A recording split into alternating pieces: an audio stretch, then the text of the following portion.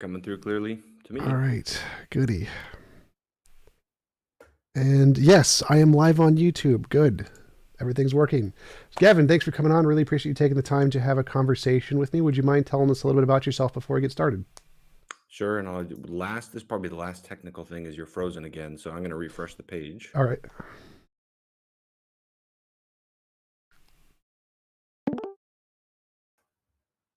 All right. I think that was the last of the flaws to work through. Yep, yep. So Wow. yeah, I think yeah. No, thanks for having me, Tom. Happy to talk with you. Yeah, I'm a pastor in Southern California. My academic training is in historical theology. Married with 4 kids, and also love doing apologetics. Gosh, that's a brief overview. Cool. I'm an atheist. I run an atheist YouTube channel and talk about reasons to believe in a God. Would you mind telling me some of the reasons you believe there are for belief in a God? And I'd like to tell you my positions on those reasons and hear your thoughts on my position. Sure, sounds good. Yeah. Okay. Well, I'll mention maybe my top four that I kind of boil it down to in my own mind. Maybe I'll just state them all up front, and then we can kind of dial back into them however you want to. But I would say, first of all, I think God is the best explanation I know of for the cause of our world, for why our world is here and why anything exists at all. Secondly, for the nature of our world, in particular, the fine tuning of the physical constants that make life possible in our universe. Thirdly, for the nature of morality, if I understand your position correctly, and a lot of my approach in this dialogue will be just questions of ignorance, trying to get to know you better, because I haven't watched a lot of your videos, but I watched a couple. But I think we'll agree on objective morality, but then we can talk about what's the best explanation for that. I think God is the best explanation for morality being objective. And then lastly, Jesus of Nazareth, I think is best explained. His life is best explained on the hypothesis that there is a God. There are other reasons too. Um, some of them are harder to leverage into an argument. So, like, I'd acknowledge that personal experience is a huge factor for me. That's harder to argue from to convince another person from that, but that's definitely a reality for me. None of this I approach as kind of like math, it's very complicated. So, but those are four of the testimonies, and I'm happy to unpack any of those four more fully if you want to, or you can press into whichever one you want to, or I can explain them more if you want. Sure. So you mentioned essentially the cosmological argument, teleological argument, moral argument, Jesus, and personal experience. Personal experience is one I don't really go into very much because I think that it's very personal. It's not really like, obviously, it's not proof for anybody else. So that wouldn't really be, I wouldn't take any issue with that. But let's go backwards, I guess. Start with Jesus. Why would Jesus be evidence of a supernatural realm? Okay. Yeah, this is a fun one. I find Jesus incredibly compelling. Um, Here we're into sort of history, and basically the idea here is we've got to have some kind of account of Jesus. Who was he? It seems to me that there are a limited number of options. Uh, C.S. Lewis did the famous Lord, liar, or lunatic argument. I think one of the weaknesses of that is there's other categories, one of which would be lunatic. Or no, sorry, Legend? legend. Thank you, Lord, liar, lunatic, legend, because it assumes that Jesus did claim to be God. But as I've looked into that, I actually think that none of those four options is easy, in my opinion. In fact, on all of these arguments, my intuition is that there's not some kind of easy, obvious slam dunk approach. But I think the least difficult option is Lord. I don't think he's a lunatic. I don't think he's a liar. Both of those are very kind of laborious conclusions to come to, in my opinion. And legend, I don't think is plausible. I mean, the way I've worked through this is just combing through, engaging with Bart Ehrman and the best that I can find on the other side, looking through the literature. I just think that there are good historical reasons, even if one doesn't assume any particular view of the New Testament, just on historical grounds. Even if you go with the most radical skeptical frameworks for what parts of the four gospels go back to the historical Jesus, you're still left with this core set of claims that seem to me to reflect an awareness of divinity. You look just in the Gospel of Mark, which is often taken to be the earliest dated, for example. You're starting off, and right out of the gate, the conflict that drives the Gospels between Jesus and the Pharisees is set in terms of blasphemy. He claims to forgive sins. Now, of course, Jesus doesn't go around saying, "Hey, everybody, God is a Trinity, and I'm the second member of the Trinity." And there's even passages where he conceals his identity. But the way that Jesus functions is with this powerful assumption of divine authority. And he in the context of that, he does make claims that I don't know how to make sense of, other than that he's claiming to have divine authority.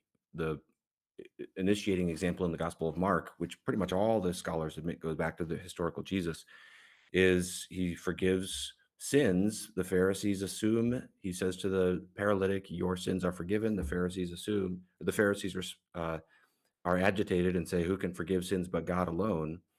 And Jesus's response to that seems to not say, "Oh, no, no, no, I'm just announcing that God has forgiven his sins." He says, "No, so that you know that the Son of Man has authority on earth to forgive sins." And then you just trace that thread all the way to the ending of Mark, where he's accused of blasphemy by the Jewish high court, leading to his crucifixion. And so basically, I would say, even if you accept the higher critical standards that want to lop off a lot of the testimony in the Gospels as not going back to the historical Jesus, you're still left, even on the most radical proposal, you're still left with a set of claims that seem to me to reflect an awareness of divinity. And then we pivot to the question of what's the best explanation of that? And I don't base everything just on this, but because I'm already for other reasons open to the idea of God, I look at Jesus and I say, this is really compelling. This person seems good. This person seems sane. And this person seems to be making a claim like, hey, I'm the revelation of the God who created the universe. I'm the answer to the world's problems, and so on. I just find that really gripping and really compelling.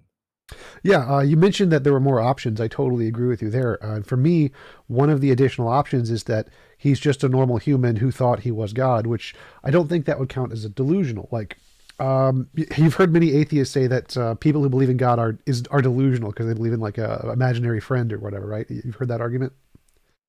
Yes. But like no psychologist, no doctor is ever going to consider just a Christian to be delusional because they believe in a God, because it's just a normal human belief. And I think the same thing applies here.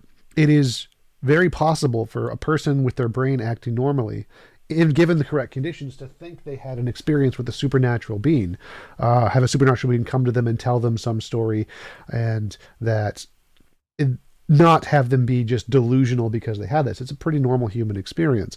And in that respect, the fact that Jesus could have thought he was God, but may have been incorrect about that, just may have been something he believed because he thought he had a spiritual experience, wouldn't make him delusional or a liar. It could have just been a normal human belief, just like people who believe in a God or a normal human belief. So the same trichotomy, quadcotomy that you present for Jesus, the liar, lunatic, or Lord, would also apply to literally everyone else who's ever claimed to be God or claimed to have a spiritual experience of a God. And I don't think in any of those cases, I think the correct answer in all of those is probably they just had a normal human experience and were probably confused. So I wouldn't say Jesus was necessarily a lunatic, just like I wouldn't say any Christian was a lunatic just because they believed in a God. And I wouldn't say he was Lord, because I think it's better explained by natural human psychological phenomenon, because there are so many of these cases that happen. And I imagine you would agree with all of the other people who claim to be God, or all of the other religions who claim to have personal experiences of a God. They are probably mistaken, but I don't think you'd ever call them liars or lunatics. And I don't think you'd agree that their God is correct, right? Well, I would make a distinction between the experience of God and the claim to be God. So you were referencing, people who've had an experience of the divine, and that can just be a normal human experience that they're in error about. Certainly so. And yes, that would be the general category into which a lot of general religious phenomena you put into, though not necessarily all. You could have an account in which, the true God is obliquely being experienced in other religions in various ways and so forth.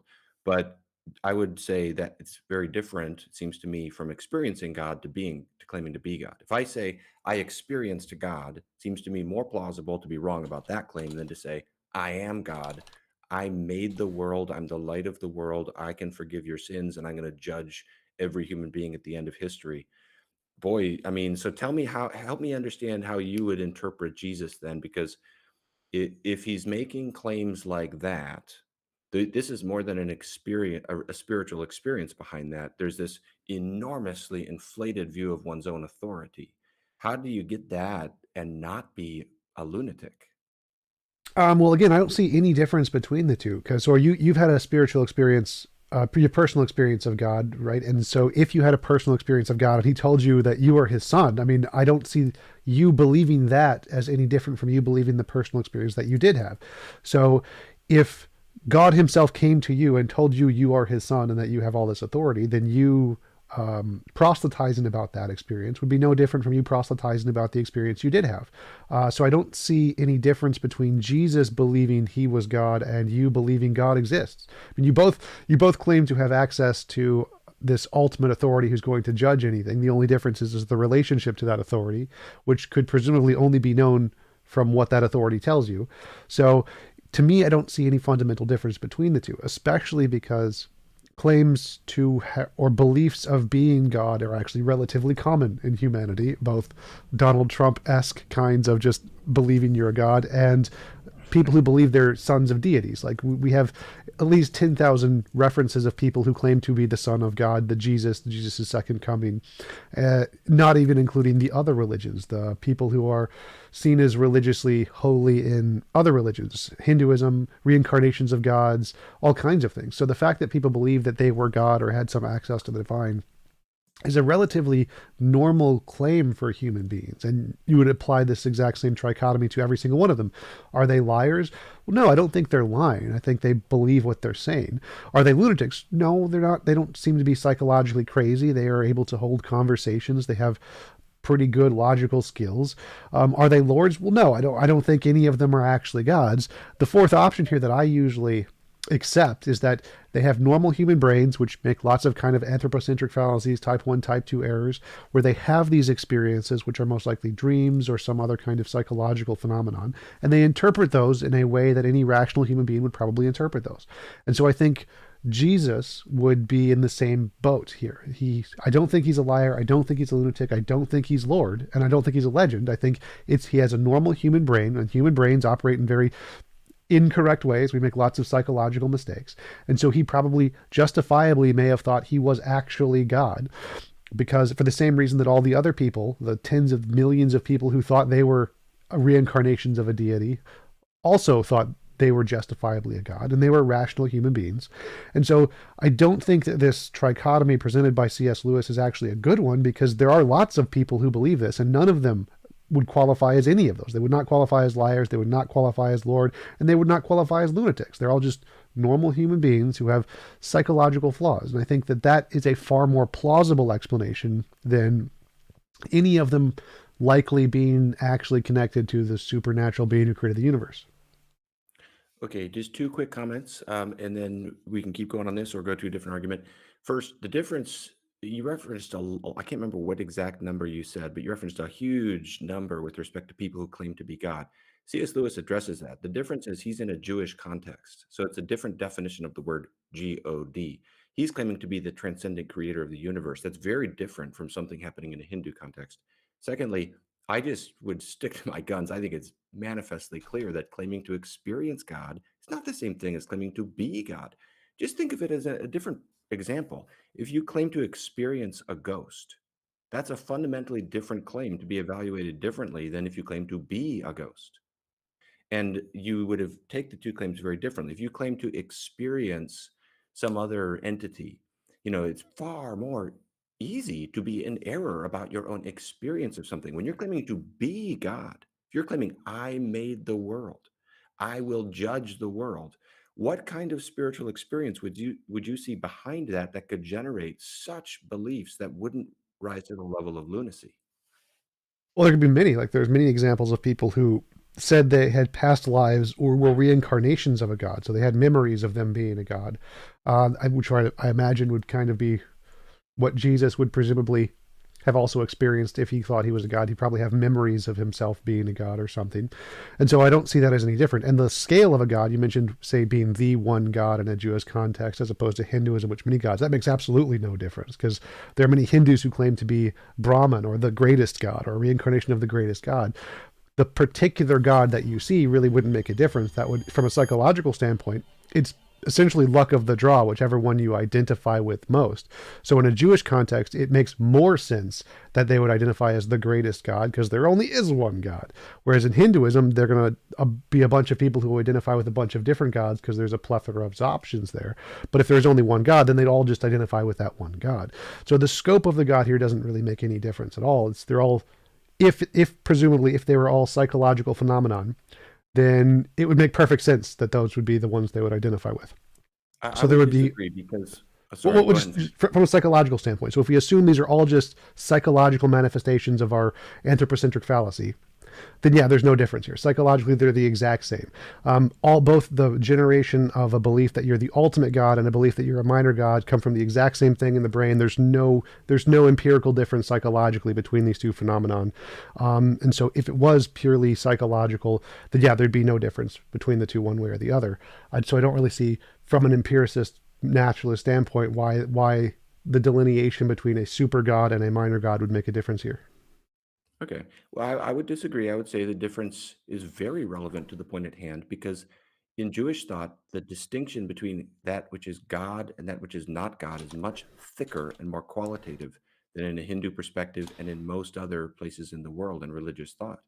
So that's very relevant to the claim at hand because in the one case, for example, you're claiming to be the infinite person that is distinct from the world. Well, that's a far greater claim than claiming to be a God in the sense of something that is within the world. I don't quite understand the argument you're making there because from psychological perspective, you zap the same part of the brain, you get both. It's just we know that the part of the brain that generates God beliefs is a part that is reflective on one's own values, like the God helmet, the certain parts of the brain that you can stimulate to cause a belief that there's someone's watching you, or that a God belief is, or God is over you, or whatever. We know that in the brain that's the same spot, regardless of whether you think it's a super God or a minor God. So if that part of your brain gets stimulated with an epilepsy or a different kind of a shock or whatever, then it could generate the belief that you're a God versus any kind, whatever kind of God you want to believe in, or a ghost or a spirit or any kind of anthropocentric fallacy. So from a psychological standpoint, there's no difference whether you think it's the ultimate God or a minor God. It's still the same psychological phenomenon in the brain. So I don't see what difference that would make exactly. Like I can understand your argument from the perspective that because Jews only believed there was one God and he had higher authority, they would be more credulous about believing their personal experiences or something. But psychological standpoint, those would be the exact same. It doesn't take more of a, I don't know, more of a seizure to think you're the super God rather than a minor God. It's going to be the same kind of electrical signal. Okay. Well, we may just have bumped up into a point of disagreement, but just to reiterate, I would say it is different to claim to be the transcendent creator of the heavens and the earth that is distinct from material reality versus claiming to be like Zeus, for example. Now, if it's true that the same part of the brain, because they're just metaphysically different kinds of claim, if the same kind of the part of the brain is involved in the claim, I am a ghost, as I experienced a ghost, that fact alone does not mean they're epistemically equally plausible claims. To claim to be a ghost is a greater error than to claim to have experienced a ghost, though both could be erroneous. Experience is far more fickle than a claim of personal identity. So I would just, I really think it's wrong to say the experience, for me to say I've experienced God is on the same par as Jesus of Nazareth saying, I am God. Those just seem to me to be two different claims that would each need to be evaluated on their own terms. All right, right, I agree, but I meant claiming that I am Zeus and claiming that I am Yahweh are the same. Those are epistemically the same. Actually, I would say that claiming you're Yahweh, a more powerful God, would actually be less reasonable because he is more powerful than Zeus does. But so my point wasn't about the difference between seeing a ghost versus being a ghost. It was the difference about being Zeus versus being Thor. And in that case, those are the exact same psychologically. But from an epistemic standpoint, claiming to be Yahweh would be less plausible because Yahweh has more power than Zeus. Yeah, I would agree. Wait, Yahweh has less power than Zeus, you said? Zeus has less power than Yahweh. Right. That I would agree, that's my point. To claim greater power is a greater claim. Yeah. And I do think you said that the experience of God and the claim to be God are kind of equally claims to be evaluated in the same way. If maybe I misheard, No, well, but I'd say that to clarify, the experience of a god wouldn't make you a lunatic. Just like if I thought I met God or I thought I had memories of being a god, both of those would neither of those would make me a lunatic. That would eliminate the lunatic category. So you can do both of those things without making you a lunatic. could you acknowledge that one of them is closer? Is one of them is a greater error? One of the if lunacy is here and error is here, claiming you experienced God is a little further from lunacy, whereas claiming I made the heavens and the earth, I will judge every human being, I'm the light of the world, I'm the bread of life. If you don't have me, you're going to die. Claiming those claims is getting closer to lunacy. No, I would say that from a psychological standpoint, in the field of psychology, to be a lunatic requires a specific set of criteria. Just having an experience or a memory, whether that memory is from the because you can have a dream and be in like first person perspective, and you can have a dream and be in third person perspective. Neither of those make you a lunatic.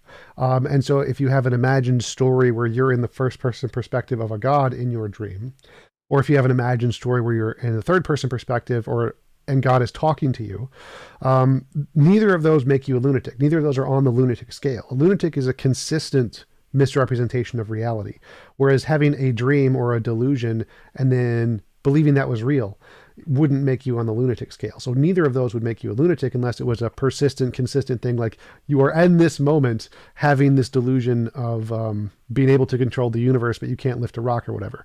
So neither of those would make you a lunatic just on the face of the Okay. experience.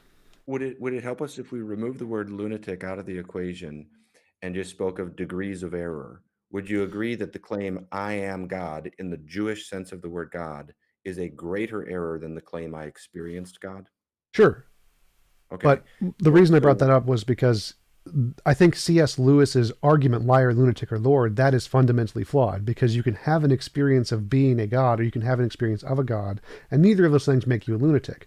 So you can reject that any person who claims to be God, whether it's Yahweh or Zeus, they're not liars because they have this experience. They're not lunatics because they're not on the scale of having lunacy of a consistent misrepresentations of reality in all these ways, and they're not lords. So you can reject all three of those for every single person who's ever claimed to be God. So the reason I brought that up was because C.S. Lewis's trichotomy is incorrect because you can have these experiences and not be a lunatic, not be a liar, and not be a lord for everybody who's ever had these experiences. right, I understand the qualification you're trying to make, and then I would agree that the argument as it's formulated isn't finally successful because of what we mentioned about the legend category. To some extent, we're getting into semantics here with the term lunatic. This is why I was proposing that, because if we take that term off the table and talk about degrees of error, you could reformulate the argument without getting into the technicalities of what does the word lunatic precisely mean to say, well, is that option then, that degree of error, less plausible than the Lord category? And I just kind of come back to, I find Jesus impressive. I find him just, there's something about him that is quite startling. And, I notice we're almost half of that. We're almost halfway did it. So maybe we want to get to some of the other arguments too. But I would sum up my comments by saying, whether you call it lunacy or not, to me, it's at the very least not an easy alternative to say, oh, he just had a religious experience like so many other people did. That's why he made these claims. The claims at hand are so gargantuan. I would say unrivaled. I would say no one made the precise claims that Jesus of Nazareth made. And so I would say to accept that there was an erroneous religious experience behind those claims, whether you call it lunacy or not, it starts to push into a degree of error that to me, I would say is more implausible from where I'm looking at it than Lord. I understand that my presuppositions affect that because I'm already open to God showing up in history on other grounds. At the very least, I'd say it's not an easy option. I don't know. I'd be curious if you would admit that. Oh yeah, sure. I'd say from an epistemic standpoint, claiming you are God who can do 10 things versus you are God that can do one thing obviously would be a higher burden of proof, and you have more evidence. You have to provide more evidence for that for sure. So I definitely would agree to that point. But yeah, as you mentioned, this was my specific qualification of what I think is a problem with C.S. Lewis's variation. But yes, I would agree that claiming that you are an all-powerful being who created everything would be different than claiming you are Zeus who could control lightning or something. Yeah, yeah. Okay. All right. Well, this is good. We're making a little bit of progress here. I'd be curious if you don't mind me asking you of the other three arguments, What do you make of those? Which do you think is the strongest, if any, or do you think they're all equally weak? Which do you think is the weakest? Which do you think is the strongest? I think the weakest would probably be the teleological argument. So the fine tuning argument is interesting because it says that of all the different ways the physical constants of the universe could be, there's only a very small combination that would produce life or anything like life. And so if we look at the universe in the way it is, it's kind of like finding a dice with a million sides and there's one red side and it's landed on the red side. You're like, well, that's strange. Why would we see this? The problem is that there's three ways to accomplish that. One is, or there's two ways: necessity or chance. And design is just a kind of necessity, so it's really not a third option. But it leads back to this problem of like, if it's true that there's infinitely many ways the universe could be, or just a large number, and only a small percent can create life, well, then if it was designed, let's just assume it was designed.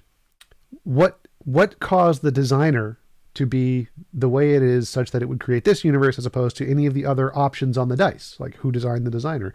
If, for example, there could be as many designers as there are possible universes. Maybe there's a designer who only wanted unicorns, or maybe there's a designer who only wanted black holes, or maybe there's a designer who only wanted hydrogen atoms. So for each of the possible variations of the universe, there's a designer who could have wanted that universe. So who designed the designer to make him create this particular kind of a universe? And so then the argument is self-defeating, because just as the vast amount of possibilities there are for the universe demands an explanation, the vast amount of possibilities for a designer also demands an explanation. Okay, interesting. Well, the first thing you said there about how design is another form of necessity, I cannot see that no matter how I would look, what angle I'd look at that from. But let's leave that aside. Let me address, maybe this might be useful too. So this touches on the first argument as well. These are the most common responses I hear to these arguments. If everything needs a cause, what caused God? So what's the cause of the first cause? And if the evidence points to design, which I think it is just astonishing, the precision of the physical constants of our universe that makes our universe life permitting. I think if anybody, well, I don't want to say it too strong, but I'd say personally, I find it very striking. And I'd say, so the most common response to this is, well, who designed the designer? I just don't think those arguments work at all. The whole point of these arguments is to gesture back to an uncaused first cause. Okay, so with regard, to speak to the causation point first, this is the most, you see this stock and trade response in all of the major atheist thinkers, from Lawrence Krauss back through the new atheists, everybody. If everything needs a cause, what caused God? The the problem is it just misunderstands the theist claim. The definition of God in the Judeo-Christian tradition is an uncaused entity.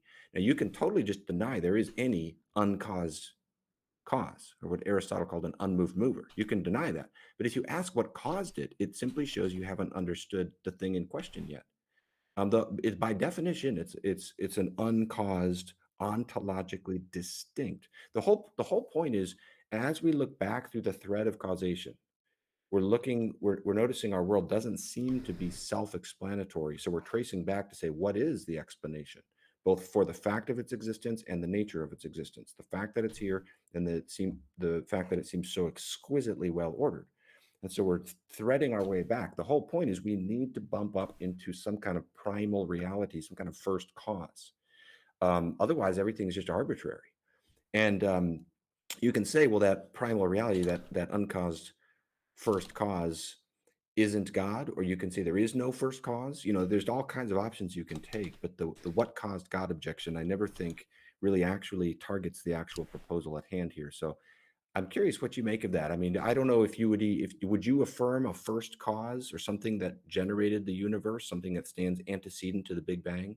Sure. I mean, my view is naturalistic pantheism, so I think that, yeah, there's a fundamental force, but that's, to use your own phrasing, that's kind of missing the point of the argument. So the point of the argument here is that if we see something like the universe and assume the universe has a billion variables, and there's a billion variables, and we would just, why can't we just say, well, the billion variables in the universe are uncaused, they're necessary things?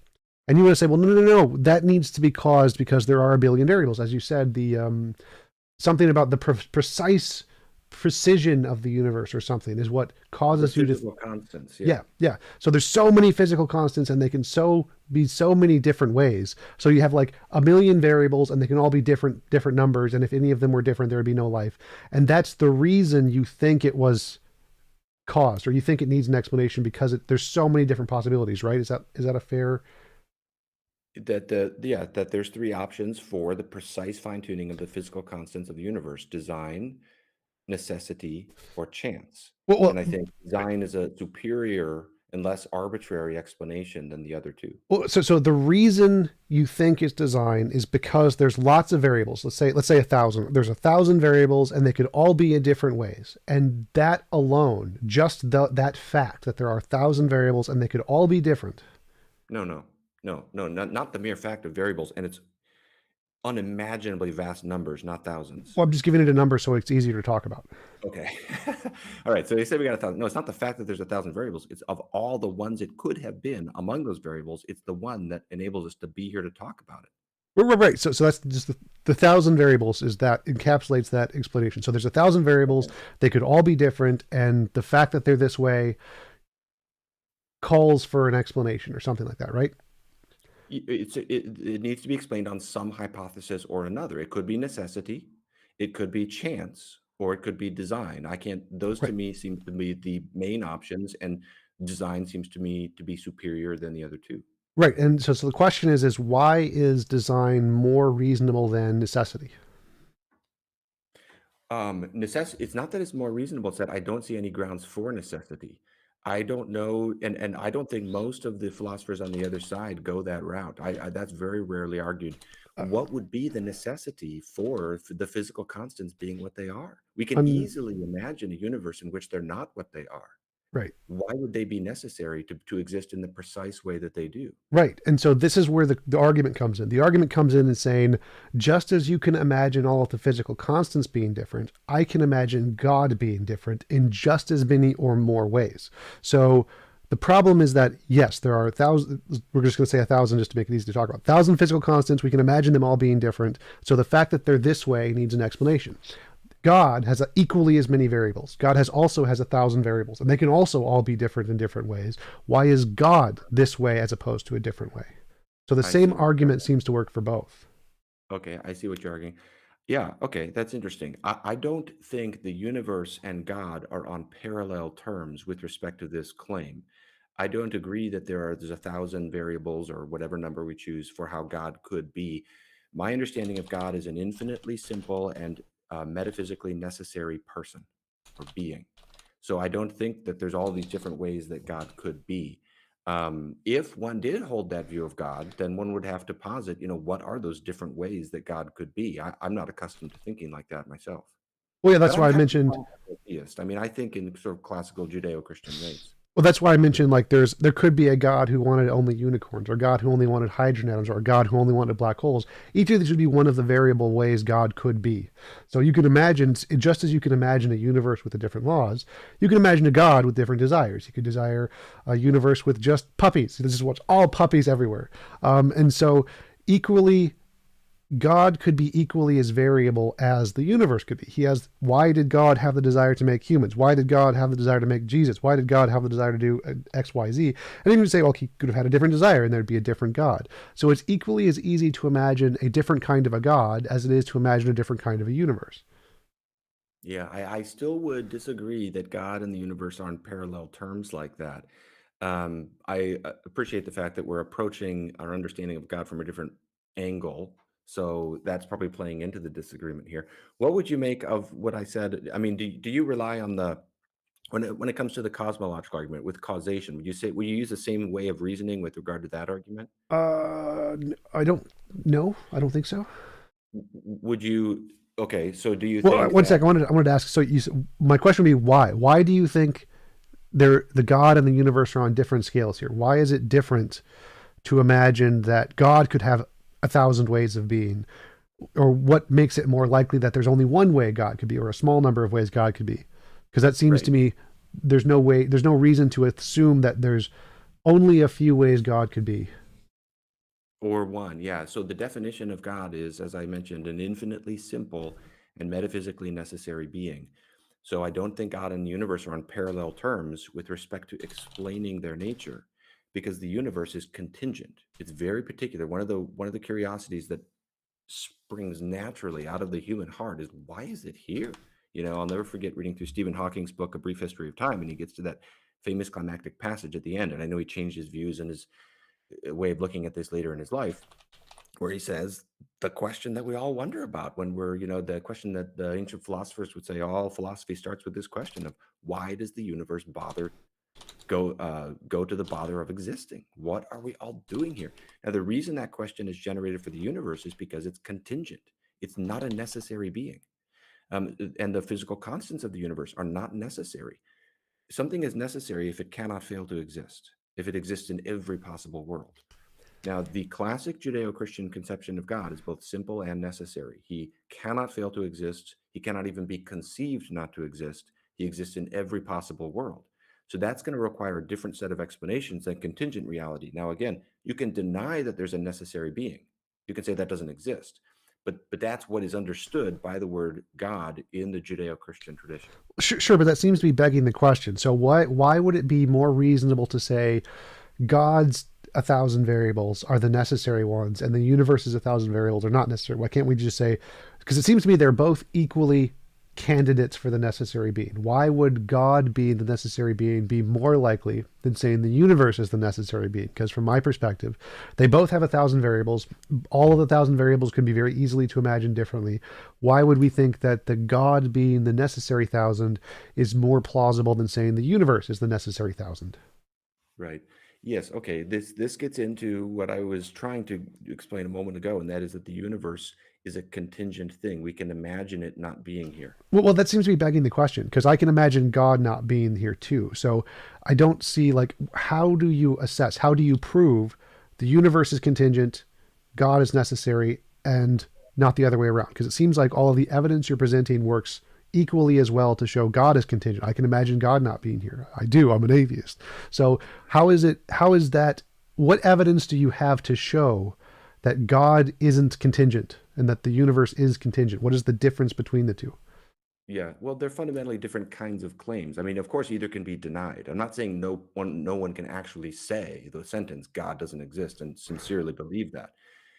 But the claim of what is purported by that word is a necessary being. Now, I don't know too many philosophers who claim that the universe is a necessary being. You do see that from time to time, but that's not the majority view.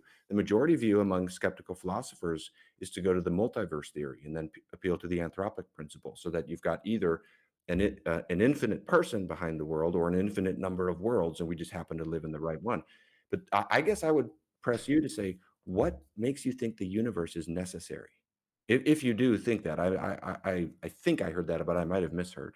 Yeah, so the vast majority of theories in physics is that there is a fundamental force which is necessary. In string theory, there's a different kind of a force. But I'm just clumping all of that together, including the multiverse, into just the universe here. So all physicists think that there is a fundamental necessary natural thing of some kind. That's all. Every one of the models says this. And so they don't. They all say that you don't need a God. Like the explanation in physics of the Big Bang is God isn't even on the table. They're all naturalistic forces of some kind that are necessary forces. And usually, you're right, they refer to those as different things: string theory, the multiverse, any kind of de Broglie, boom, quantum wave, whatever. But they don't. But all of those are just natural universe stuff. So we can say in physics, the consensus in physics, everybody in physics, like 90 something percent, given the last poll, think that the fundamental necessary thing is a force of nature, a natural force of nature that has nothing to do with God. And so it seems to me all of those are better theories of the necessary thing than God. Okay. What is this poll you're referencing that you said 90% of physicists believe that the fundamental necessary? Because it's good that if I'm summarizing accurately here, we agree that there's a need for something necessary, a primal necessity, in distinct from contingent reality.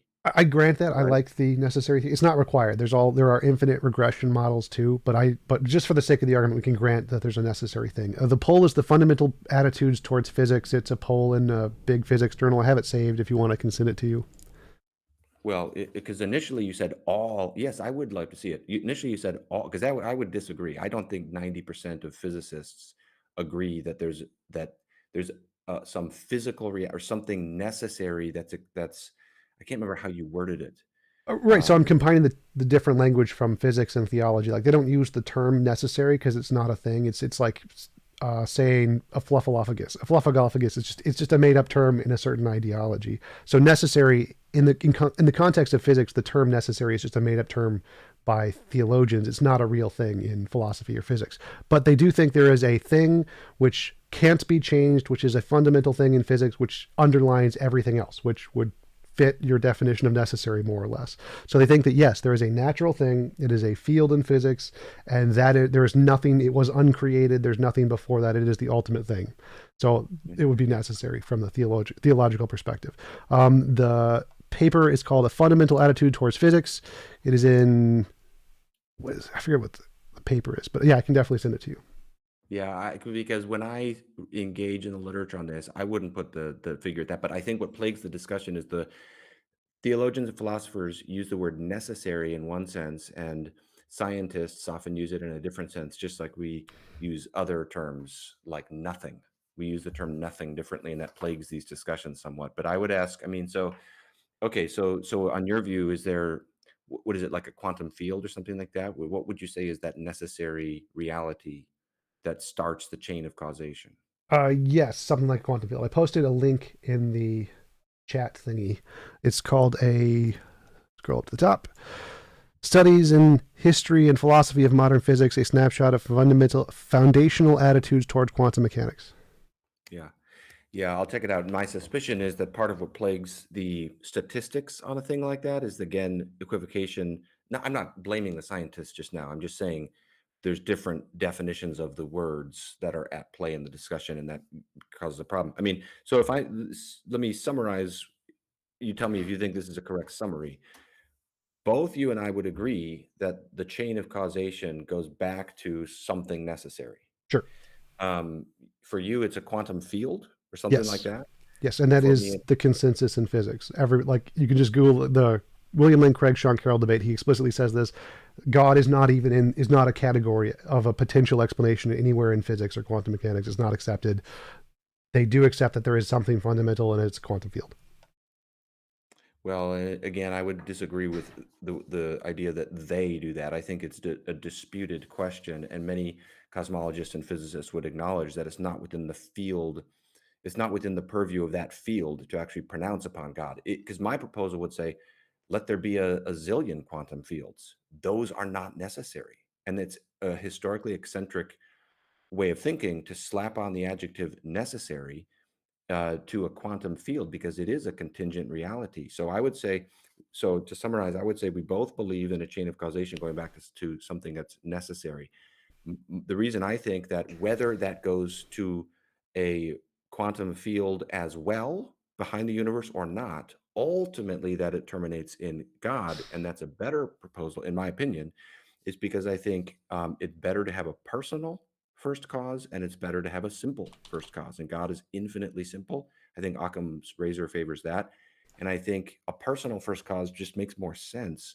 You know, I don't know if you'd accept the distinction between event causation and agent causation, but I think to bring about a new state of affairs, such as we see with space time coming into being at the Big Bang, and I know that there will be different views on how to word that exactly, seems to me to make far more sense to be a personal act, a volitional act. And it's far more intuitive to me, existentially as well as intellectually, to think that the personal doesn't derive from the impersonal, and the universe contains persons like you and me.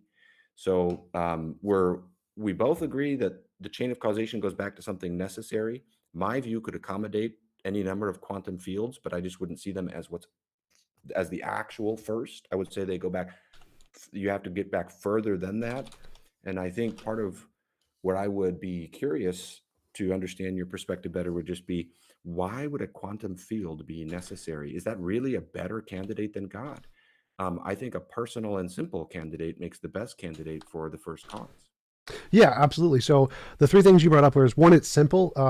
To me, a God who is creator of the universe is more complex than everything it could potentially create. So that would go against a God hypothesis. Personal beings are not simple. Nothing about them is How do you simple. mean the word complex there? Sorry to Um, interrupt. a variation of its possible states. Okay, and I just as you, I'm sure, know, theologically, the classical view of God is that that's not God. God is infinitely simple. There's only one way he could possibly be. Well, that's Aquinas's view. It's not actually the classical view, but even if we just granted that's the classical view, It's not the intuitively, classical view? no, Who it's who who in pre-modern times doesn't hold that view in the no, no. So I'm debate? saying like that the conception of simple was something added in by Aquinas and Anselm and those guys. It did not come before those. This was not something prior Oh, to. yes, it did. Oh, No, sure it did. It's no. all the church I'm fathers. very, very familiar with the history on this, but the point here is that saying God is simple is like saying the creator of this cup is simpler than this cup. Like, clearly, no, that's false. That's obviously false. A God who could create infinitely many universes is by definition not simpler than any particular universe it could create. So Yeah, and I would philosophically, say what go philosophically the idea of a creator God who can create infinitely many things with infinitely many power can by definition not be simpler than any of the things it particularly creates. So if something has infinite power, it must necessarily be as complex as the potential uses of the power. okay. What it's at stake there is how we define simplicity. And I would just stick to my guns and reiterate my disagreement and my concern with your sketch of the history, as though Anselm and Aquinas introduced divine simplicity. I published on that. I've done a survey of the church fathers on divine simplicity. It is the standard view. I mean, you can say that they're wrong, but you can't say Augustine didn't believe in divine simplicity. Oh yeah, he did, but it didn't come from the apostles. That's not a thing. So, but the point, Well, as the I mentioned apostles before, is a different claim than Anselm and Aquinas. You said it didn't. It came in with yeah, Anselm and Aquinas. yeah, and Augustine. I'm happy to grant those guys, but it didn't come from like the original Christianity or Judaism anywhere Okay, in well, the that would in be a different claim. I mean, we right. need to get into that then. There are some early Jewish sources who do, and it's as early as second, third century. But anyway, the historical record may be beyond this discussion, so that's Yeah, fine. But yeah, and I'm sorry, I don't mean to press you too much, but totally fine. But yeah, so uh, the one thing I do want to push on is that this idea of simple, nowhere in philosophy is it accepted that you can call it an ontology of a single ontology that can create everything and it is by definition simple. That seems to be a theologian's way of begging the question, to simply define simplicity in a way that they want to define it, to try and exclude alternative theories. So that doesn't really seem to be a good criterion, especially if it's powerful enough to create infinitely many universes. That can't be simple by any intuitive definition of the word simple. But more importantly, you brought up that with our personal agents in the universe, and therefore it must have been explained by a personal being. Well, it seems to be a composition division fallacy. Like, there are lots of parts of the universe. We have stars, we have oceans, we have particles. It isn't logical to say that, well, look, because there's a star in the universe, whatever created the universe must be a star. Like, clearly not. It could be comprised of something else that builds stars. Likewise, we know that brains and personal agents are a result of different kinds of physical interactions in the universe. So whatever created brains and personal agents doesn't need to be an agent any more than it needs to be a star. It could just be something that produces these things, a simpler part that produces this complex personhood. Why would you think that because there are persons in the universe that the agent needs to be a person rather than a star? I would agree with the second point you made there. It's not the claim. The idea here is not that, oh, anything that's instantiated in the universe, the cause of the universe must be that thing particularly. But on the first point, I would say the power to create composite things does not determine whether the creator is then composite versus simple. It has to do with that entity's metaphysical composition. And the fact that one could create composite things does not mean one itself is composite. That again, one can deny that there's a simple God, and, and lots of people do, and say that's an incoherent concept, including many theists. But that's the claim on the table. So to say, well, oh, he's creating composite things, therefore he would have to be composite. I wouldn't agree with that inference, but I do. Gosh, it would be fun if we could get to the moral argument too at some point here, but I don't want to redirect too abruptly. Oh yeah, sure, that would be fine. We have like 8 minutes left. If you think that's enough time, sure.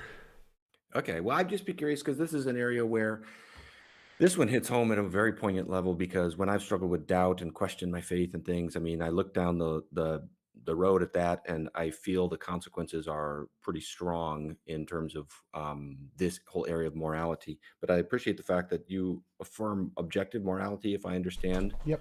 And so I just love to learn a little more of your perspective on how you understand that and what you think grounds that. And the way I could frame the question is, seems to me that the moral law is different from physical laws in that it's prescriptive, not just descriptive. It says what things ought to do, not just what they are. And so I'm curious, on your view, where does the physical universe generate this moral law? Where does the ought come from out of the is? How do you understand that? I don't think there are any oughts in morality. I think morality is a law of physics, just like gravity. It is essentially a fundamental nature in describing interactions in reality. And then we apply the oughts and the prescriptions based on our interpretation, just like we apply colors to a light spectrum. So, just like in physics, the consensus in philosophy is that morality is objective. Even most philosophers, 70%, are atheists. And about 67% of philosophers believe in moral realism, objective morality.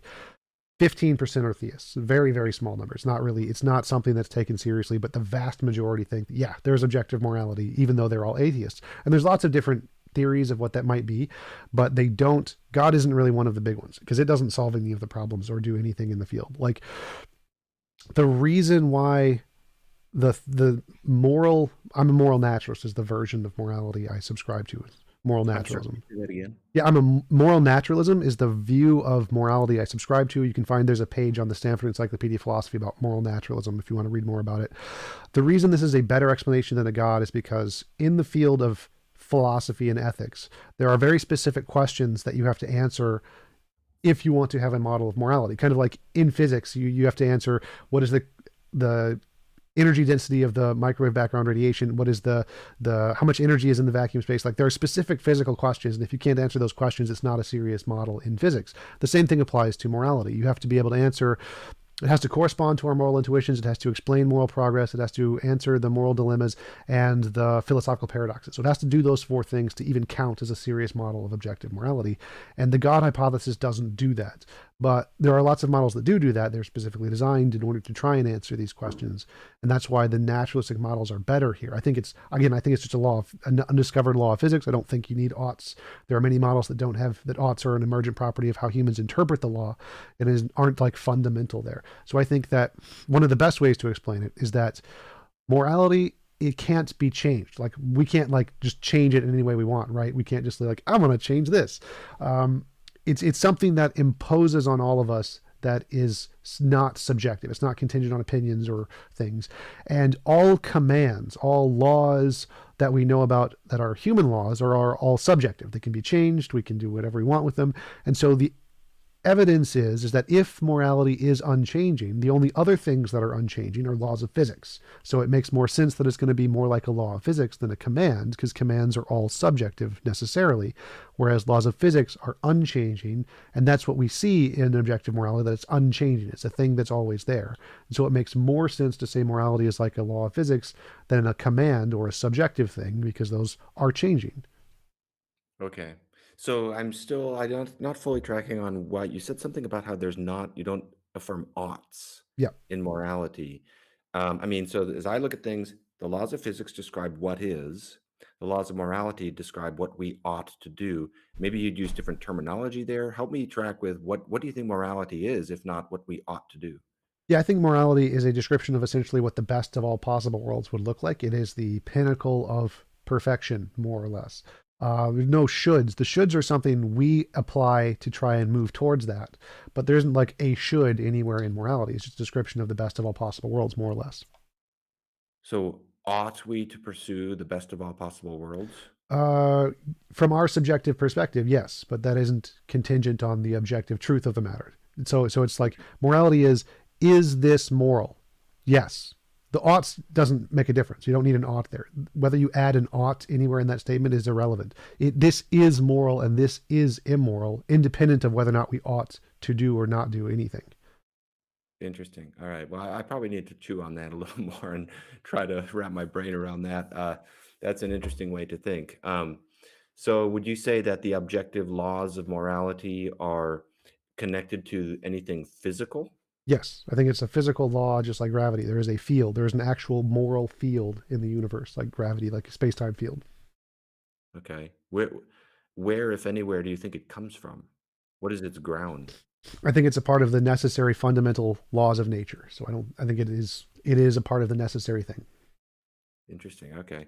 Well, it sounds as though we both curiously have points where we would agree on some kind of fundamental necessity, because if I understand correctly, you would agree that there's a fundamental necessity that operates with respect to the causation of the universe and the morality of the universe. Sure. So that's interesting. And I would as I look at things, God is that. And to describe God as personal and as metaphysically simple actually is a superior way to think than some kind of impersonal necessity.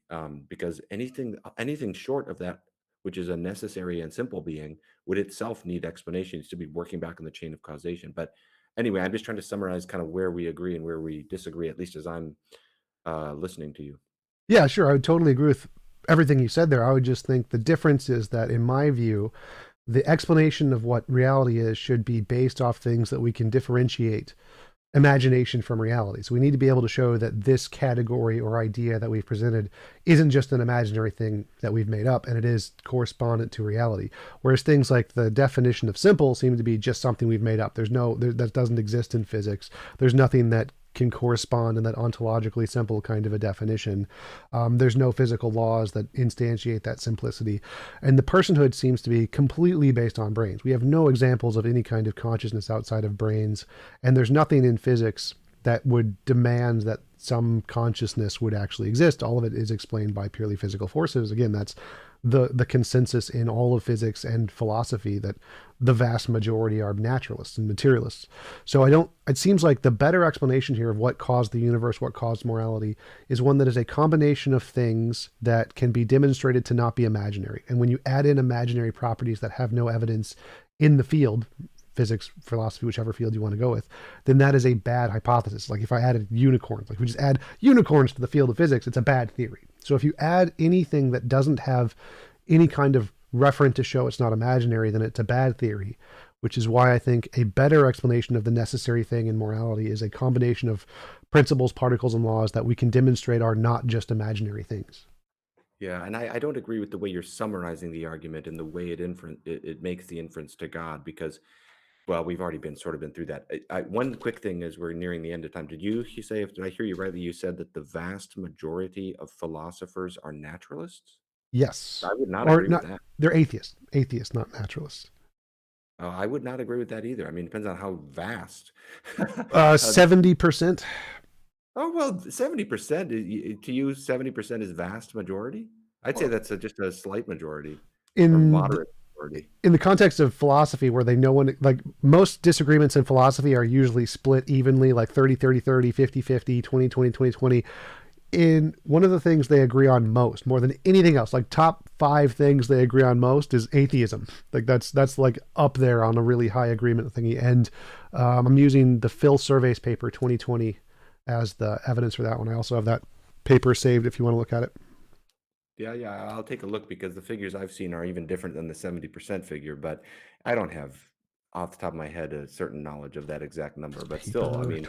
one of the things that's interesting throughout the late 20th century is there is a resurgence of theism in academic philosophy. But anyway, I know we're near the end of time here. I really enjoyed this and would love to talk again sometime. Next time, I'll try to ask you more questions about your perspective, your arguments for your point of view. Yeah, absolutely. I posted the link to the Phil surveys in the chat if you want to check that out. Thanks again for coming on. Really appreciate you taking the time to have a conversation. Really enjoyed chatting with you. And I definitely love to talk again, especially more about the Jesus thing that we didn't get to go into as much. Okay, yeah. Hey, sounds great. Thanks a lot, Tom. Thanks. Talk to you later. Bye. Okay, bye-bye. You can just close out of the screen if you want. That's fine. Okay, all right. See you later. See ya.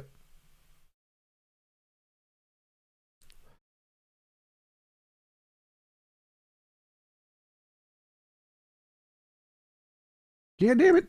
Didn't mean to do that. Stay there. Stay there.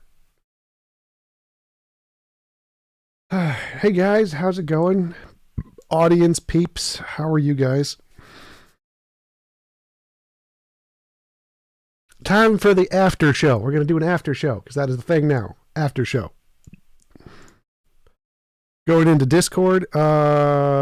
Stripper Liquor wanted an invite to Discord. Discord. Going to channel. What He is wants up? to know if he can pick me up tomorrow still. Interesting Did I point say to yes? start. Yes. Go on the main stage. After show. All right, so I'm in the after show. If anybody wants to join in chat, talk about any questions or comments you have on the show, raise your hand and I will let you in. Like to speak.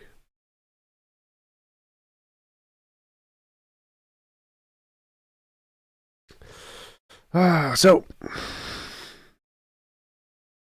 maybe let's just go to general. Maybe general will be better. Is there a general? Just go to general chat. All right, I'm in general chat. General chat's easier. I'm too lazy to actually let people on the show. All right, after show. Anybody wants to join? Come on. Please debate Leo Gura. I've invited Leo Gura, Alex. I've invited Leo Gura several times, but I haven't heard back from him. Thanks, Jack J. Appreciate it.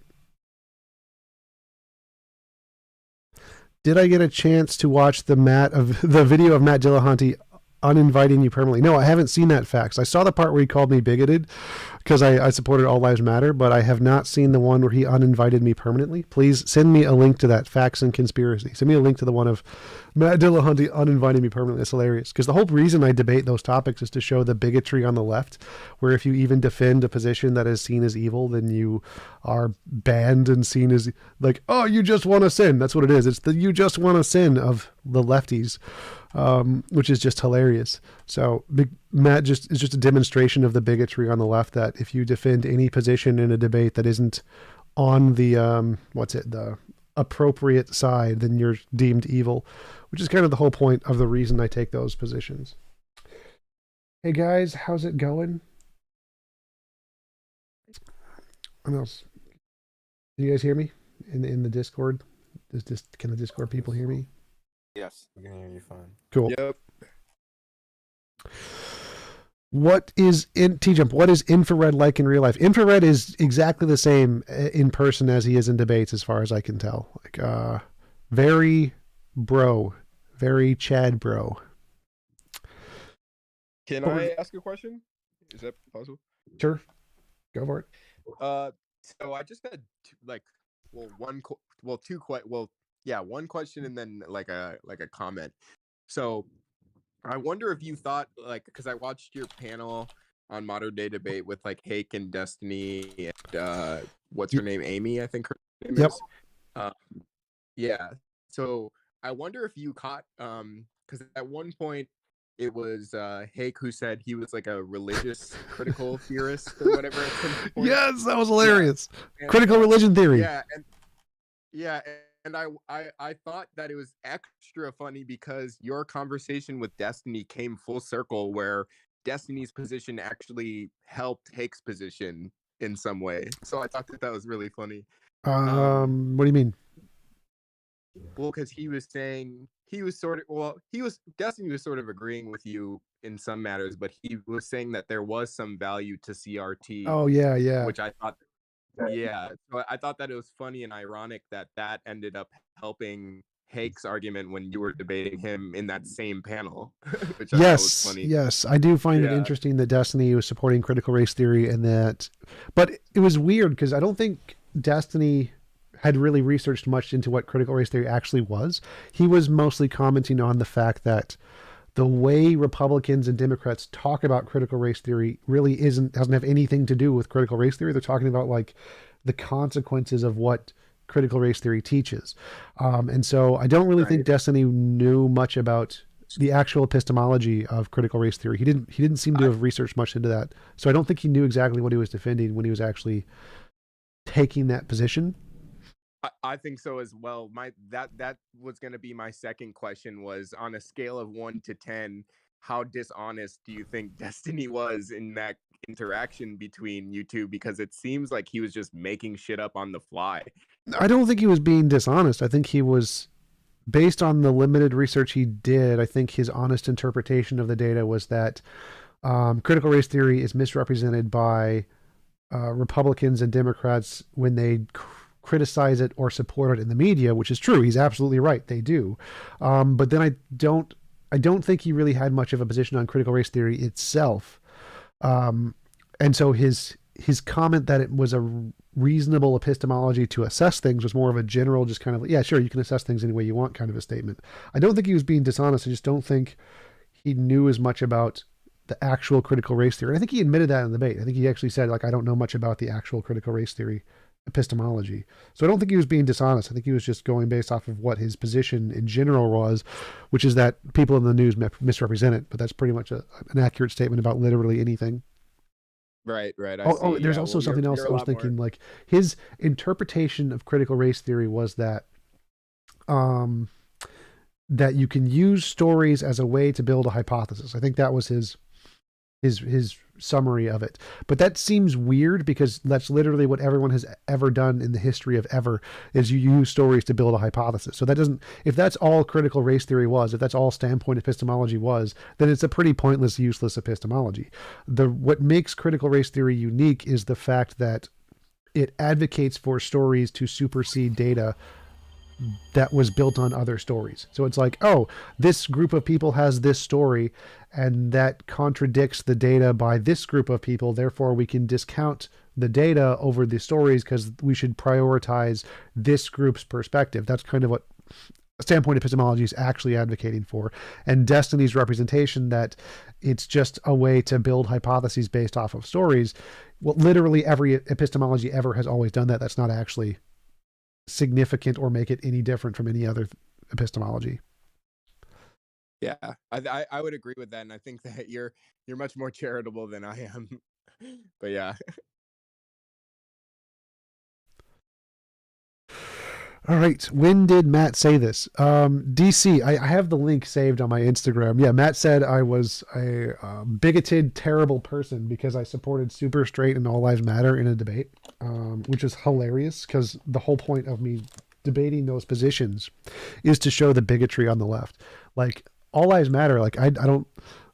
The reason it's totally fine and not bigoted to support all lives matter is because you can disagree with many of the points. Black Lives Matter is objectively wrong about many things. They present stupid arguments that are factually incorrect. And if you disagree with those, it's reasonable to dissent against the Black Lives Matter position by just saying all lives matter. Like, you can just put, I don't know, anti-Black Lives Matter isn't really a position. So if you want to take a position in a debate that is against Black Lives Matter, all lives matter is the best one to do.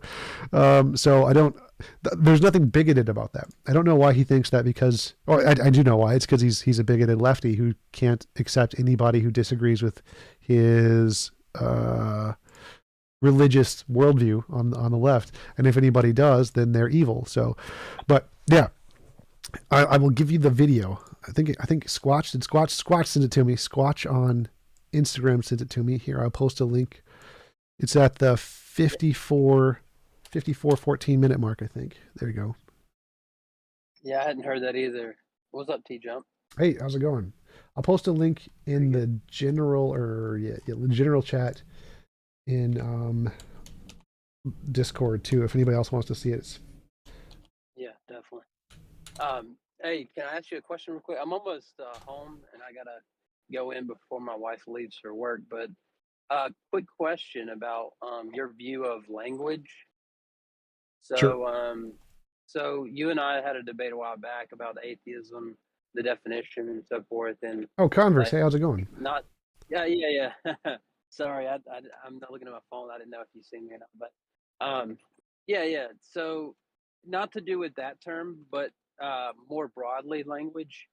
I know that we can agree that language is arbitrary for the most part, right? But I do think that there are distinctions that make a term, let's say, maybe useful or an appropriate. So, for example, if I say I like take the YouTube, you have a like, a dislike, and a withhold judgment, right?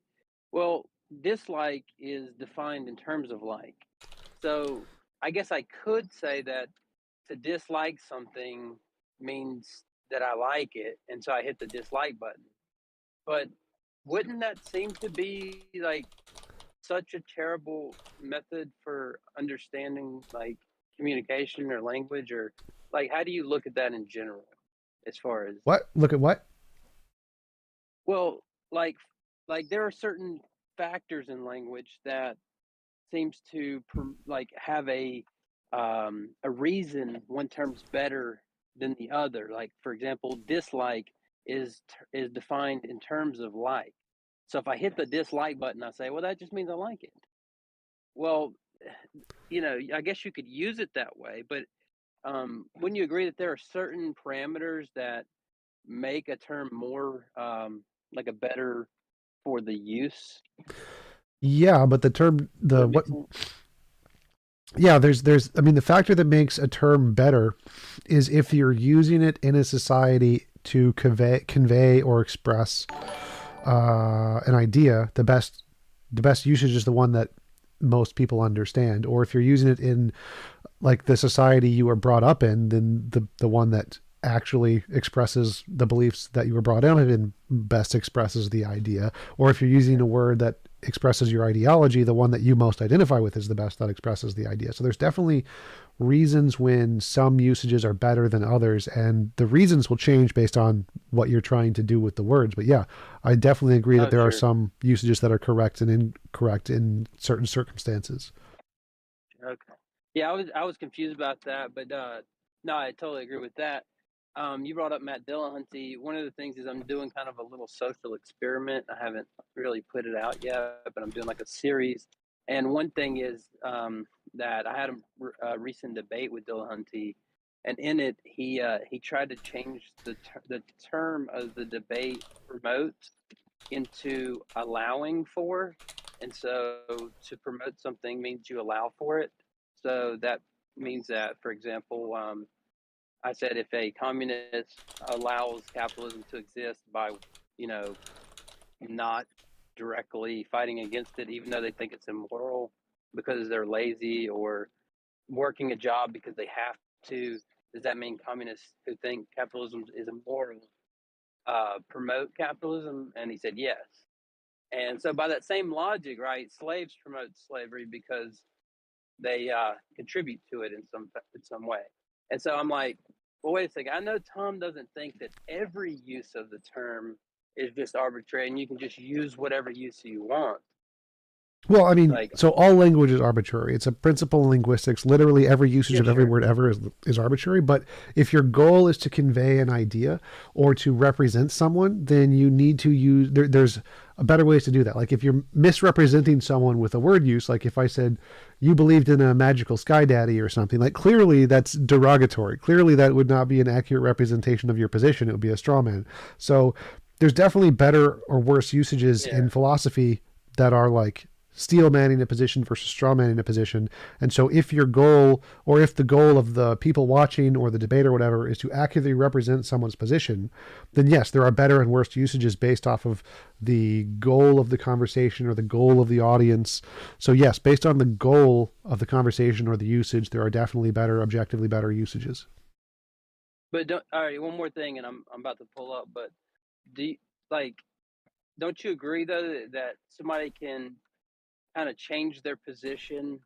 Um, it's kind of like if somebody has you're playing I Spy with somebody and they say I spy something green, and then you're like, oh, is it that mailbox? And then they're like, no, but like it might have actually been, but they changed it because I didn't want you to guess it so quick. So like for example, he didn't know this, but I actually looked on Twitter, Matt Dillahunty and the word promote. So I've seen every use that he used and every use that anybody tagged him using it. And then I actually found like a half dozen or more videos of him using the term before our discussion. And I defined the debate specifically for that reason, because it's kind of experiment you're kind of getting a What? insight into. But then in the debate, he changed whenever I played a video of the guy he had on his show, Dr. Josh. He called the expert. I played a clip of him disagreeing with him on the very topic, and so he changed his definition right then. And But so don't you agree that even though he, is taking some arbitrary, like strange definition at the moment, just switching at the moment is kind of like playing out of spot and being like, no, it wasn't the mailbox, right? You can agree that there's something dishonest about that. Yeah, absolutely. I mean, if you present a definition by an expert and then somebody uses a different definition and explicitly endorses that second definition, and you go back and show it was contradicted by an expert, and then they just change it. Clearly, yeah, they're dodging. It's a duck and dodge. It's the Darth Dawkins duck and dodge. Well, that's what I want a clarification on, because one time I heard you say something about like, oh no, any use they want to use of it that represents their position at the time is but I see what you're saying. It's not like if they just okay now all of a sudden they want to be ad hoc in the middle of a debate and change their use, but it's more that their position that they hold. If they want to use a term in a certain way, as long as it represents the position that they have held, it's not like you can just arbitrarily use some ad hoc reasoning to like get around a debate strategy or something, I guess. Yeah, the way I would approach it is that I define atheism as there's no reason to believe in a God, and then if you bring up like Alex Malpass giving his definition, I'm like, I don't care what Alex Malpass does. I'm defining my definition, so whether or not he agrees doesn't matter. Right, but yeah, but you wouldn't change mid debate because you found something that went against your view or something, like, unless it was like a critical blow or something. Yeah, I wouldn't like dodge to change my definition. Like I would say that if I had a definition of a word and then Googled it, I'll be like, oh, I was wrong. This is the actual definition. My bad. Like I would change it in that way, but I wouldn't just like try to deliberately misrepresent my position by changing it slightly or something. Yeah. Okay.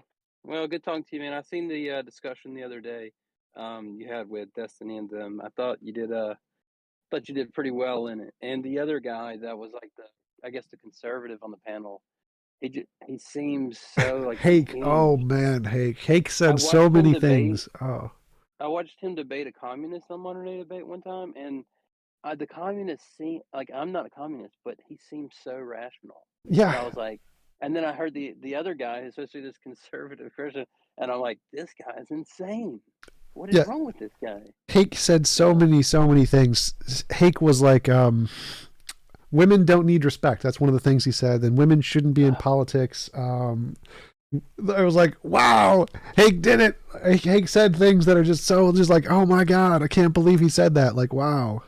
A lot of the things I heard him say, I just thought immediately that he had been like in some type of like mentorship program with Jesse Lee Peterson. It was just so bad. But anyway, good talking to you. Yep, good talking with you too. Javier actually just said that Dr. Josh was in the chat and he didn't support your usage in that one. So you'd have to check with Dr. Josh, but yeah, no, I just. Oh, you talking about me?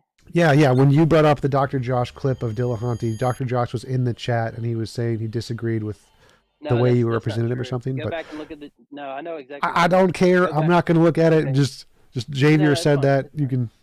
Yeah. No, Dillahunt said he got a text message from Josh mid debate saying that he disagreed. I text Josh after the debate. He said, "No, Matt texted me during the debate, and I didn't even see the first half of the debate." So. All right, well, that's between you guys. I have no idea what's going on. And second best Bob. Yeah, Steve is a dumbass. Steve McRae, dumbass. There you go.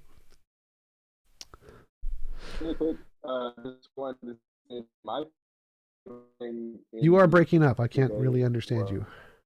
When you asked, hey, can you hear me now? Try leaving and coming back because you're like I can hear like every other word. Yeah.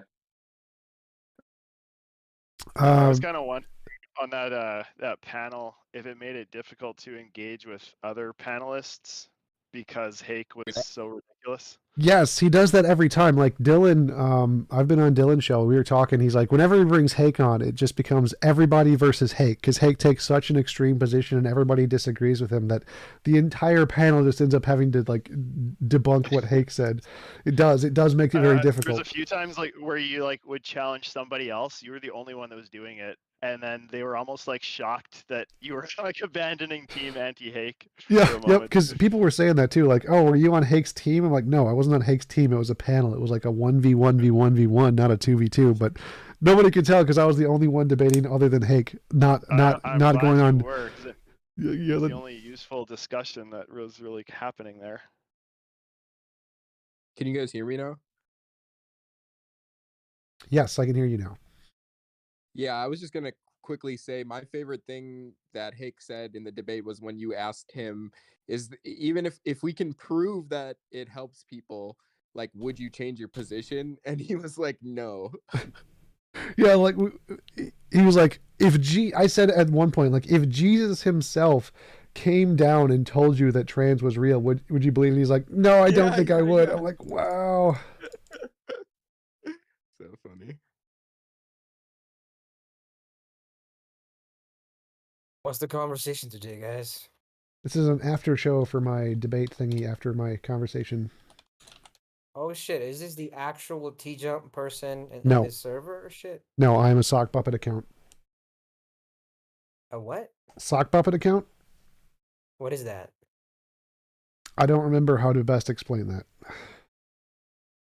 Okay, cool. Let's just move on. So, you guys are talking about some kind of debate, huh? Yeah, I just had a conversation on my YouTube channel with a theist professor on reasons to believe in God. So this is just the after show. You can ask questions, whatever. It doesn't really make a difference. Okay. I mean, I don't watch the show, but can I ask a bunch of questions though? Sure. So, like, what kind of atheist are you though? Like, do you think that there's like I'm a no black God atheist. whatsoever? What does that mean? Means I have a black skin color from Africa. What the fuck does that have to do with It what was I just it was asked? it was a joke. So what kind of atheist am I? What is your question? Yeah, like, is it like for you, is it like there's no purpose to our existence, there's no higher No, being? that's or... not a part of atheism. What? Atheism means there is no God. That is what atheism means. You either believe there is What do no you mean God by- or say there's no reason to believe in a God. Yeah, buddy, I know that. But like, what do you mean by God? Like, God is a very problematic word. A unembodied, non-physical mind that created the universe. So there is no creator. Like, things just happen for you. Is that it? Yes, there was quantum fields are the necessary thing. There's no sky daddy, no mind thingy. That's okay. I love the term sky daddy. So how do you derive meaning and purpose in life then? Where do you get that from? I wonder. Meaning and purpose are inherent. They're given by the individual. I think there's objective morality. That's a law of physics. Meaning and purpose are derived from objective morality and given internally through inherent desires and values. I see. So you think that everybody can be like, responsible enough to give themselves their own version of like what matters? You can give yourself your own purpose, sure. So were you always like an atheist? No, I I stopped believing in God in late high school. Oh, like what brought this change, I wonder? None of my prayers were ever answered. Oh, so you thought like, wait, so you're telling me that if God doesn't answer your prayers, I'm not saying that I believe in God and I don't. Like you're saying that the only use for him was like, just to answer prayers or whatever, or No. So I was a Christian. I was a devout Christian, and what I kind believe of there was an concept? all-loving being. And when I prayed for the all-loving being to, like, if it cared about me, it would have helped me. It didn't help me, so I stopped believing. And then I didn't start researching the philosophy and didn't become like a atheist until years later when I actually started to look into the evidence and stuff. So I just stopped believing in a God because my prayers weren't answered. And then I looked into the philosophy and stuff later. I see. So like, how do you stay on your toes though? Like, living like life. I can't. I'm not a ballerina. I can't stand on my toes. Yeah. By the way, like I don't care much for these jokes. I really don't. I don't. It's not. I don't care if you care. This is my show. I care about them. They are important to me. When you're having a conversation with somebody though, I mean, doesn't it matter what the other person thinks? No, it matters what the audience who sends me money thinks. So I like you're the trying to jokes. please the audience. Barn. Oh shit. Okay, there's somebody enjoys the joke. Shit. Okay. So, did you have another question? Huh? Oh yeah, I was getting to that. So how do you, navigate life? Life is kind of difficult. Like without religion, without like I said, you've given yourself a sense of purpose and a sense of meaning. Okay, I get that, but like how do you deal with, all the suffering that life has to offer? Like how do you deal with all that? How do you not Um, lose, you mean like sight of God? personally, like emotionally, how do I deal with it? Or like, because my goal is to actually solve it. I think that as there is objective morality, the goal of humans is to try and make the world as best as possible by removing as much involuntary imposition of will as possible. And our goal should be to create a world where it's impossible to force one person to do anything they don't consent to doing. Hmm. No, like my question, it's more like let me try to make it more specific. It's I want to ask more on how do you deal with being human, with being this fragile, like needy being in a chaotic universe? Like how do you deal with Porn, it? drugs. I don't know. I don't know what the question is exactly.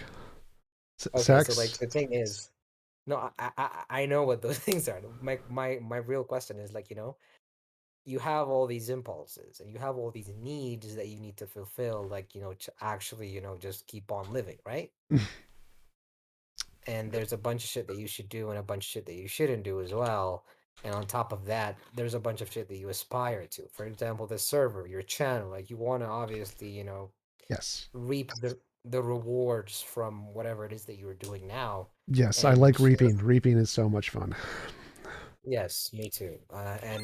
So like how do you deal with being alive? Like, how does I that don't work for you? understand what that means. So like are you asking how do I emotionally continue get out of bed in the morning? Is that like what you're asking? Like I don't get it. You know what? Yeah, let's go with that and we'll circle back to, my Yes, so I question. have motivations. I have desires. I get dopamine when I succeed at things, and I like serotonin. It makes me relax when I get ASMR stuff. So there's lots of things.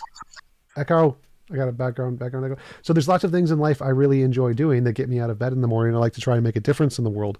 One of them is like I want to build a company, the Atheist Church, to lower the cost of living for as many people as possible. There's many things that I aspire to do that give me dopamine when I do them that get me out of bed in the morning. Wait, tell me more about this church. I'm kind of intrigued now. Yeah, so I'm starting an atheist church where it's a church. It's a religious organization. It's built around my objective morality. The goal is to get to the best of all possible worlds, where, as I mentioned before, it's impossible to force anyone to do anything they don't consent to doing. And the best way to do that pragmatically is to lower the cost of living for as many people as possible. The way we're going to do that is by buying an apartment building and lowering the cost of rent as much as possible. I'm planning to start as many different companies as possible to eliminate all of the corrupt garbage shit that is in current companies. Like, I want to start a credit card company and give a reasonable APR that's not taking advantage of poor people. I want to start a bank and not charge people a ridiculous amount for loans. I want to start, I want to change the UPS and make it into a savings bank so there's no more payday loans. There's a bunch of different company ideas I'd like to do to lower the cost of living for as many people as much as possible without like doing what all the current companies do, which is they take advantage of people and make lots of money. So the goal of this would be to, again, just lower the cost of living by buying an apartment building and then giving people homes that they can afford. Okay, so once you solve all these economic problems, and let's say that there was like a bunch of other people like you, and maybe in 20 years you solved it, and like I think you're from the U.S., right? 20 years, holy shit. If I solve that in 20 years, you should worship me as a god. Maybe I will. Maybe I will. So this is the thing. So you solved it in 10 years, let's say. Like not just you, like you just found a bunch of other people, you raised enough funds and you got enough smart people to like, just crunch the math or whatever, and Yeah. you just did it. Let's say it did happen. And maybe the national debt of the US was like, not an issue and the government found a way around that as well. And um then what? Like, do you think like the most pertinent problem that humanity and your country is facing right now is like economic? Do you think that's the issue? Uh, the biggest problem that we're facing is economic, sort of. I think the biggest problem we're facing is that nature is trying to kill us all, and there's not enough resources in order to keep everyone alive. Huh. Let's, this is the thing. When you're speaking to an atheist person, it's so the most bizarre thing is you don't know what they value. Do you value life? Like, do you think that it's Don't inherently know what who a sacred values. thing? Huh? I'm sorry. What? Yes, I value choice. I value conscious choice. No. I mean, like, do you value life? Like, do you think it's like sacred or something? No, I don't think life is sacred. I think choice is sacred. I think the ability to choose, consent is sacred. I see. So life doesn't matter as much then. Yeah, so like if someone wants to die, it's moral to help them to die. It's not their life doesn't matter, it's their choices that matter. Their consent is more important than their life. So if someone is like miserable and hates being alive, it's moral to kill them. It's moral to, or if they ask to be killed, if they ask and wants to be killed, it's moral to kill them. Like oh shoot, I met him a few times, forgot his name now. There's a big atheist guy who's been going around talking about because he's dying. He's got ALS, I think, and he wants to have assisted suicide. He's going to do that at the end of his life when he can't do certain. Yes, David. What's his name? I think it's David. Warnock. Yes, Warnock. Exactly. Thank you. And so it's moral for someone to help him to die because he's suffering so much. So yes, life isn't sacred. Consent and choice is sacred. Oh, that's a very interesting thing. I've battled with this ideology for a while now. And do you believe that your life has meaning because of other people? Are you a believer in that, or do you not care? Like, do you not think that other people's choices and other people's like existence here is not pertinent to like your existence as well? Which one do you go with? Well, I think meaning is, again, inherent. Meaning is given from an internal perspective. You give your life meaning. And if a part of your meaning involves relationships with other people, then yes, other people can give you meaning. You're telling me that your life would matter even if there were no people around?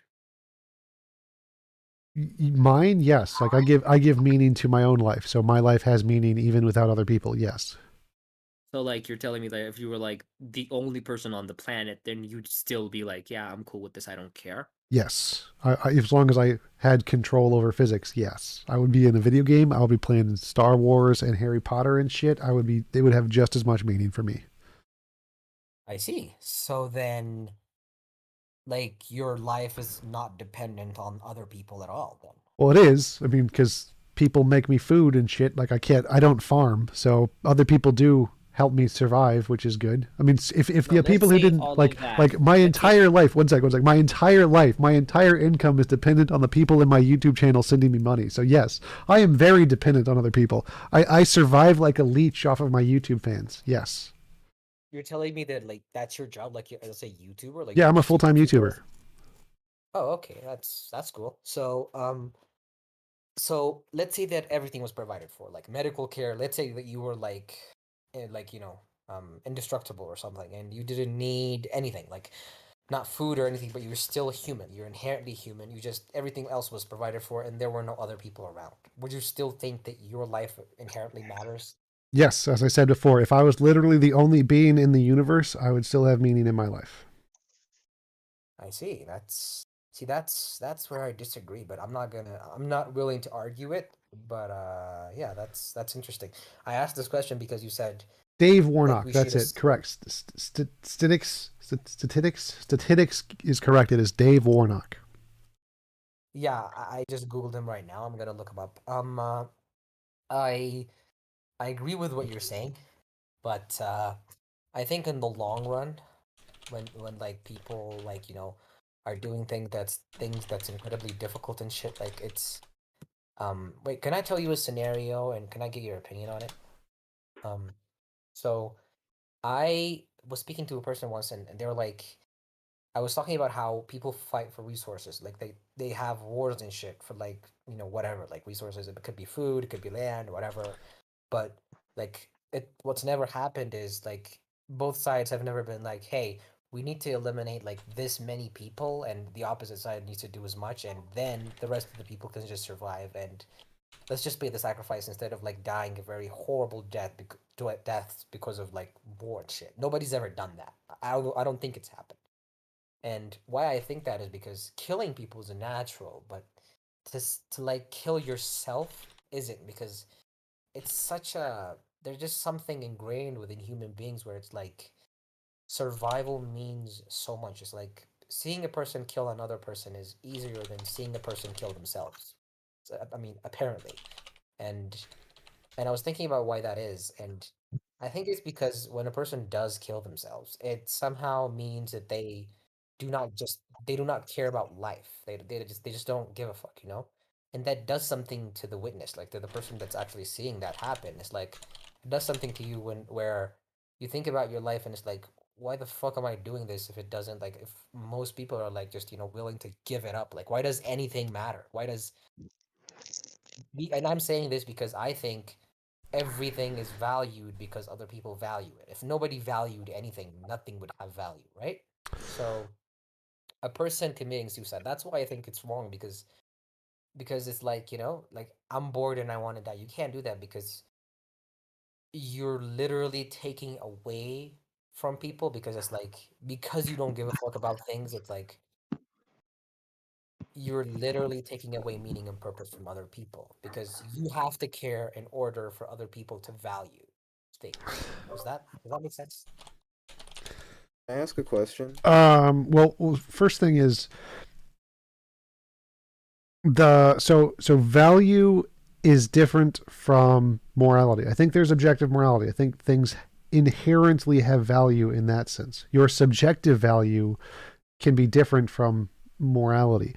But if I find value in someone's life and they want to kill themselves, yes, I'm losing something if they kill themselves, which is not good, but they have every right over their own life. Like, my valuing them doesn't make them obligated to not commit suicide. Each individual has rights over themselves and their property, which includes their body and their life. So if an individual wants to commit suicide because they're in suffering or they don't want to live, no one else has a right to stop them, and they're under no obligation to continue living for the sake of anybody else. Somebody else wanted to ask you a question? Yeah, somebody else wanted to say something. I was basically just about to say what T-Jump said. I was just gonna ask, like, if you believe in the right to self-ownership. T-Jump kind of Yeah. already. That's Yeah. just the thing. I can't. Okay, can I ask you guys something? Let's say a mother had a kid and the kid didn't have a father and shit, and the kid is like 4 years old, and she's like, I mean, there's foster care and shit, and she's like, I don't want to live anymore, and she commits suicide. Is that right? Yeah, it's moral for her to end her life if she doesn't want to live, as long as she like gives her kid to her parents or childcare or whatever.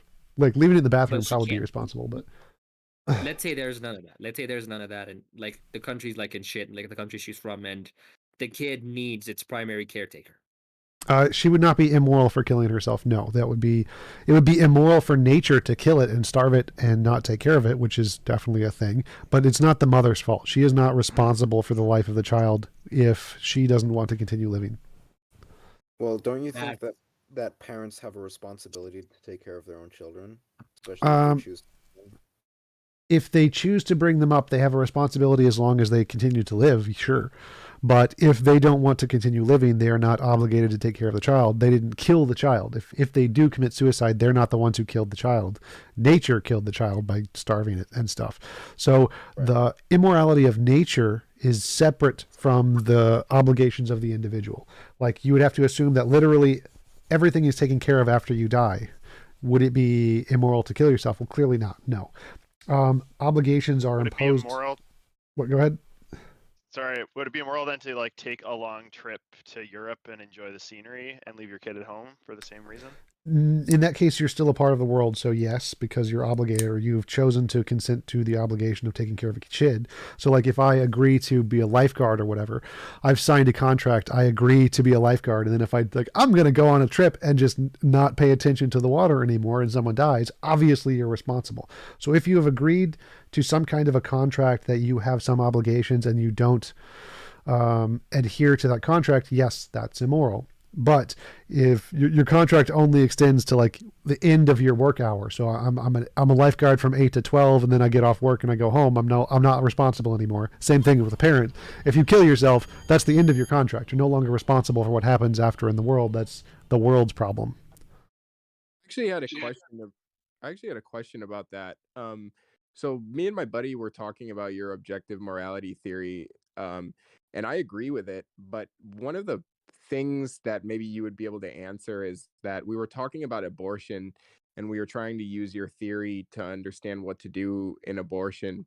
And so the idea is that you have like a will, like the mom's will is to not be pregnant, right? But then you have like the baby's quote unquote will, which could possibly be to like live. So if you have like a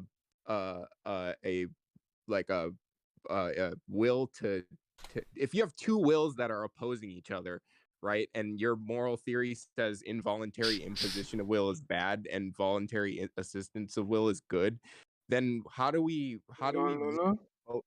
Wait, we make both parties like happy in this situation? we can't. We're not all powerful beings. Like if we're an all powerful God, I can just snap my fingers and take the baby out and let it go live on its own.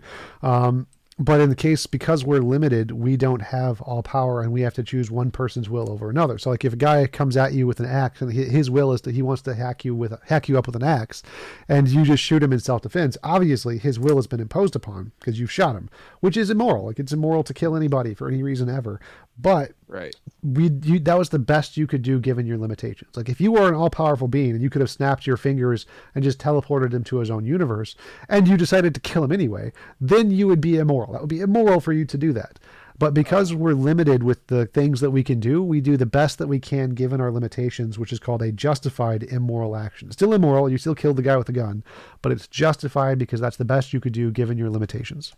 So wouldn't you say that like and I think you'll be able to answer this pretty well, but like wouldn't you say that like you could do it the other way around though and say like okay, like the mom is going to kill the fetus, and so like we could fix that involuntary imposition of will by just letting the mother like take the baby to term or whatever. Well, Couldn't we no, just because that would be an imposition on her will. So you're causing an immorality by making the woman a slave to the baby. So both of those would be immoral.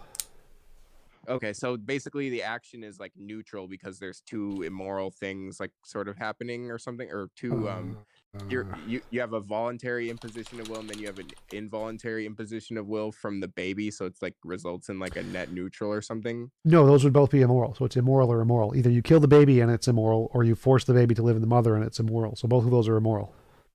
Got it. So the idea is that we don't have the technology yet to extract the fetus out, and if we could, then it would be immoral to kill the Kill it. baby. Yeah. So right now it's a justified immoral action because it's self-defense of the mother. The mother has the right to remove the baby from its body, but it's an immoral action because you're killing the baby. So it's a justified immoral action. And once we have the technology to remove the baby without killing it, then it'll be immoral to just kill the baby. Like we can remove it. We can take it out without killing it. That is the moral option. Okay, awesome. That clears a lot of things up by giving the term like justified immoral act. Like that really clears things up. So thank you. Yep. Could I say something about this? Sure. So, are we talking about a baby or a fetus? Because I find those two things to be very different. They're the same in my context, so I don't care if it's whatever point. I think it becomes a human being with rights when it has consciousness. Anything with consciousness has moral value, and killing anything with consciousness is immoral. So I don't really care at what point the baby is considered a baby versus a fetus. It's like if it has consciousness, it's immoral to kill it. Okay, well, another thing about your example with the axe guy and the guy protecting himself in self-defense. Yeah. Did you say that the guy with the gun killing the axe maniac is immoral? Yes, it is immoral to kill anyone ever, but it's justified because it's the least immoral thing you could do other than having him like axe your face off. I don't know if he's threatening your peaceful well-being. I don't find it as immoral. It's not as immoral, so it's less immoral, but it's still immoral. So like if you were an all-powerful being and you could snap your fingers or just pull up a like imagine if you had a force field, like you had a personal force field and you could just turn on the personal force field and the axe guy couldn't hurt you anymore. But instead you decided to shoot him, obviously you would be immoral. You would be immoral at that point. But if you don't have a personal force field and the best you can do is to shoot him, then it's still immoral because you've killed him, but it's not as bad because it's the best you could do in the situation to protect yourself. So it's a justified immoral action. Okay, so I have a question. So say someone is coming at you with an axe and you have a gun, but you're also a very good athlete. Would it be more immoral to kill the person if you have the option to just run away? If you have 100% guarantee, then yeah. If you could 100% certainty know you could get away and it would take very little effort, then and you decided to shoot him anyway, yeah, it'd be immoral to shoot him. Unless you knew that he's going to kill somebody else with the axe. Right, yeah. So if you're protecting yourself and somebody else, as long as you could run away and know for a fact he's not going to harm anybody else, then yeah, it would be immoral to shoot him. I just don't really vibe with that type of morality, I guess. I don't see it as bad to kill the axe maniac. Can Uh, I ask a question to teacher? yeah, one sec. So if imagine the best of all possible worlds is one where it's impossible to force anyone to do anything they don't consent to. That is a morally perfect world. So anything that would move us away from that world is immoral. So killing someone, anyone ever, under any circumstances is immoral, because if you were an all-powerful being, you could make this perfect world and that would be unnecessary. So obviously you're not at fault by killing the axe murderer. It's not your fault. You did the best you could. But in the context of a perfect world, that isn't a perfect action. It is an imperfect thing that occurred. And so it's immoral. Not that you aren't immoral. The world itself is immoral because this action was required and did not produce or moved us away from a world where it's impossible to force anyone to do anything they didn't consent to. So you're not immoral. It's not immoral for you to kill him, but it is an immoral action in the universe because it moved that universe away from the perfect universe, which is one where it's impossible to force anyone to do anything they don't consent to. How could a universe inherently be immoral for something if it doesn't have consciousness? You don't need consciousness because it's impacts on consciousness that are immoral. You don't necessarily need them to be from consciousness. So again, a perfectly moral world is one where it's impossible to force anyone to do anything they don't consent to. Any deviations from that is a universe that is not perfectly moral. So it is an immoral universe. How could it be immoral if it doesn't really even have the choice to be Again, immoral? if it affects consciousness without its consent, it's immoral. It doesn't matter if its choices don't fucking matter. If you move away from a world, from a universe with no consciousness, if there is a universe where it is impossible to force anyone to do anything they don't consent to, whether or not the universe itself is conscious doesn't matter. If any reason that someone gets killed there without their consent, that world, that universe, entire universe is more immoral. Doesn't matter. It doesn't need consciousness. Doesn't need consciousness. Go ahead. If a rock falls on you, in other words, you would think it's bad. Yes. And you can make a judgment off of that. Hey, I do got a quick question when it comes to this question, though. Now, in the debate you had, Which debate? The last one you just had. Okay. The last one you just had before you went to the Discord. Yeah. You described morality almost as if you would describe a law of physics, and I just wanted to know if I just wanted to see. I wanted to hear you contextualize that a little bit. Like how would that be correlated? Because from my understanding, just to premise it, from my understanding, a law of physics doesn't necessarily exist. Physics exists, the things exist, the particles exist, and the way they behave, we use words to describe it to formulate a law, which explains the regular patterns. But the law of physics doesn't actually exist. Oh no, the laws are literally fields. So gravity is a field. It is a space-time field. So gravity does exist. It is a literal thing that literally exists, and we describe it with a law. But yes, it is a literal physical thing that exists. Right, the field exists. I agree with that. The law that we use to describe it, that's what I'm saying. So morality seems to be more similar to the words we use to describe something. Now, in the case of gravity, we do have a field. When it comes to electromagnetism or whatever like that, we have. Yes, those are also fields. Yes. Right. The W and Z bosons; those are actual things. Yep. So I agree. Those exist. Yeah. So I think morality is like one of those. I think there is an actual moral field that exists like that.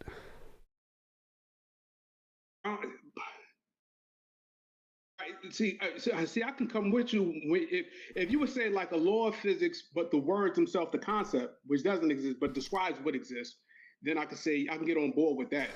But to say it exists as a field, I don't see how that could work. You don't like there's many things. Happens. There's many things in physics we haven't discovered yet, right? Like dark matter, dark energy, all kinds of stuff we don't know. Like there could be more fields, more forces that we haven't discovered yet in physics, and morality could just be one of those. So there's like a field in physics that affects our brains that cause us to have all of these moral feelings. Like, sure. yeah, certainly there could be something like that. But how would that work? Like in the case of a field, we know what a field is, and it has an associated particle with it, like a gauge particle. Most, in fact, every single field that we know of, except for gravity, even though the graviton is proposed, it has a gauge particle associated with it.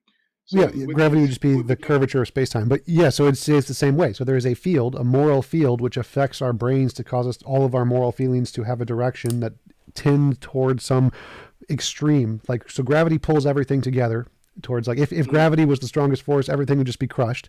So if morality was the strongest field, then it would make a world where it's impossible to force anyone to do anything they don't consent to, essentially. So there's a field that affects our brains to give us all this moral inclinations, desires, and stuff.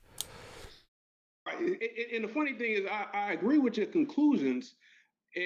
But what if there was a way to reach that same understanding without necessarily having to posit an actual field? Yeah, there is, like evolution. Like morality is just a product of evolution. There's lots of different theories of morality. Right, and you say, yeah, right, and then you could even label it as being objective by saying it's subjective in the sense of how a concept could be objective, like how we can agree to a concept or agree to a law. Like we agree that the First Amendment is something that's objectively there or something like that. It doesn't exist anywhere. Not as much. So for it to be objective, it has to be true, independent of minds. Okay. So if it's just a social construct, then it would be subjective. Okay. Well. Okay. Yeah, that's certainly the case.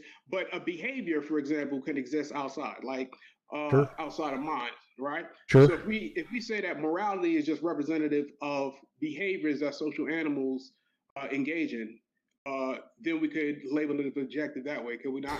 Well, you could say that the subjective feelings cause objective actions, but you couldn't say the morality itself was objective. Right. But say in the instance of describing behaviors or a pattern of behaviors, we can make objective statements about that. Nope. So you can't ever say that the subjective feelings are objective because they cause objective things. So you could say the same thing about Christianity. You could say Christians build churches, so it causes an objective thing, therefore Christianity is objective. Well, no, because Christianity refers to these specifically existing things true independent of the actions they cause.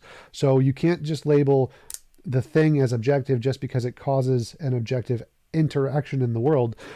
The thing itself has to be objective, independent of anything it causes in people or causes in animals. Certainly. No, yeah, I agree with that. So I may have worded that incorrectly. Could we agree that evolution is objective? Sure. All right. Now, evolution evolved. The process of evolution, all it is a process. It manifests differently in different types of creatures. Sure. All right. So if we go with that, we can say that when it comes to social creatures, morality, just like evolution, which is an objective thing, manifests differently. Sure. But it has the similarity. So in the case of evolution, it's the change of allele frequencies.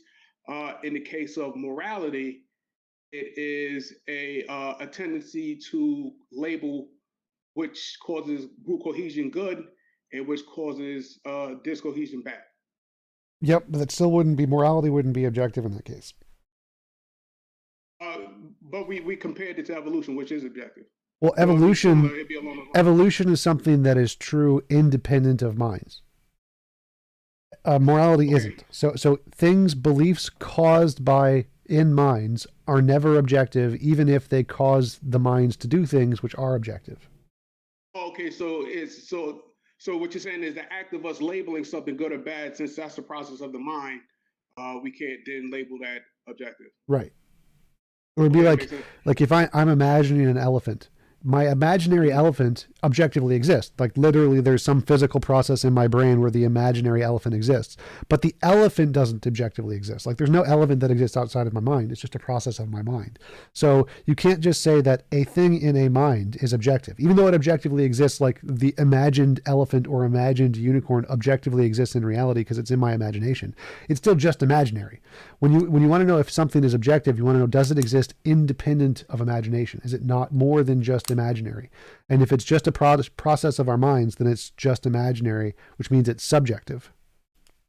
Okay, so I will go further and I would say that if you take humans out of it and you just look at other social creatures, there are behaviors that different animals Still exhibit. imaginary. So those behaviors are still a thing that's a result of their imagination. So it'd have to be, Not necessarily. well, it has to be It's- independent of all minds. It has to exist. If there are no minds, does it still exist? Okay, all right. Well, in the case of evolution, you need life, right? So, Yep.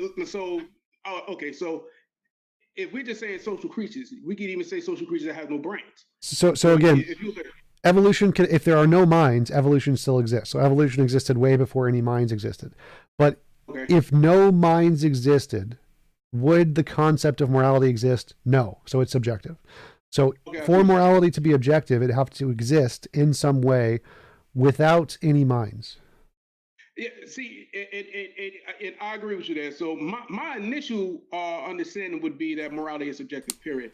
I Right. try to see if I can like kind of bridge what you were saying because I agree with your conclusions with without having to posit a field of some kind because I don't see any evidence of that. Right. So the reason, no evidence doesn't mean it can't. Yeah. right. So the reason I think there's something more like, right, there's no evidence of objective morality. If I had proven that, I'd have a Nobel Prize. So there's no evidence of it. It's just a hypothesis.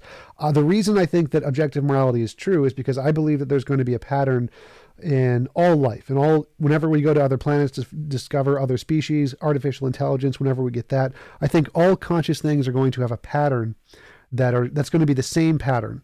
Like we see this thing called moral progress where cultures' moralities change in the same way as they gain more resources and more intellect. So like women's rights, LGBTQ rights, animal rights, there's lots of ways in which morality changes over time. And I think that pattern is going to be the same everywhere in the universe. All life is going to have this pattern.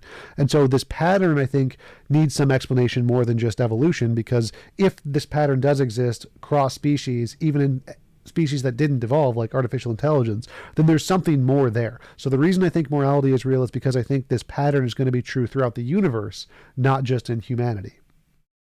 No, and I agree with you. Hold on, let me just say this right quick. I agree with you 100%, T-Jump, and that's why I try to use other animals outside of humanity. So, and that's why I would say that the pattern you refer to is imposition of will is the arbiter when it comes to question of morality, which should correlate or correspond throughout all type of sentience or not sentience or whatnot. I'm saying that instead of imposition of will, I see it more along the lines of any social creature. Like if it's not a social creature, it would be de facto amoral. But any social creature, if any behavior works towards cohesion, that would be moral, and anything that acts outside of that would be immoral. And it's irrespective of the creature, irrespective of how they evolved, irrespective of the planet they evolved on, anything else like that. And then I say that what we're seeing, which describe moral progress, is not humans' need to, or anybody else's need to not impose on people's will, but rather we know that in creatures there's an in-group and out-group. Moral progress actually explains our tendency to include more people in the in-group. Right. I'd still say that's all subjective. So I would say that morality applies to all conscious things, including non-social animals, including artificial intelligences, including things that never evolved. I'd say anything with a brain and consciousness is going to discover morality, even if they're not social. So I think morality exists like a law. If no minds existed, it's still going to be there, like gravity is going to be there. What you're saying seems to be you believe morality is an emergent property of minds and social interactions, which is subjective. Right. But I would just label it what describes that, so when I'm saying, you're right, you're absolutely right. And what I'm saying is what describes that, how we interpret what is moral and what is not, that we can conceptualize that, and that concept is objective, and that's something that we can all agree to independent of mind. Well, again, what I think you're saying is that, like, if I'm imagining a unicorn, the image in my head objectively exists. Yes, it does, but it doesn't make the unicorn objective. So the imagined process that we do because we believe in morality we can't say morality is objective. So it's like we can't say the unicorn objectively exists, even though the image of a unicorn exists in my head. We can't say morality objectively exists, even though the concept of morality exists in our heads. So just because we have moral actions, we can't call it objective. Okay, I I agree with you. That's 100%, and that's why I initially would label myself subjective. I would think morality is subjective. Does what's the value of having morality being objective as opposed to this pseudo objective concept? I think that there is a phenomenon that will exist all throughout the universe that is a pattern that needs to be explained. And if it's just subjective, then we wouldn't expect this pattern to exist. So if there's this pattern of moral progress that exists in all species everywhere in the universe, that's completely makes no sense if morality is just subjective. If morality is objective, the same pattern existing everywhere in the universe makes a lot of sense. So it would better explain if this pattern does exist everywhere in the universe, then it makes more sense to say that morality, there's some objective thing there that we just haven't discovered yet. Okay, all right. So yeah, I just wanted to get your thoughts on that, and we just have to await this discovery if such a thing exists or not. Yep. I would just end by saying that I think that what can describe that, like the criterion, like the moral progress and stuff like that. I don't want to monopolize the conversation. I know there are other people in there, but the criterion that you use, I think that it can be I think it can be explained maybe not as strongly as if there was the objective thing, but adequately explained with just morality as a concept describing interaction of social creatures. Well, you think that would work to describe morality if it existed in artificial intelligences on other planets?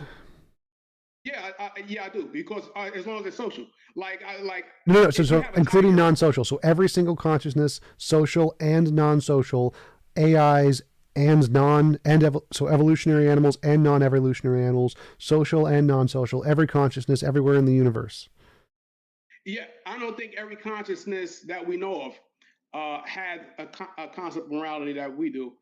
Now we can discover it. So just like you have to be sufficiently intelligent and have sufficient amount of resources. So obviously not all the animals have enough intelligence. But if we discovered there are non-social creatures that are non-evolutionary, like an AI that lives on its own planet, and it discovered morality too, that would not be explained if it was just a concept, right?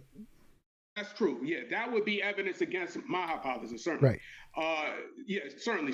But I don't think, just like how you have animals here, if you just compare, say, lions to tigers primarily are like individualistic. They exist by themselves, males and females are separate. They have their own territory.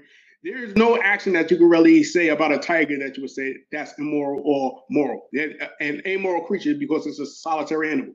But when you come to lions, they exist in the pride. So there's certain behaviors that female lions can do and male lions can do where you can look at it and say, that's not, a male lion should not be doing that, or a female lion should not be doing that. You know what I'm saying? Because that would not work in the best interest of that group. So I think that a prerequisite for any talk of morality has to involve a social type of organism, whether it's the product of evolution or some alien creature, or whether it's artificial intelligence. If we built in a social element into its programming, it could reach that conclusion. But if it's totally, wholly asocial, it can't even conceive it. Right, and I just disagree. I think that you can have morality on a single individual mind if it exists. Yeah, absolutely. So, I could avoid that, but I got your interpretation a little better. I see what you're saying now. Awesome. Thanks for asking. Thanks for the calling in. Appreciate it. Hey, T-Jump. T-Jump.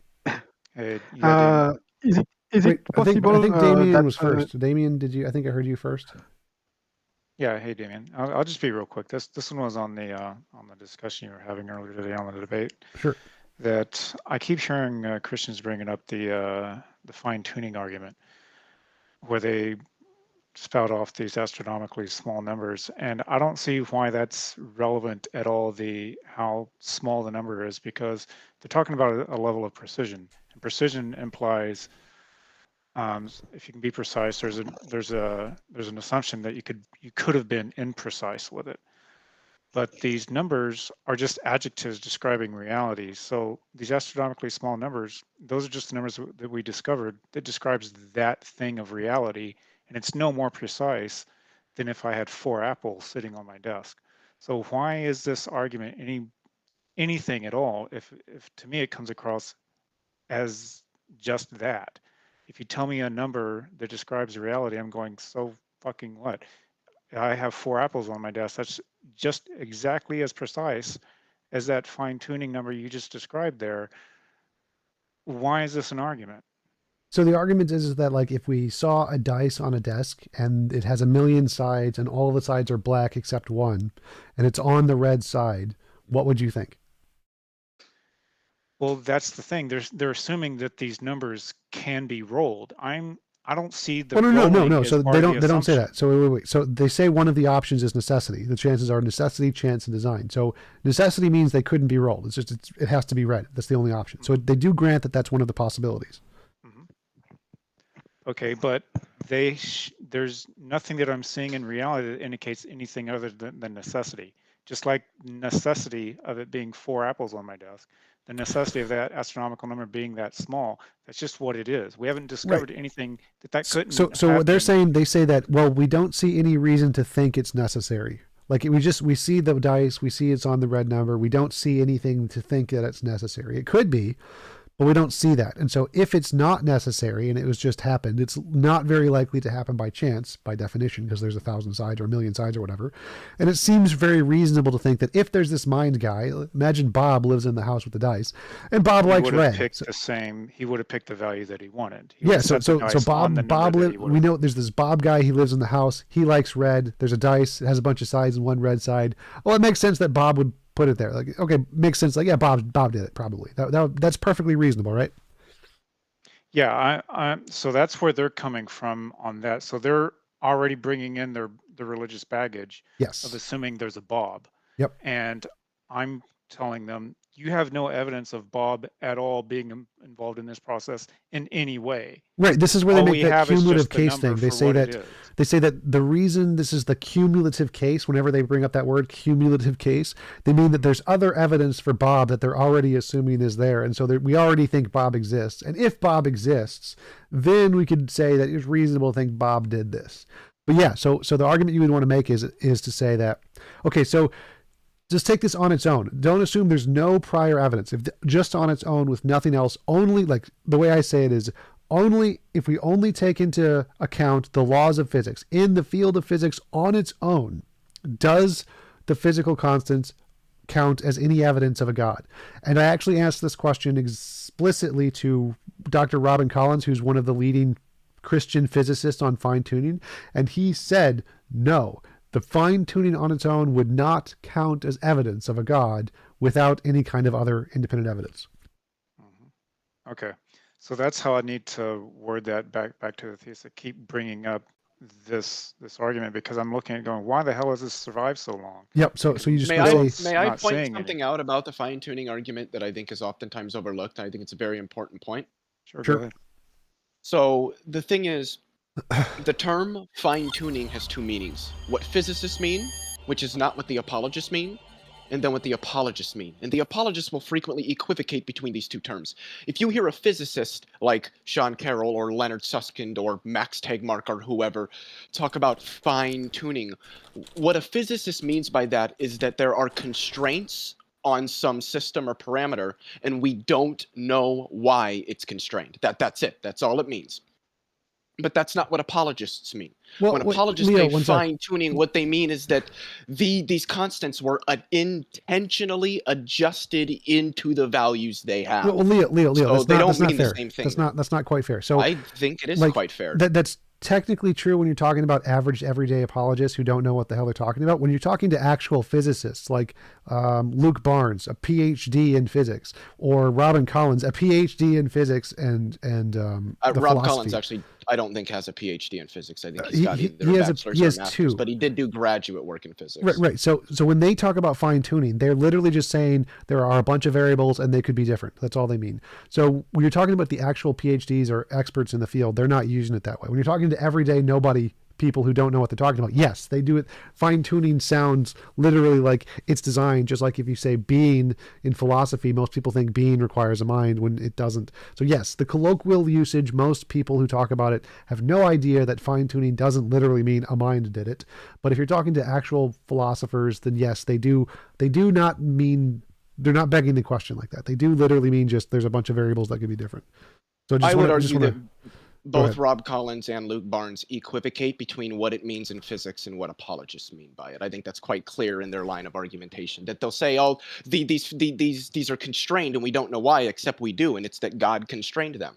They're equivocating between, I don't between think the so. two terms. Because I've talked to both of them, and in both of my conversations, they admitted that if you just look at the physics, it doesn't count as evidence. It's only the physics plus the philosophical background knowledge. So they agree that the fine-tuning on its own is not evidence. It's only a phenomenon that can be explained as long as you have background knowledge. So they agree that the fine-tuning isn't evidence on its own. Yeah, so on that point about physicists using the language of the phrase fine-tuning, why are they even assuming that these values can be tuned, can be adjusted? They don't. That's not what they mean. Yeah, so they grant all possibilities. They say it could be chance, it could be necessity, or it could be design. So they don't assume it But if can there's be no changed. evidence of anything other than necessity, why do you make?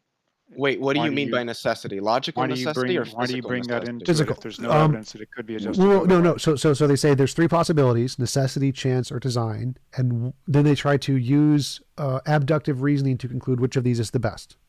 So they're saying, okay, so if the three possibilities are necessity, chance, design, what is the best explanation of the data? And they say the best explanation is Sky Daddy done it. That's their explanation. And they think the reason it's better because Sky Daddy done it is because, well, there's the moral argument and stuff. And Jesus rose from the dead. And so God already exists and we already have this evidence of God. So he could have done it, easy done. Well, this is what I'm wondering about. Is it sounds like when physicists are saying these are the different possibilities, either it's necessary or it could be adjusted, whatever. That seems like they're now going into philosophy and not science, because the science has yet to show anything at all that these numbers can be adjusted in any way. So by the data that we actually have and can justify, there is no other option other than necessity. What do you mean by necessity? Chance. Right? Chance is also an option. So it's not, there's necessity and chance. But if there's zero evidence of chance, well, where is it no. other So than necessity? it doesn't make a difference. If there's zero evidence either way, then there's no evidence for either one. So we don't have any evidence of necessity and we don't have any evidence of chance. We don't know either one. Dismiss it. Right. They don't dismiss it. They say these are all of the possibilities. They dismiss nothing. They say these are all possible. That's what chance, necessity, design. They list all as possible. But to clarify, we do actually have evidence that random chance is actually a fundamental force in physics. That's the consensus in physics. So that would actually kind of be better in many cases. Okay, is it actually random chance or is it actually just a gap in our science? It's literally random chance. So works. Fundamental snapshot of the attitudes of quantum mechanics is a poll in physics. It's the one I mentioned in my prior debate before I started this live stream. And it literally says, is random chance itself a fundamental force in physics? And the vast majority of philosophers or physicists say yes, it is a fundamental force that is not explained. Because that's what I want clarified is when those statements get made is yes, that this actual science, poll asked all when the possibilities. When do you go into the philosophical description? When are you staying within the scientific description of the community? Yeah, and so that's why in my conversation with Robin Collins, I literally asked him, if we only look at the physics, just looking at the physics and no other argument, does the fine-tuning of the physics in any way indicate a God? And he said, no, you need the physics plus the moral argument to indicate a God. So yes, they are definitely entering into philosophy when they do that, and they have to. Okay. All right, I'm good. Thanks, guys. Hey, Leo, how's it going? That's going pretty well. You got any debates coming up? Actually, no. I've been trying to get a debate with Michael Egnor on naturalism versus intelligent design, but the people I know don't really have a good way of getting a hold of him. Yeah, Egnor. Have you been on what's it called? Theology Unleashed with what's his name? Arjuna? No, I haven't. I do know that Egnor's on there frequently. Yeah, definitely. Get in contact with Arjuna. He's a really great guy. I'm sure he's happy to. Yeah, he's a good guy. I don't want to have a debate on that channel because he has very poor moderation. Like, he just there really isn't any moderation at all. And if I'm the kind of guy, if Michael goes to interrupt me, I'm just not going to let him, and then the discussion is just going to absolutely devolve. And I would just rather there be a moderator there to prevent that from happening. All right, fair enough. All right, anybody else got any questions, comments? I have. Okay, what is it? You say that you arrive at your objective morality through moral intuitions and moral progress. That's right? Sure, those are the patterns that I think are explained, yes. Okay.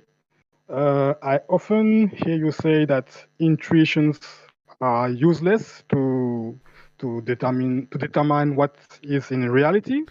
They're useless as evidence, but you can build a hypothesis on them.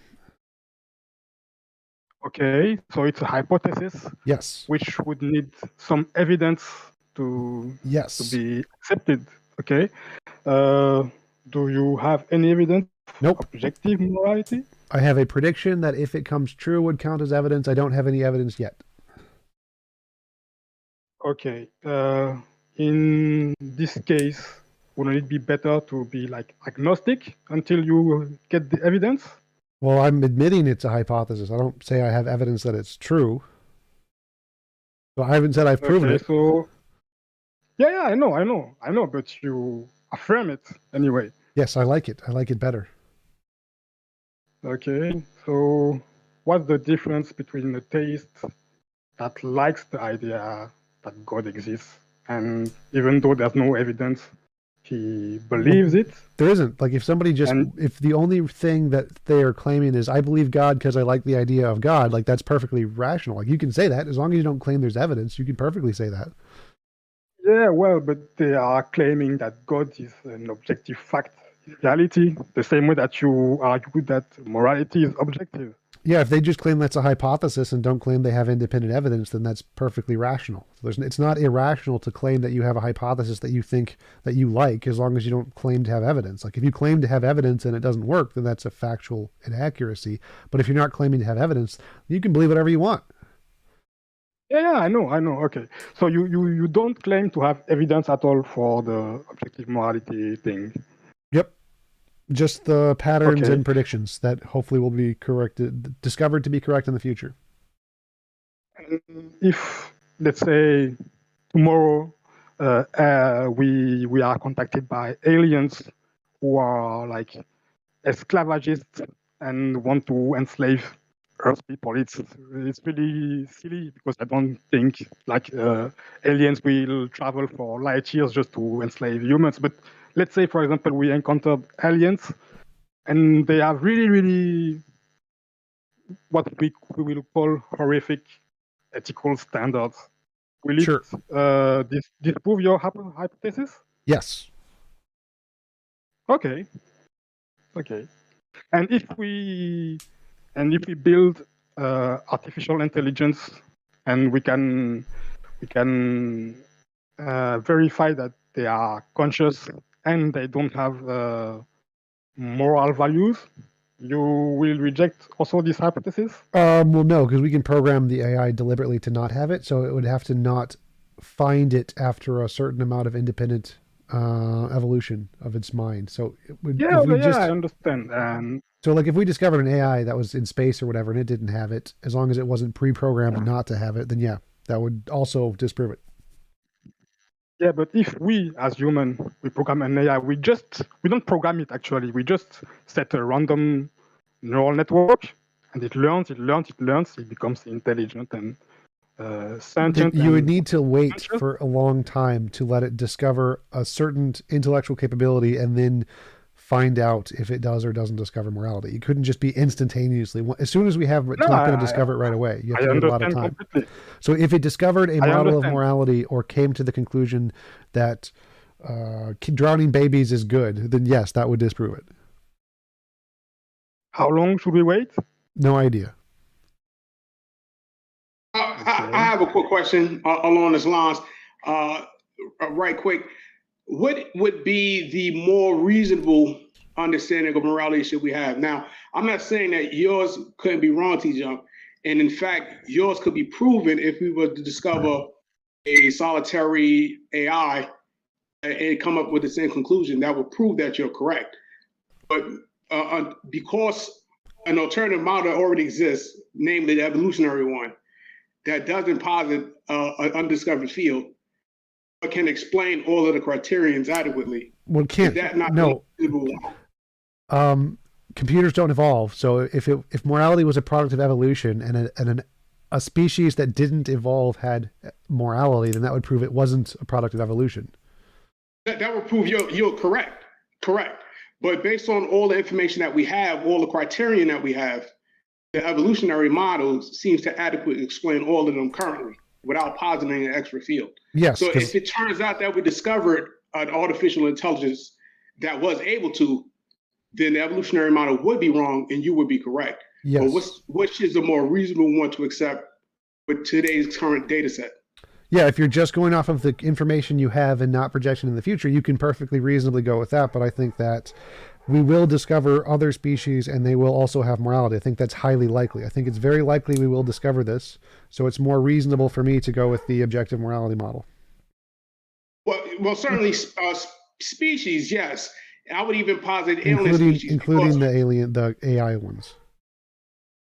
That's the only question, because I don't even know if AI can exist independent of itself. Like a social creature would have to work to build it. No. And it would automatically program pro-social behaviors into the computer.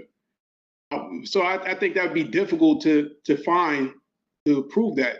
But even aliens, on another planet, it may not go through the evolution that took place on Earth, but it would go through an evolutionary process. Sure, if it was biological. Certainly. Well, yeah, certainly. Yeah. If there's non-biological, well, everything technically is like the evolution of the cosmos itself is a non-biological evolutionary process. The stars forming and then accretion disk and then plate tectonics and everything else like that. Those are all, they technically can be labeled an evolutionary process, a non-biological one at that. So certainly, but to get to the level of intelligence, I think it would require a biological type of life form to exist. No, I think that's definitively false. So like we can have silicone-based life, we don't non-evolutionary based life, AI-based life. You don't need, I would say it's definitely false that you would require biology. But the fact that it's alive mean that it's a biological thing? No. You can have AIs that are alive that aren't biology. You can have silicone-based computer or physical machine-based life that isn't biology. Okay, all right. So it may just be the way we're using words. I thought, I'll have to look at it again. I thought biology was like life science, the study of life. No, biology is our kind of life. Like it isn't all life. So consciousness can come about in different ways and it would still be life, but it wouldn't be biological life. So it's biological life that you're talking about. Okay. All right. Okay. Yeah, granted. All right. So that was the only thing. So that was my only question. So definitely, if we find an AI solitary, maybe non-biological, that could discover the principles of morality, that would certainly prove you correct. But I'm just saying, as far as the criteria that we have, I think the evolutionary model is adequate enough to explain it without positing anything more. So it would be a simpler model. Sure, you can take that, but again, I think that we will discover this and it will be discovered. So I think it's just wrong. Like you can take that if you want, and it's fine. It's reasonable for you to think that the evolutionary model is right. I just think it's probably going to be wrong, discovered to be wrong. Right. Okay, I got you. Do you have for believing it will be discovered? Just like, do you have any like inductive argument for believing that this will be discovered in? Yeah, so as I mentioned before, I think that we will discover that all the different species and intelligences in the universe will have the same moral pattern that we find. That is something I find to be very, very likely. Why do you believe that? For lots of reasons, but doesn't make a difference. Because a magic 8-ball told me. The reason why doesn't make a difference here. Yes, it does, I think. No, it's again, all of the things I've seen in moral progress, moral intuition, the patterns, like all of that is involved. Like you can check my other debates on all those different reasons, but it doesn't matter. I heard your debates, but I accept there's moral change.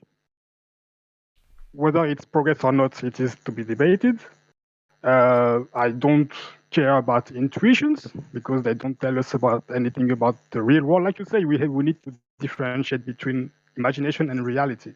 Yep. So I don't see any basis for believing that in the future all conscious beings will have this characteristic when we know only about us and certain animals, and there's nothing indicating that it will be the case. That's fine. You can believe that, and when we discover them, we'll find out who's right. Yeah. So, okay, but yeah, I just don't understand why. Like, why? What is the reason that you believe that there will be this universal thing. For in all of the reasons I've conscious listed in being. every single debate and for the past hour. Hey, let me ask you, T-John. I know that one of the tools that you use to combat theists, especially, is naturalistic pantheism, right? Yeah. So it's like a stand-in for a non-conscious God that you can reference to pretty much plug into any theistic argument that they want to use and just say the same thing can do all the things that you're claiming without positing the existence of a consciousness. Yep. And it's a very good rhetorical tool, and it pretty much stumps theists, and I think it does it perfectly well. I don't think that you're necessarily beholden, though, to the idea of naturalistic pantheism. Is that am I assessing that correctly? Sort of, yeah. Like when I made it up, I definitely didn't adhere to it. It was just something I made up just to counter the theistic argument. But since I've been researching more into like the physics and stuff of like how space-time is emergent and the basic models of string theory and stuff, it seems more like that can really fit as naturalistic pantheism. And so I've come more to like adopt it as more of like a serious thing of like, this could really work. Like naturalistic pantheism could be an accurate way to describe like fundamental physics and emergent space-time and string theory and stuff. So yeah, it could be serious. So like when I first created it, I just made it up. It was just something I completely made up, had no belief in whatsoever. But now I think it's more accurate to say, yeah, this could be true. This could be more of a true way to describe fundamental physics than like theism. And it could be just another label that we put on the things that we discover about physics in the future. Yeah. Yeah, absolutely. I agree with that. But simultaneously, theists are beholden to the idea of objective morality, whereas atheists not so much. It doesn't necessarily have to be objective. Sure. And you can still pretty much you get all the teeth without necessarily making it objective. Do you hold on to the pure objectivity of morality to combat theists with the same force? No. I think I wrote a completely separate model of objective morality independent of my arguments for theism. Okay. So like I was mentioning before, like most philosophers are moral realists, even though most philosophers are also atheists. So it's a separate thing. Okay. Yeah, okay, absolutely. I just wanted to ask that question. All right. Cool. Jim, have you heard cosmic skeptics determinism, like non-free will argument? Maybe a long time ago. It's essentially it's something like everything we do is for reasons, and then reasons ultimately that's Sam boil down Harris's. Is that from Sam Harris Yep. originally? That's Sam Harris's model, and I stole it from Sam Harris, and then Cosmic Skeptic probably just did the same thing. Okay. What do you think of that? Yeah, that's a great argument against free will, for sure. Yeah, I like it too. Nobody else seems to like it in my social circles, and I can't seem to convince them that it makes sense. That's weird. Yeah, I think it makes perfect sense. Everything you do is either done for reasons, in which case it's determined by those reasons, or it's done for no reason, in which case it's by definition random. And there's nothing you can add to those two things to get a third option. So it's either done for reasons and determined, or done for no reasons and random. So free will isn't an option because no combination of those two is free will. So yeah, it makes perfect sense. Yeah. They always try to go to some brain state, and that like your brain causes you to have the reasons or something like that, which to me is still deterministic. That's still a reason. Yeah. What's this? I'm curious. What's like a topic that you're interested in but not knowledgeable in that you're kind of currently pursuing? I know everything. Shut up. Topic I'm interested in. I have a list of those actually. So on my favorites, I have favorite subjects I wanted to research more into. Let's see, politics. There's a lot of stuff in politics and economics I'm really interested in, but don't know enough about. Abiogenesis is a good one. There are a bunch of fields in epistemology that I've looked into but don't know much about. Non-standard logics. I don't understand non-standard logics at all. List of unsolved problems in philosophy, list of unsolved problems in linguistics. Dialetheism. I don't understand dialetheism. Oh, the all models are wrong in economics. I like that one a lot. On exactitude in science, reification. That's a good one. I do understand a lot about that one, though. Mind projection fallacy. That was something I saved to look into. A priorism in moral epistemology. That's something I wanted to look into. Transmission of justification and warrant is something I wanted to look into. Internalist versus externalist conceptions of epistemic justification. Those are all in the epistemology bucket I have saved. So yeah, there's a bunch of them. Are you kind of? It seemed like you were sort of shifting for a while to more political discussions versus philosophical and religious. Is that is more just expanding to include that rather than shifting in that direction? Wait, say that again. I've just noticed you talking a lot more in the last like year, let's say, about political issues, whereas in the past it's been a lot of kind of, when I first started following you, it was more of just straight up religious, and then it was like kind of religious philosophical, and then recently political's been included. I'm just wondering if like you're shifting in that direction, or if it's more just, you know, expanding your to include it. I've always been interested in politics. I just haven't debated much about it until more recently. I don't have as many connections in the politics community to set up as many debates. So I mean, I definitely have always been interested, and I want to do more in that, but I just don't have the connections. Like I wanted to get like politicians, like actual politicians, to come talk about these issues. That would be what I'm more interested in. Right now, I've just been doing a bunch of Twitch peoples, because that's all I really have to find. So the reason I haven't done more into it is because I can't really get the people I'm most interested in talking with, which are like the politicians, people working in the field. Yeah. If I could bring you back to the morality again, because someone did ask a question about free will. They just asked the question of free will. St. Harris's take in cosmic ethic. All right. So in your model, will is intrinsic when it comes to the morality. Will is intrinsic, imposition of will. I think I know how you would answer it, and that's why I never put much thought into it, because I know it could probably be easily explained. But in your model, if the imposition of will is central to it, but there's no existence of any type of free will, how do you mesh those two concepts together? Yeah, there's no free will in mine at all. You don't need free will. Mine is any involuntary imposition of will, not free will. So will and free will are completely separate things. I don't care if there's actually free will or not. It doesn't matter to my morality, which is why things like a rock falling on you is equally as immoral as a guy shooting you, because there's no free will. Like the will of the mind doesn't make it any more or less moral than a rock falling on you. There's equally as much imposition either way. Yeah. I thought it was mine. All right. Okay. All right. Are you the guy who I met at the debate? Hadouken. Me? Yeah. Met at the debate? No, we haven't met. I debated a few people. I debated Matt Slick. I debated Ken Ham. I debated Matt Delahunty on his show. Nice.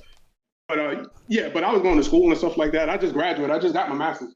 You sound just like a guy I met over the weekend. He was a really cool guy. Had a DBZ shirt on, and he brought a modern day debate shirt, and all the debaters signed it. It was really cool. But okay, yeah, cool. Well, I am a fan of modern day debate and DBZ, so but yeah, that wasn't me.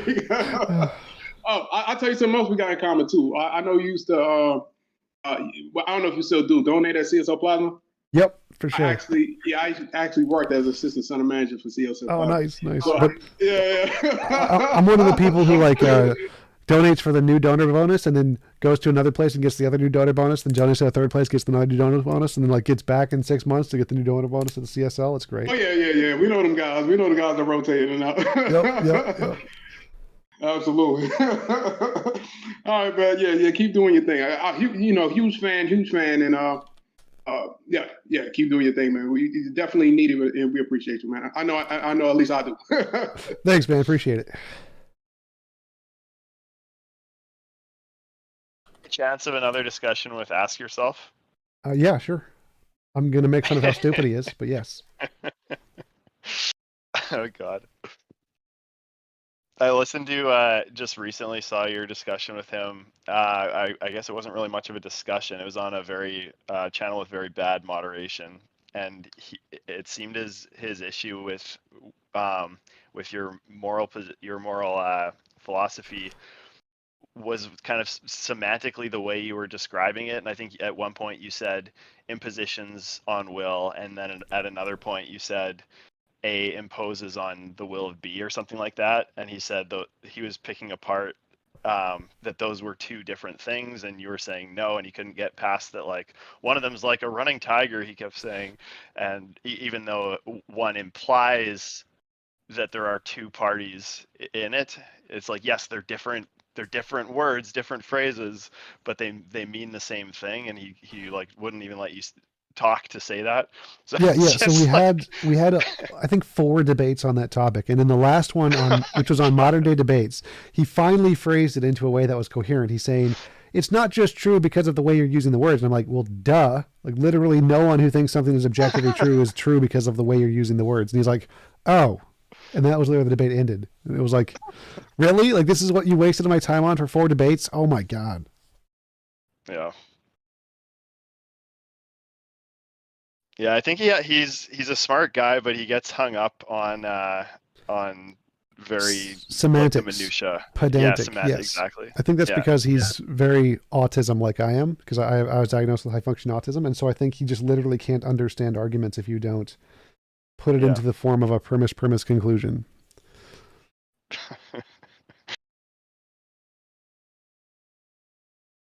Hey, TJump. Hey. Yeah, regarding the short discussion you had with the dynasty just now about free will. Yep. There's one a jump. It feels like a jump that you make that I feel you haven't justified.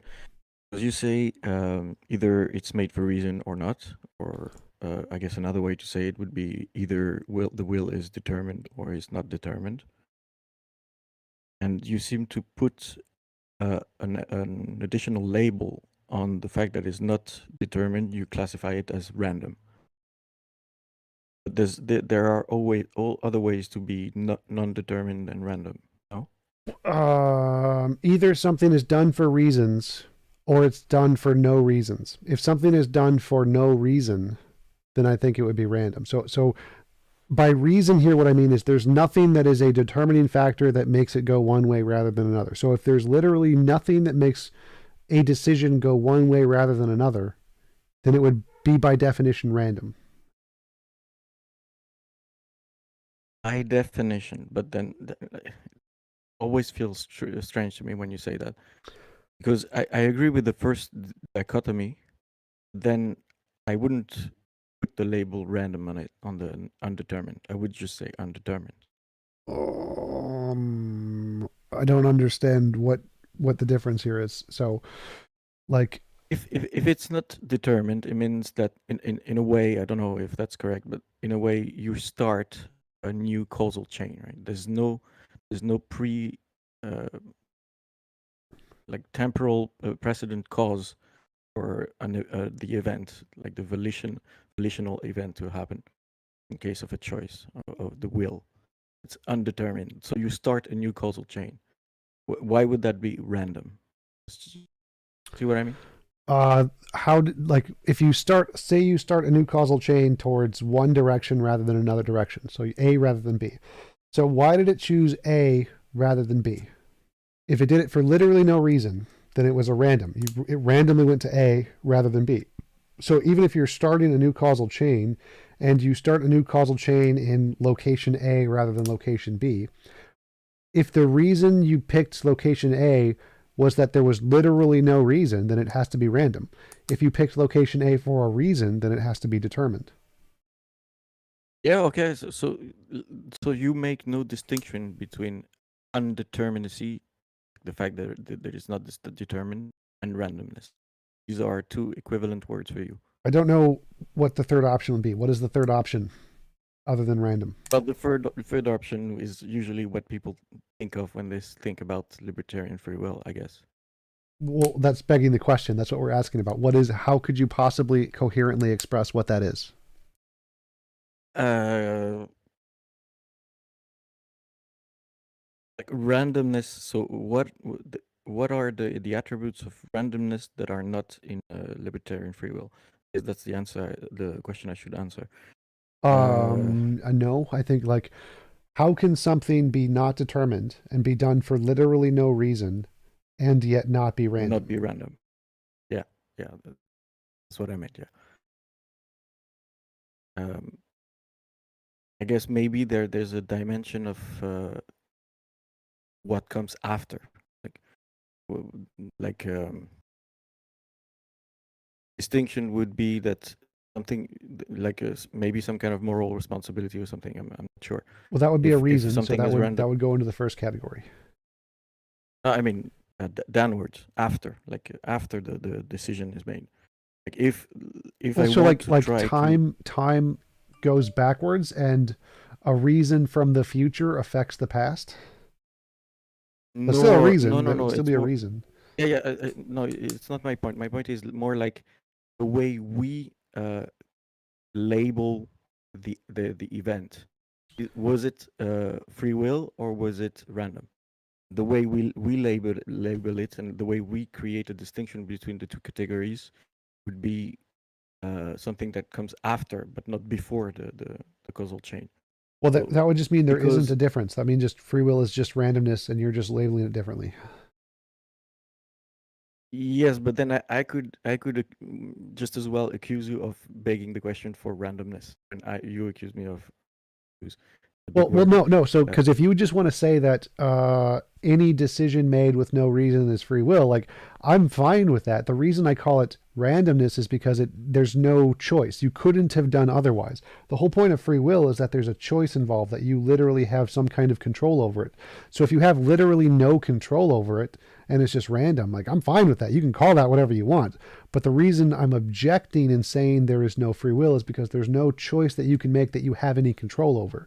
The point is that either it's a choice that is made because of other determined reasons that you have no control over, or it's a choice made by no reason and it's just random, which you have no control over. So as long as you're willing to admit that none of the options you have any control over, that's fine. But the point of free will is saying you do have some control, and that's the part we're objecting to. Yeah, so in the case where you have the ability to start a new causal chain, completely undetermined, why would you say that you have no control over it? Well, if you're going to start this new causal chain in point A rather than point B, how did you do that? Did you have any control over it? That's what we call free will, no? No. So I'm asking you a question here. So I'm saying, let's say you have the ability to start a new causal chain, and you start the new causal chain in direction A rather than direction B. Did you do that for reasons, in which case it would be determined by those reasons, or did you do that for no reasons, in which case it was random? Neither of those give you any option to have control over A or B. I think we're going around. Maybe if I can try last time. If this is how I define free will, like this is how I define a choice, starting a new causal chain. Right. Everything that can start a new causal chain has free will. Like that would be the way I define it. So you would equally put the label random on it, and I would put the label free will on it. Well, okay, so starting a new causal chain is what you call free will. All right, so let's suppose we start a new causal chain. We started it at this location rather than this location? How did that occur? Did that occur because of reasons? This is what we call a choice. Well, if you're just calling any starting a new causal chain a choice, well, then that would be randomness. So there's no, if you don't have any control over it, it's still randomness. And so there would still be no free will in the way that we think of it. So if you're just saying that any random or determined starting of a new causal chain is free will, well, then unless you can show that you have control over it, then there would be nothing about it that would give it freedom. How would I even be able to determine whether I have control over it or not? I don't know. Like, regardless of whether or not you're determining it, you just need to show any kind of logical possibility. So even if you don't know whether or not you have it, it doesn't make a difference. You just need to show it's logically possible. Is there any way to imagine starting a new causal chain that isn't determined by prior reasons or completely random? And you don't need to show if you did it deliberately. You just need to show any logical possibility, any way to imagine that this could occur for a reason Yeah, that but isn't determined or random. this is the same. You put the label random on it, but this actually the problem then is, do I have control over it? Yes.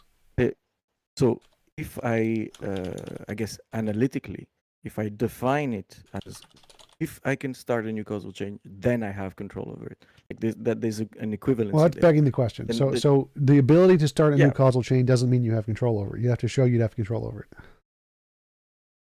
But then couldn't I ask you to show that it is random? Like, can we both aren't we both begging the question in this case? No, because I'm saying, so here are all the logical possibilities. Either you do it for reasons or you do it for no reasons. That's P or not P. If you do it for reasons, it's determined and you have no control over it. If you do it for no reasons, it's random and you have no control over it. So both of these options are you have no control over it. So you need to give me a third option that is you have some control over it. Yes, but what I'm saying is that when you non-P, okay, it's undetermined, you say you have no control over it, but you Yes. didn't justify this affirmation. Well, this assertion. if it's done for no reasons, that seems to mean that there's nothing that has control over it. So to have control over something Isn't that begging the question? No, it's the definition.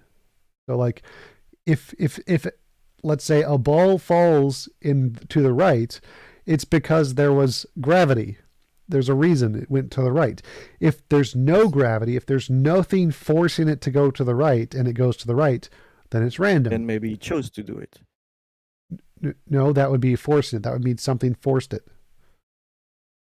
Oh, that would mean that they would have control over the starting of a new causal chain. That would mean something forced it. It's will. That's still a force. So that still needs to be, there's some kind of a force there, and your choices need to be some kind of a force. And the question is well, what caused your choice to go in that direction rather than the other direction? Your choice is the ball. You don't get to say you chose to go to the right. Then we're asking about the direction is the choice. So it's begging the question. You need to explain, how can someone choose to do something for no reason or for reasons, or a third option? What's the third option? I'll come back to you. I'll come back to you when I have a better way to put it, because Okay. we're going around now. Yep, that's fair enough. Yeah, thanks.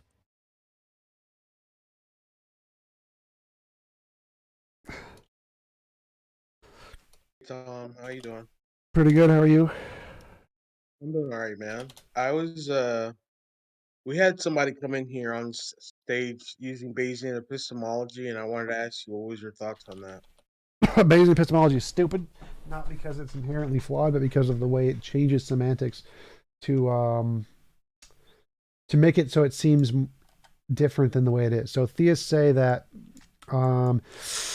if you start with a hypothesis, or you start with data, so you say you saw a gold brick. There's a gold brick in front of you, and you say, well, if there's a leprechaun who would put a gold brick here, and I see a gold brick here, that's evidence of the leprechaun. So it's post hoc ergo propter hoc.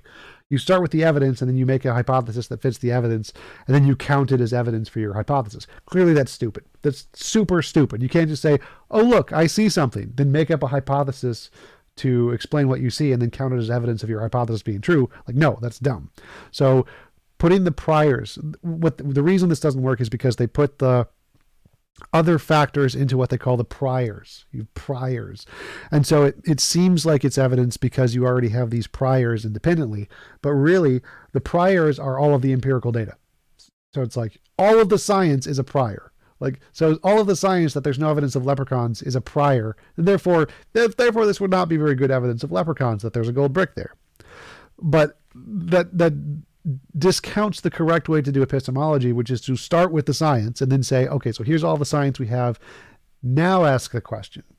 So because they changed the way you ask the question to moving all the science into a prior, so you don't even consider it, and just look at the question on the face value and say, well, I can make up a hypothesis to explain this data, therefore it's evidence of the hypothesis. It's very stupid the way they do that to make it seem like it's evidence when it's really not. But I have another event I have to go to. So I'm going to leave the Discord. I will see you guys on Discord later. Ciao.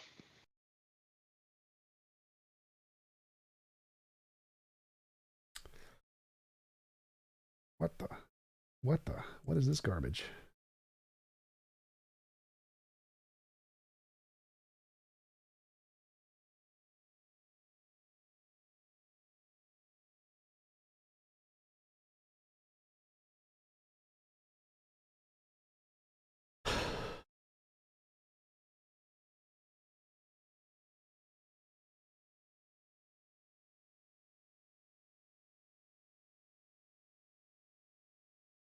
All right, let's see.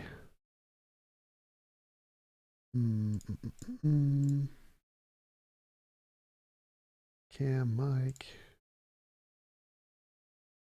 Okay, close that. Video.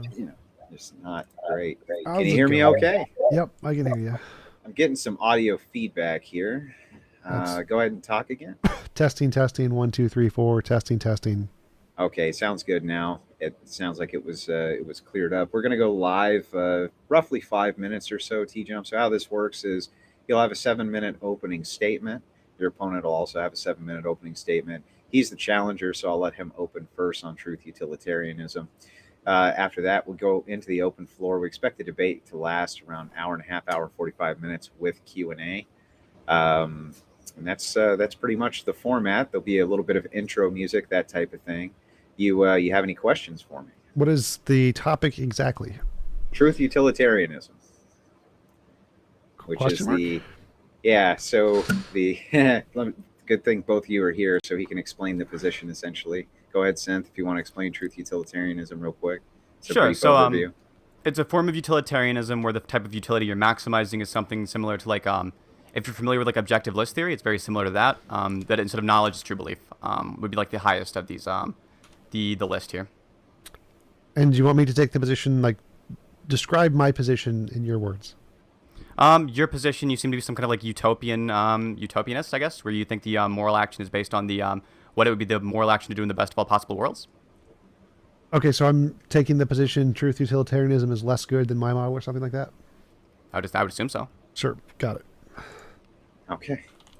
Cool. Wait, T-Jump, don't go yet. I have to ask a question. You were at the live debate thing, right, for modern day debates? Yes. Who am I talking to? Pedro, this is my partner. Sorry. Gotcha. Like, did I leave my Discord open by accident? Like, what's going on? I'm hearing voices. Yes, I was at the modern day debate thing. All right. Legend has it, when Haas and Dylan Burns were about to fight, you were actually the man who stood up and told them both to stop it. Is that true? No, I wanted them to fight. I was egging it on. There was a mod there, a guy who was a friend. His name is Bob, I think, who works with Modern Day Debate, and he was doing the moderation there. He was the one who stopped it. That was that heavyset guy? No, I don't think he's fat. Oh, well, All somebody. right, so, this is why we will never have live in-person debates. I was like, I knew this would happen. You don't want entertaining fight content? Like, that's a reason to do it. I don't want to go to jail, sir. Did you see the Tim Pool thing where the guy like got up and like knocked the mic over and he said he was, he's like, I'll smack you right here, that kind of thing. I mean, that was kind of entertaining, Pedro. You got to admit. Yeah, entertaining until it's your house. Okay. That's true. So don't do these in your own personal home. Great advice.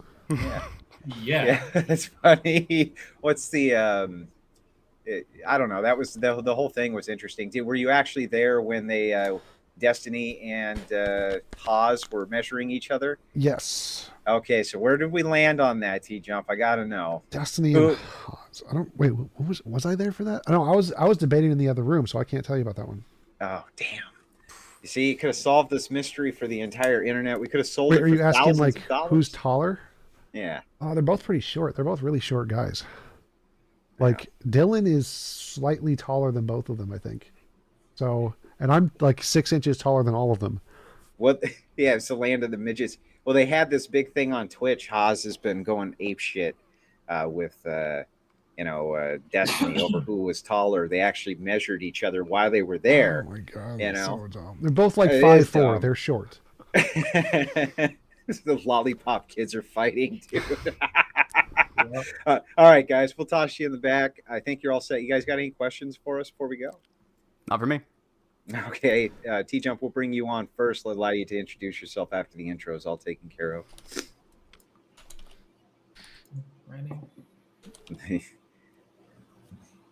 Poor T-Jump. We're never doing He was stuck in the land of the lollipop kids. Poor guy. Like Xander is I think taller than both of them. Isn't James? James is pretty tall too. James is my height. James and me are about the same height. I think I might be 1 inch taller than James. So James is tall. Oh, what's his name? Oh shoot. Ben Burgess. Ben Burgess is huge. He's as big as I am. Oh, no shit. Well, wasn't Elijah Schaefer supposed to make that debate? What's his like screen name? Elijah Schaefer. I don't know. I thought he was supposed to be there though, but maybe he I got was like so caught. happy he wasn't. I was so happy he wasn't, because he was supposed to be defending Christianity against Destiny, and I was like, this man does not represent me. I don't know why we're doing this. Yeah, I don't think he was there. Yeah, I don't think he ended up on the roster. Or maybe I'm conflating that with Killstream. Maybe it was Killstream where he was supposed to go on. I thought it was Modern Day Debate. No, it was. I saw the promotion. I prayed for it to stop. I prayed for some kind of intervention by God. And then it happened. It's kind of funny. Can you post a link in the chat to his Twitter or something? Yeah. Throw up Elijah. Overall, you see where it says private chat? Yes. Yeah, we'll toss it in there for you. Looks like we're going live here in about 1 minute. I'll go ahead and put everybody in the background here.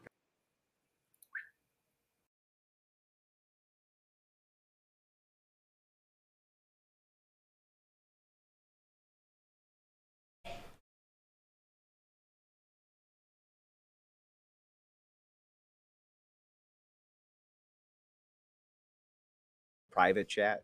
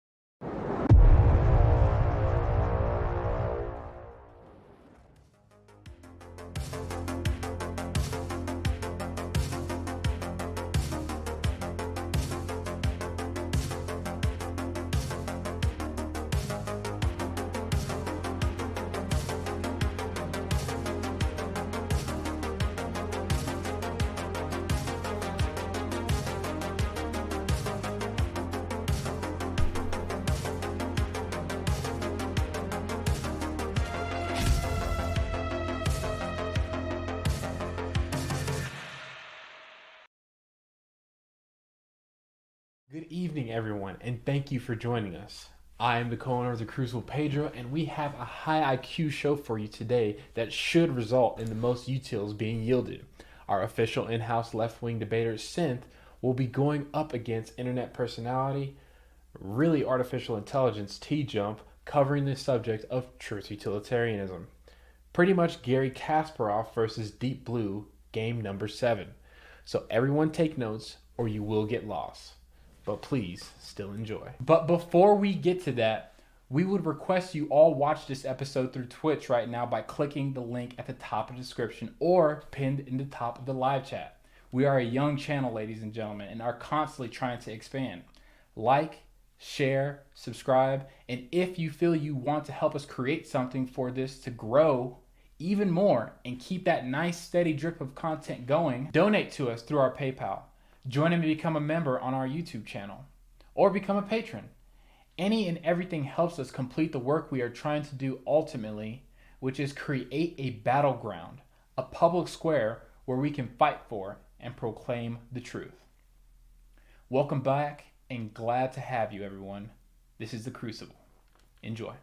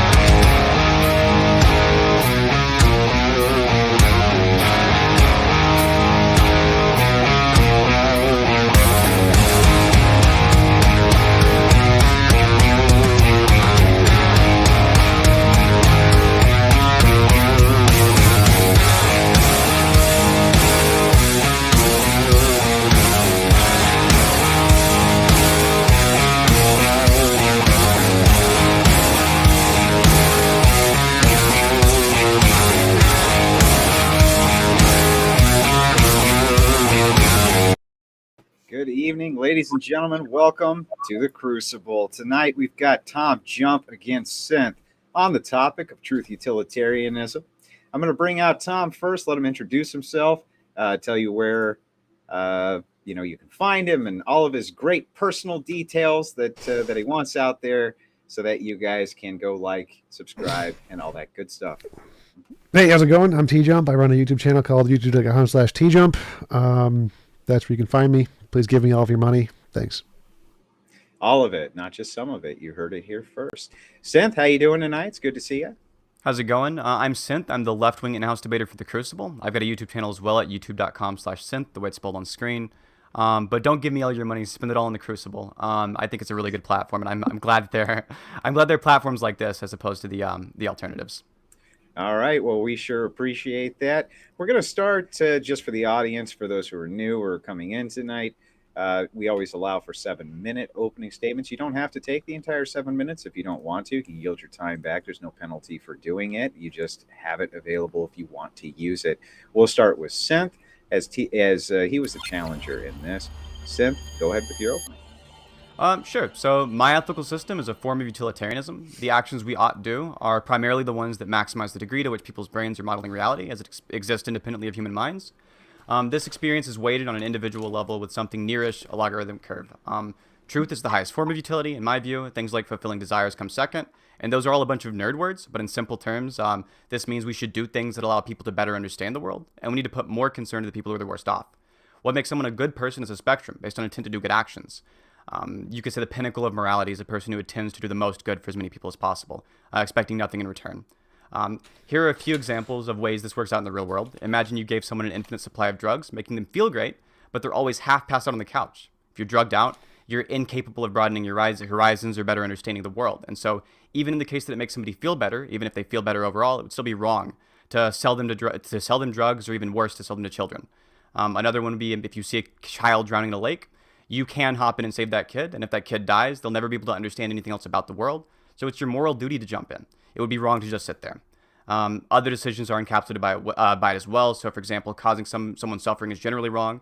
If you're suffering, you're distracted, and thus you're incapable of understanding truth. Fulfilling somebody's preferences is very strongly generally good for many reasons. For example, it gets rid of those wants and allows people to better focus on the truth. T-Jump's alternative is a system which believes that despite the fact that the actions you should do are going to be very similar to the ones that I prescribe that you should do, the actions that are moral are going to be distinct from this. So, for example, in the case of the trolley problem, T-Jump thinks it's objectively immoral to kill one to save 5.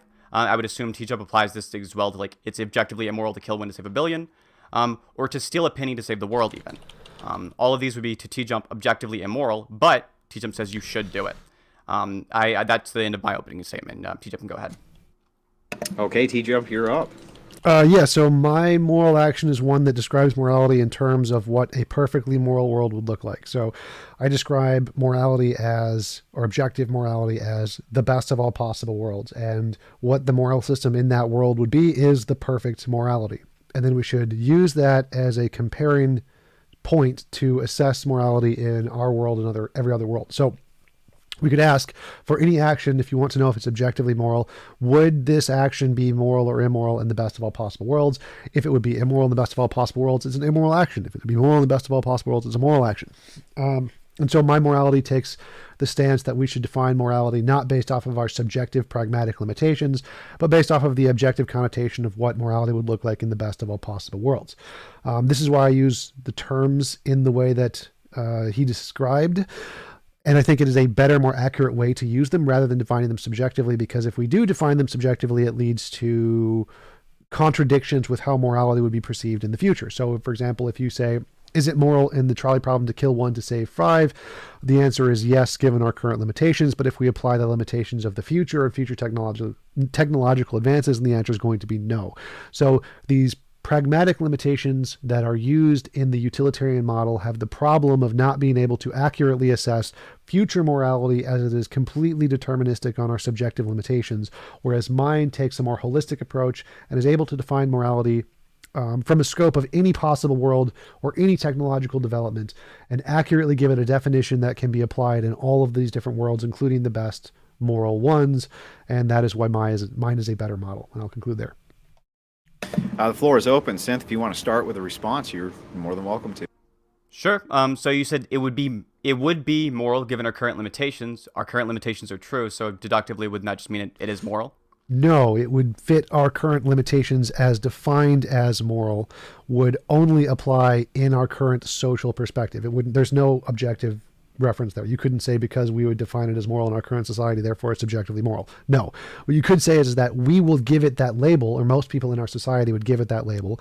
But the reason it fails is because if we look at the society like the best of all possible worlds I described, most people in that society would say, you're all wrong.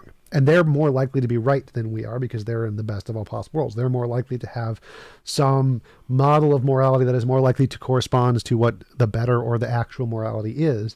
And since they're most likely going to say, no, you guys are all wrong for calling that morality, then we're more likely to be incorrect about giving it that label, even though we would pragmatically do so given our limitations. When you say possible, are you referring to like logically possible, or are you referring to some other idea of possible? What do you mean? When did I use I mean, the like word when you say the possible? best, you said the best of all possible worlds. When you say possible here, like what are you Like modal realism. Like if we assessed all possible worlds, there is, if we just, it doesn't matter if it's modal ontological realism where they all exist or not. If we look at a world which is the most technologically advanced possible and try to discern what is the morality they would have, or how would they answer this question? That's what I mean by possible here. In the best of all possible worlds, are there infinite people feeling like infinite amounts of good? There could be. It doesn't matter. Is it possible? Sure. Okay, then it would be the best of all possible worlds would be one with infinite people experiencing infinite amounts of good. Well, no. So I would define the best of all possible. No. Go ahead. I didn't know you. So the best of all possible worlds, by my definition, is one where it's impossible to force anyone to do anything they don't consent to doing. The number of people there isn't really relevant as long as it's more than like one. Okay, so if there was only one person, you think this would be the best possible world? More than one. Number of people don't matter here. So again, we're talking about the laws of the universe, not the number of people here. It's irrelevant. So for you, the best possible world would be one in which it just seems like if you're saying best, you're referring to this in some kind of like, I guess, normative sense, or are you like, I'm not. No, it's just a label I'm giving to a world that is the most technologically advanced. So imagine if there's a world where there's the most technologically advanced world possible. Just imagine the same number of people as our Earth, because it doesn't matter for the sake of the argument. What is, if we had all of the technology to do absolutely everything, there's no limitations on food or resources or money, what is the moral system they would have? And we're going to label this the best. We're just going to call this the best, because presumably... Okay, so it could exist with one person. It doesn't matter. This is irrelevant to the argument.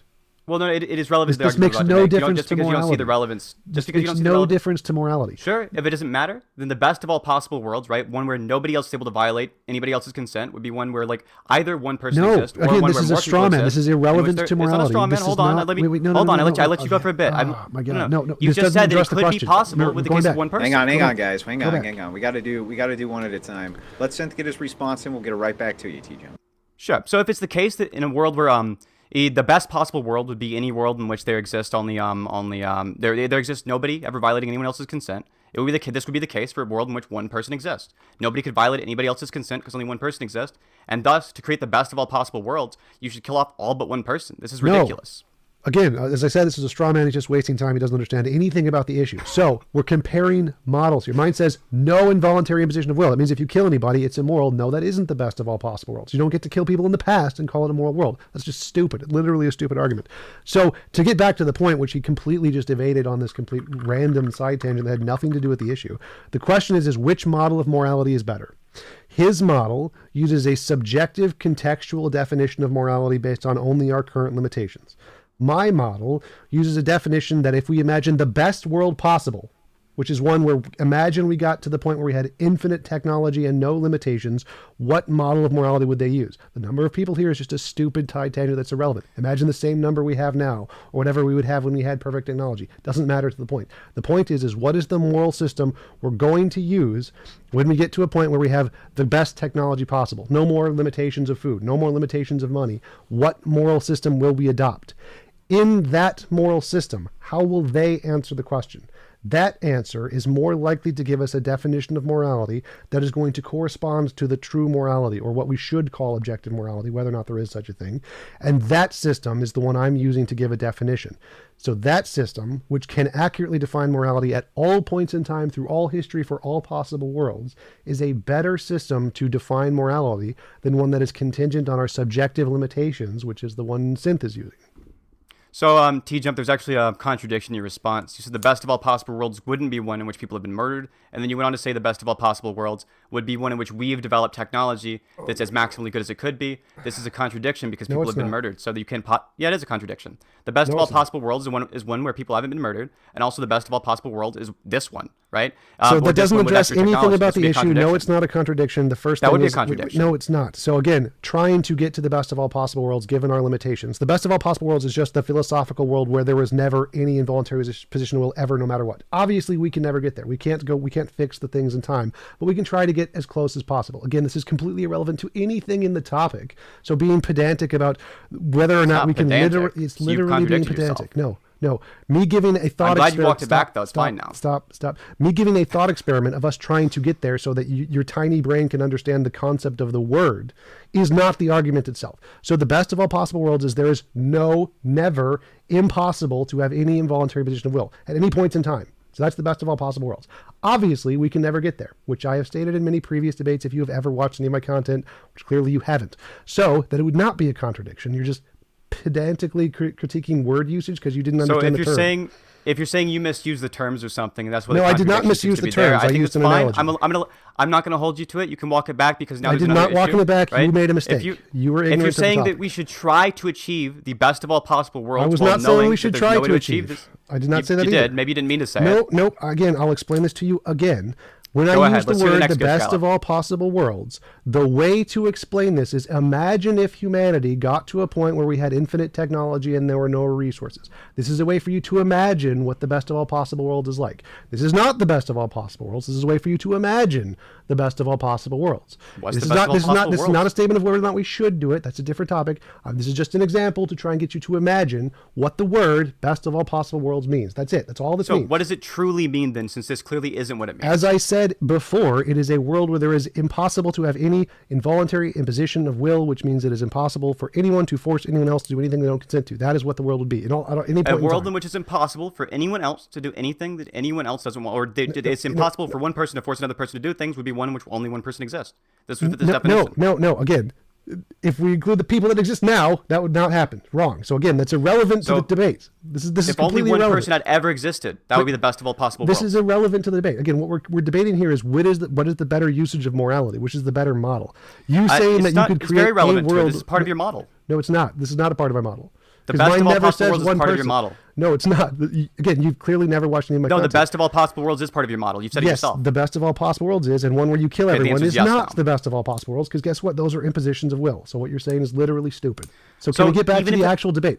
T-Jump, hold on. We're getting to the debate. No, part of we're your not. part of your moral system is best of all possible worlds. It being moral there would make it moral everywhere, right? No, so if this wrong. is, That's so stupid. It's so stupid. No, this So- is a direct so quote I from brought you. up The an morals of the objection. best I said possible world is yours the is objectively dumb. moral. I said your theory is Tom, dumb. this is Wait. absolutely something you I said. You brought said up the an morals of the best objection. possible world is the objectively moral. If it's moral there, it's moral anywhere. No, it's not. That's stupid. That is verbatim what you said. No. If a I wrote it down as world, you said it. if it was objectively moral in a perfect world, that doesn't mean it'd be moral here. So you have said it. No. Again, Wait, what you're saying is so insanely stupid right now. Stop. No, I'm quoting you. That's why it's stupid. I agree. You're not. No, That's you're the not. point. No, you're not. You're not. You quoting said me. you said You're not quoting me. verbatim. The morals in the best possible world is Oh the my objectively God. moral. You need to Well, we're actually go getting- back to the topic. Like, Yeah, stop we're being getting hung pedantic up. about semantics that literally mean nothing to the topic. Stop being a dumbass and actually bring up like an actual. I don't thing know that why you're so comparing like models. so. I don't know why you're so tilted by this. I think it's completely Yes, fine to compare your model to mine. people bringing up pedantic dumbass semantics that have nothing to do with the topic always piss me Sure, off. I'll That's go on why the I don't like- defense. You can go ahead and challenge my I system. did at the very beginning. I said, okay, so my model gives a comprehensive definition of morality based on all possible worlds, and it says that the better way to define objective morality is based on the best possible world, which we're going to define as just imagine we get to the best, technologically best world. Would that be a better way to assess morality rather than the subjective way our particular world does? So in the case of understanding morality, I think it's just as objective to assess it based on what is good in this possible world, the one that we currently exist in, versus having all of these different ideas of different possible worlds that you seem to not be willing to defend. In the case of this world that actually exists, it seems it's the only one that does exist, and thus it's the one that's possible. My morality is relative to this one. I don't see that as unobjective. And just because the Empire State Building has a certain height in this possible world doesn't mean that it's like not objective. Yes, so if our world, if we assess morality contingent to us, that's literally subjective. If it's objective, that means we're assessing morality to all of the possible spaces. That wouldn't be no, objective and subjective are usually mind independent, mind dependent. Maybe you just use a different definition of objective and subjective. Well, if you're saying we have the objective morality in our world, but they don't in their world, or you're saying we have the objective morality in our world and they have the objective morality in their world, but it's different, that would be a contradiction. No, it wouldn't. So in our world, like I say, like it's objective for me. It's objectively moral for me to do X thing, but it wouldn't be objectively moral for you to do X thing because you're a different person in a different situation. For example, it would be moral for me to give to charity if I have lots of money, but it wouldn't be moral for me to give to charity if I lived in Africa and I was about to starve to death. The most moral thing to do would be to preserve my own life. So you can have different things that are contextually different and they can still be objectively the moral thing to do. For example, it's objective that you are a certain height. It's objective that I'm a certain height. We have different heights, but that doesn't mean it's subjective. We just have different heights. Objectively, you're, 6'2". I'm 5'11". Right, so that's why I gave in the trolley problem, in our world, we see it as moral to flip the switch. In the best of all possible worlds, they'd say it's not moral to flip the switch. So it's the same exact example. So if the same exact example, it seems moral to this world and is not seem moral to that world, and you're saying both are objective, that is a contradiction. In the case of the trolley problem, you have two options. You either allow one person to die, or you allow 5 people to die. Some people do an action and action distinction. But if this is the case in the best of all possible worlds, I don't see why it would be moral to let 5 people die. We're going back to the point. So if two worlds, doesn't matter whether you think they would agree or not, if they disagree on this one example, and you're saying both are objective, have you been there? Stupid thing to say. You haven't. You're making the claim that they. I never said I did. They would agree with you. Stop getting stuck on the semantics. Focus on the point. It's not a semantic argument. Try to focus here. So if two worlds in two different locations disagreed and you're calling them both objective, that's a contradiction, right? No, it'd be if they disagreed on the same thing. It would be a contradiction. They don't disagree on the same thing. Okay, so two worlds. They don't two worlds disagree on the same thing. Would that be a contradiction? Yes, but they don't. The best of all possible worlds hasn't been discovered. You can't say they don't, so that's just you being ignorant. To grant this to you, right, go back. With the definition of morals that I'm using, it wouldn't be the case, Tom. Let him finish this. Let him finish. So go ahead, Tom. You claimed our morality is objective. Ours in our world, right? The moral system is, it's mind independent, yeah. Right, so our model is morality. And if there's a different world, and their model is objective, and they disagree, that's a contradiction. So if they disagree on the same thing, it would be a contradiction. When I say disagree, right? I have no reason to the believe same this. thing. Principle of charity. Use basic logic here. So if there are two worlds and they disagree on the same thing, then they both can't be objective because they're different things. They're contradictory, right? So if they disagree on the same thing, yes. Yes. It would be a contradiction. So if you're defining so if you're defining objective morality based on our subjective world and thinking that no one in any history and any future is going to disagree, that seems stupid. The better way to do it is to say, what is morality going to look like if we gained all the technology in the world? So there's no more subjective limitations, because there's lots of things that we think are moral because of our subjective limitations that aren't, like stealing food. If 10 people are starving to death, there's not only enough food for 5 people and you steal it to save yourself, technically not immoral. But in other worlds, they say, no, that's still immoral. Like, the moral thing to do is to sacrifice yourself under all circumstances, no matter what, even if everyone is going to die. The morality changes as we gain more technology and more intellectual resources. And so to think that because of our subjective current world, that everyone is going to agree with us in the future about the morality that we subjectively see is a very weak-minded way to assess morality. A better way to assess morality is to think, what are they going to see as moral in the future when they have all the technology? That would be a better way to assess, this is more likely to be objective, and ours is more likely to be subjective based off our limitations. So, Tom, this is just not the argument I gave you. In the case of these two different disagreements you're talking about here, you've just made the claim they would disagree on this thing. In a different situation, different things are moral and immoral. It's not a disagreement about the same situation. No. I said same. Remember, like 10 times I said same situation. The best of all possible world where people are starving, or people are likely to die of starvation? No. That was your example. So trolley problem. The example before was trolley problem. So trolley problem, we're talking about just the trolley problem. there are cases where we look at a moral situation, and in our world it seems moral, and in the future they may not see it as moral. Whether or not they do or not is irrelevant here. They may not see it as moral. So if we are assessing objective morality based on our subjective world and say that our subjective world is right about everything and nothing will change, that's stupid. Clearly, a better way to try to assess objective morality is to think, what will it be like in the future when they don't have any subjective limitations like food stuff? That's why I gave the food example. So we imagine that isn't a problem. The issue is you're saying they may not see it as moral. You are making it based on a subjective statement, right? In the case of they may not see it as moral. I agree, but they would be wrong about this, right? We can have objective morality that people can be wrong about. There are people who would disagree about. There will be people who would disagree with you about morality, Tom. And you would say those people are wrong, right? Your morality, you say, is objective. You can do that like weird exasperated thing, but you're hold on. You talked for a while there. I want to address all the You brought up a good point. You brought up a good point. You just got a bunch. Finish, Tom. Okay. Wait, Tom. No, he brought up a really good point there, so I wanted to bring it up. Yes, they could think of differently, but the question here is, who is more likely to be right? Are we more likely to be right about objective morality, or are the people who have discovered all the technologies and solved food and hunger and money, are they more likely to be right about morality? So are they more likely to? It doesn't really matter because we don't know if they are or aren't making a certain statement about it. They may disagree with us. But if you define morality a certain way, then it would be objectively the case that that is what morality is. Even if your definition is subjective, you hold the same position. You said it's technically not immoral. So even you believe that in this world, it's not immoral to pull that lever. Yeah, I do believe it is, because I believe morality is based on that best world. So, but what I think... You said it's technically not immoral. No, it's still immoral. Justified immoral actions are still immoral. I'll let you walk it back. I didn't walk it back. Like, have you seen nothing of my morality? Maybe you should just not be ignorant about the topic. I have. I want to go back to the debate. You did say it would technically not be immoral. Maybe you misspoke. I'm not going to hold you to it. It would still be immoral. A justified immoral action is still immoral. Just watch any of my content on the topic. But so actually, going back, I have watched some of your content. You're so ignorant. I just corrected you. Could I mention you have verbatim quoted a specific timestamp? I'm ignorant. You're ignorant of my topic. I literally just told you what my position is. You're wrong. So you said at 104 in your debate with Omni, the objectively moral thing is the best. You don't get to tell me what my position is. I get to tell you you're wrong. You're a dumbass. You don't get to strawman me. I don't know why you're so upset about this. I'm being pretty polite to you. I'm being extremely polite to you while you're being demonstrably wrong. All right. We gotta get this, but we gotta get this back on track. But yes, like I've said like 10 times. Holy shit. But Synth does deserve to get to finish his point. We have not when he strawmans me. No one gets to finish their point if it's just a strawman. So if he's a strawman me, wastes my time, and he's a dumbass, I'm going to tell him he's a dumbass and get us back on track. That's fair. And when you strawman me, I'll interrupt. Okay. Fair. Yes, absolutely. All right. All right. So, but Synth said, like, the reason I bring this up is the best of all possible worlds up is because from my perspective, they are more likely to be right about morality. They are. I never said that. I didn't say you did. You just said Synth said. You said.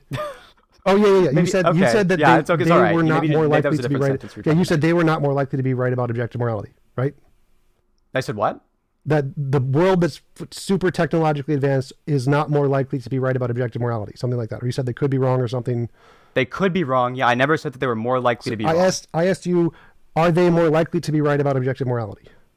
I would say yes. They are more likely to be right. I believe that the system they'll use in the future, it seems that people are trending more and more towards my system. So this would probably be strong evidence they'll be right about morality. All right. So in the future, they're more likely to be more right about morality. So if we're trying to determine what is the correct usage of morality, we should probably go with their model, not ours, correct? We don't know their model, so there's no way we could do that. No, wasn't a part of the question. If we did, we're more likely to go with their model than ours. If we did, it would likely be the case, yeah, that we should use the large, broad, we should do like logical deference to them, yeah. Right. So we don't know theirs, so we can't. They didn't say we did. Not the point here. So if someone had a model that does seem to indicate what theirs will be, like if we had some model that predicts in the future the things that they will see and it gets testable predictions right, and so it's more likely to do that, should we go with that model? If it was the case we had access to it, yes, but we don't, so we shouldn't. Luckily we do. It's mine. Congratulations. So I've no, it's not. But so here's the difference here is that even in your system you concede that we should do things which are immoral. You said this in Omni's debate. Justified immoral actions. Yeah. Yes. So then in that case we shouldn't use your moral system. So it makes sense that you're wrong and you've conceded the debate. Yes, it does. Logic there. No. We shouldn't use your moral system because we should do things that are under your system immoral. That's a composition division fallacy, saying that there are some things that you should do that are immoral doesn't mean that you should do all things. And that I didn't say that. Whether or not we adopt my morality has nothing to do with I never said you should do all immoral actions. No. I said we shouldn't use your moral system. Right, which is a moral statement, and using a moral system isn't morality. So it's a composition division fallacy. So you're saying that No, it's because not. in your system sometimes you should do immoral things, therefore we should not use your moral system, which isn't a moral thing. So you're dumb. So it's just, this isn't anywhere close to the argument I just gave you. In the case of your moral system, not a composition division fallacy. In the case of the argument you're giving, there are things we should do that in your system are immoral, and thus we shouldn't do things based on whether or not they correspond to your system. So clearly, if But they that should, logic if the doesn't things we follow. should and shouldn't do, yes, it does. There's not a logical argument. That's not even, well, yeah, you're right. I'm literally just like proof by citation. It's not a logical argument at all. I agree. What It's is just premise? It's just like I'm just quoting Give what me you your said. premise conclusion It's, of how wait, you think. it's proof by citation. It's not a premise You can't have a conclusion. proof I by just took, citation here. yeah, No, it's wait, I stop, took stop, your premise, stop. What slightly you're saying is rephrase dumb. it, and What you're suddenly you saying have an is issue dumb. with it. You're dumb. So now I need an argument. You need to get said- your emotions in Stop. check, Tom. Stop. You made an argument that we shouldn't use my model because my model says we should do things that are immoral. No, your model says there are certain things which are immoral that we should do, and if It's that's literally the a case, synonym then of we what I just shouldn't- said. You're an idiot. Then we So shouldn't do. what is- Then we what- shouldn't how? do. No, it's absolutely different. One thing is like one thing. The reasoning is one, and then we come to the other. They literally are the conclusion. same words at One different there- points in the sentence, you idiot. So Yeah, different why- points in the sentence means there is different meaning there, Tom. No, they're So not. if You can say the same okay, sentence in if different word order and it's still the same All sentence. right. You're an idiot. If I Explain said how. No. Just because you can mix the orders of words up, Tom, and it can be a different sentence. Okay. Yes, and it can be the same sentence. It can be synonyms. You're an idiot. Answer the question. It's possible, yes, Tom. Yes, That's not it's the argument possible, you're which we making. literally just the things did. that the thing that I Answer the gave you, question. Tom. Go back to the Tom, topic. the example I Idiot. gave is relevant to the topic. No, it's okay. not. What?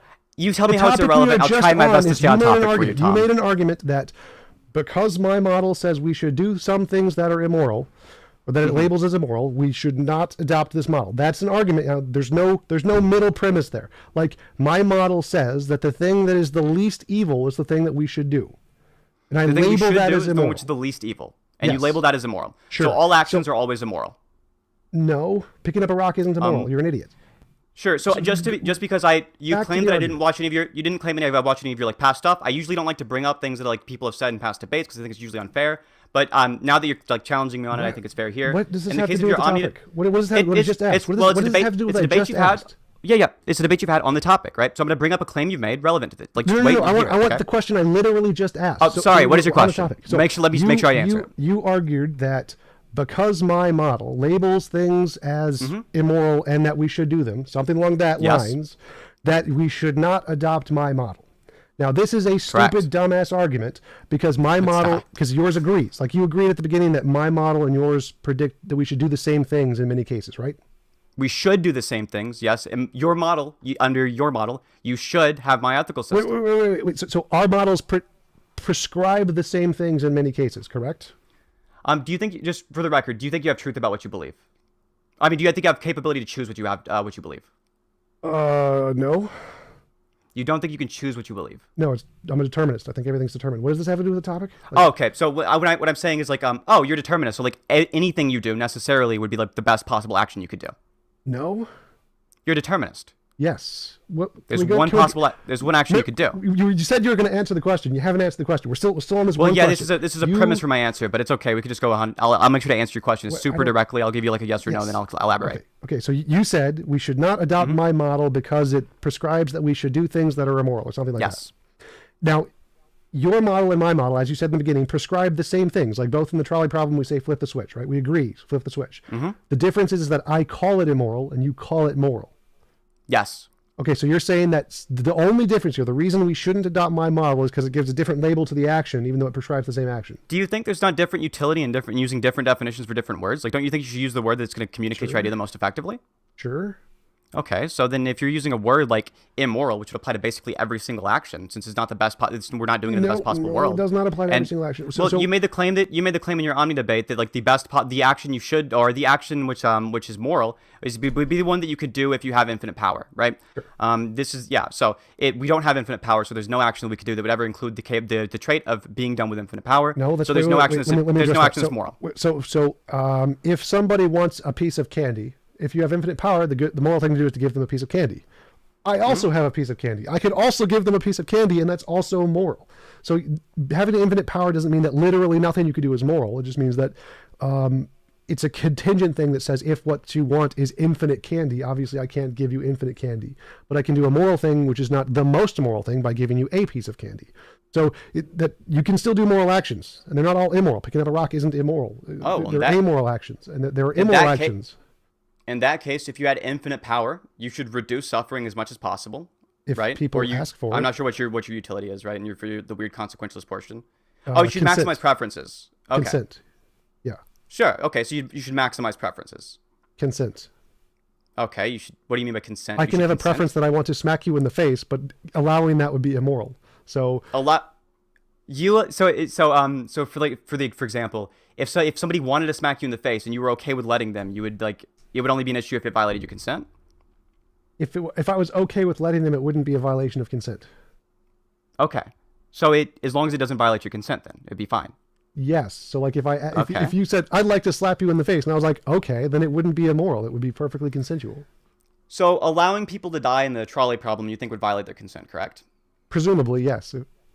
Okay, because they don't wish to die. In the case of Presumably. allowing people to die who are like starving to death in Africa currently, right? This would violate their consent. Yes. Presumably. Okay, and there are currently people starving to death in Africa, right? Yes. And you're currently allowing it. Well, no, I didn't cause it. So allowing it and causing it are separate things. You didn't cause the train to go down the train tracks. Right. Okay, but you'd still be allowing them, right, to die if you didn't pull the lever. Well, allowing is a separate issue here. So if you allowing them, like you, obviously you didn't cause the train track, so you didn't kill the 5 people. So would it be moral, if you had all powerful, would it be moral to save all starving people? Yes. Okay, if you had infinite power, it would be moral, but that's not the question I asked you. I'm trying to figure out what your question is relative to the all powerful. Yeah, it would in the same way that you currently allowing people to die in Africa violates their consent. That would also be true for the example you already agree with of you allowing the train to run over the 5 people. I'm not violating their consent. Like nature. You're is not. But you're violating allowing it to be. Yeah, and you're allowing it to happen. Allowing isn't immoral. So allowing, like if someone else was beating you to death and me not stopping them isn't immoral because I didn't do it. It's So amoral. then letting the trolley run over Would be run over 5 amoral. people would be okay. You said in your Omni debate it was immoral. The running over, like letting the 5 people get run over and pulling the lever. An both the immoral immoral actions. thing occurs because someone's consent is violated, but it's not you're doing the immoral. So yes, Okay, it an wouldn't be immoral to thing do it. happens. Okay. So So just to clarify, there's a difference between Yeah, sure. an immoral thing happening and you doing an immoral thing. I agree. This isn't the claim that you made in the past, but Yes, it is. So in relevance to the I trolley can quote problem, you directly what you've said it. then you misunderstood it. So in the trolley problem, Well, an you misspoke. immoral thing happens, which is somebody dies without their consent. If you don't have the obligation to flip the switch, which I have explained this before in many of my videos, which obviously didn't watch, then you wouldn't be the one at fault. You would be doing an amoral action, even though an immoral action occurred in the scenario. It wasn't you who did it. So you think in this case you should do the immoral action, not the one that's morally neutral. Yes, because there's 5 moral actions, which is saving the 5 moral people, saving the 5 people. Okay, you think saving the 5 people would be the moral action there. So in the Well, same no, sense, there's you 5 moral actions. You've saved 5 lives Yes. and killed 1. Yes. 1 immoral, 5 moral. Do the 5 moral things. Okay. So in the world we currently exist in, I guess then the thing that you should do is going to be the one that brings the most people, the most preferences fulfilled overall, because obviously nature violates the consent otherwise. In the case of these people dying in Africa, obviously this would be like maximizing their preferences to you. If this is the case, if your goal is to maximize preferences, Again, it's I never probably said good. maximize preferences. That's not a thing. I said Well, consent. necessarily maximizing preferences does do what you're asking for, because obviously in the case of people who have preferences. Hold on, let me explain. Right before you can't really address an argument you haven't heard. In the case of the, okay, go ahead. Okay, well, preferences. Remember, I can have the preference for harming you, but if you don't consent to it, then it would be immoral. So it's not about maximizing preferences. So in the case of you having this preference, right? It's not like I understand what you're saying in this instance, right? But in the case of like people who are incapable of being able to slap somebody, they want the experience of slapping someone, right? This is something that like under your worldview, you should like if you had infinite power, you fulfill this experience even if they don't know it's true, right? No, not if they wanted to actually have the actual experience of slapping people. Like if they were okay with it being a delusion, then it would be fine. Do you think there's a difference between preferring something and or preferring something that actually happens and like preferring the experience of it happening? Yes. Okay. How do you think somebody could ever like have access to whether or not it did or didn't happen? Well, whether or not they have epistemic access is irrelevant. So like I would prefer, like Christians would prefer that heaven was real and actually go to heaven, but they wouldn't be able to tell the difference if we put them in the matrix. But they would still prefer it to be real. So you can definitely prefer the real thing as opposed to just the experience. I agree you can, right? But it's always the case that, like, would you also prefer the experience of it happening? For any person who prefers a certain thing, they would also prefer to experience the thing is true, right? If they prefer for it to be true. Yes. Okay. So in the case of what we ought do, it's going to be generally in the real world. It seems to still strongly correlate. Even if you think there's like some niche hypothetical case in the real world, it seems to be that it's just the case that it would be the case that, like, you're trying to maximize preferences. Well, no, because preferences, again, I can have the preference to harm you. This is why I say I maximize consent, because consent applies 100% to what I'm doing. Preferences applies minimally to what I'm doing, because actually a lot of what people prefer is to harm other people. So no, preference does not correspond to my model. Consent does correspond to my model. Okay, so just for the sake of, like, not having the same argument made over and over again in regards to the preference versus consent thing, I'll just grant it, because I think it's the same argument that I'm about to make still applies.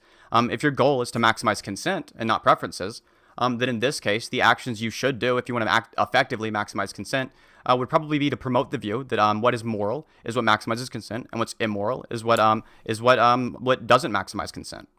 Sure. Okay, so like what we should do if we have any choice over our beliefs whatsoever, even like in your deterministic sort of compatibilist kind of idea of choice, in the same way we call any action what you should do, right? We should have the belief morally that it's that the actions which are the most moral are the ones that seem to maximize consent, and the ones that are immoral are the ones that don't maximize consent. No, so what we should do and what counts as objectively moral are two separate things. So even though flipping the lever maximizes... Oh, I didn't make any statements about what is objectively moral. I said you should believe that this is what's objectively moral under your system. That's the thing. We should not believe what's objectively moral, but we should do what maximizes consent. So I agree we should do pragmatically what maximizes consent, but we should not believe that that's the objectively moral thing.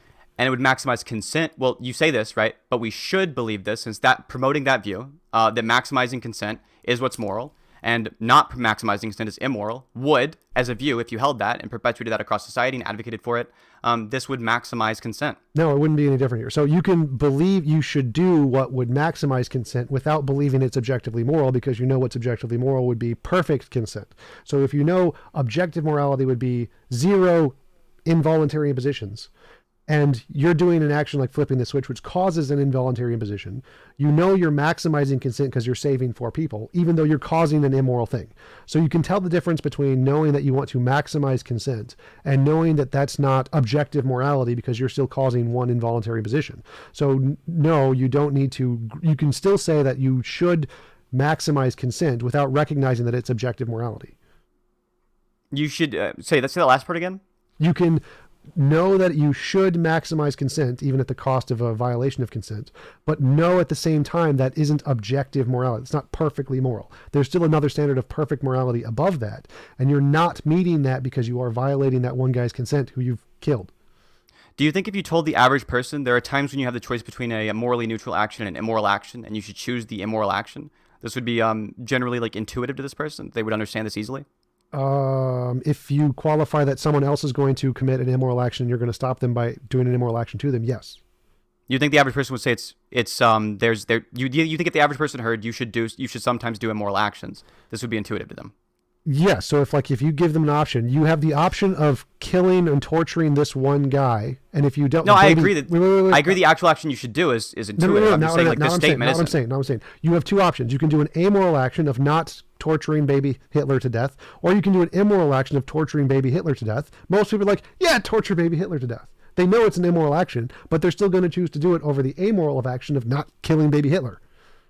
So I agree that people would choose this, right? I think the average person would say this is the moral action, not intuitively understand it's immoral. Well, or they would say you shouldn't do it. In the case of the average deontologist, right? The average person. The original question was would, if some given choice between an immoral action and an amoral action, would people intuitively choose? No, it wasn't. I thought that's what it was. You should listen closer. Pretty sure that's what you asked. You asked. No, it wasn't. You can go intuitively if you want. The, if you want, I feel it's completely acceptable at some point. If you want to review the pod, you'll understand that every time I've claimed I've said something, I was correct. Every time I've claimed you said something, I was correct. In this case, that wasn't my question. No, you were correct. Well, incorrect all of the time. Like I know for a fact what you said. I think it's what you just asked. What I said. But ask your question. Go ahead, ask your question. Let's sure. get back on track. Ask your question. Yeah, I would love to get back on track. Yeah, no. In the case of the average person, would they view this statement when you say the statement? There are sometimes actions which are immoral to do. Could you slower so I can type this out? Sure. Average person. Go ahead. Sure. So the average person, would they view it as intuitive that there are sometimes actions, they viewed the statement, right? There are sometimes actions which are immoral that you should do. and they hear that statement just on its own, would they view that as intuitive? That you should do. So That you you guys should do you immoral had actions. amoral actions in there somewhere. I don't know where you took that out. It seems like you're I- changing your question. Would No, someone see I- if there's immoral actions that they should do? Go ahead. No. The answer is no. They wouldn't think that it's intuitive. Right. Okay.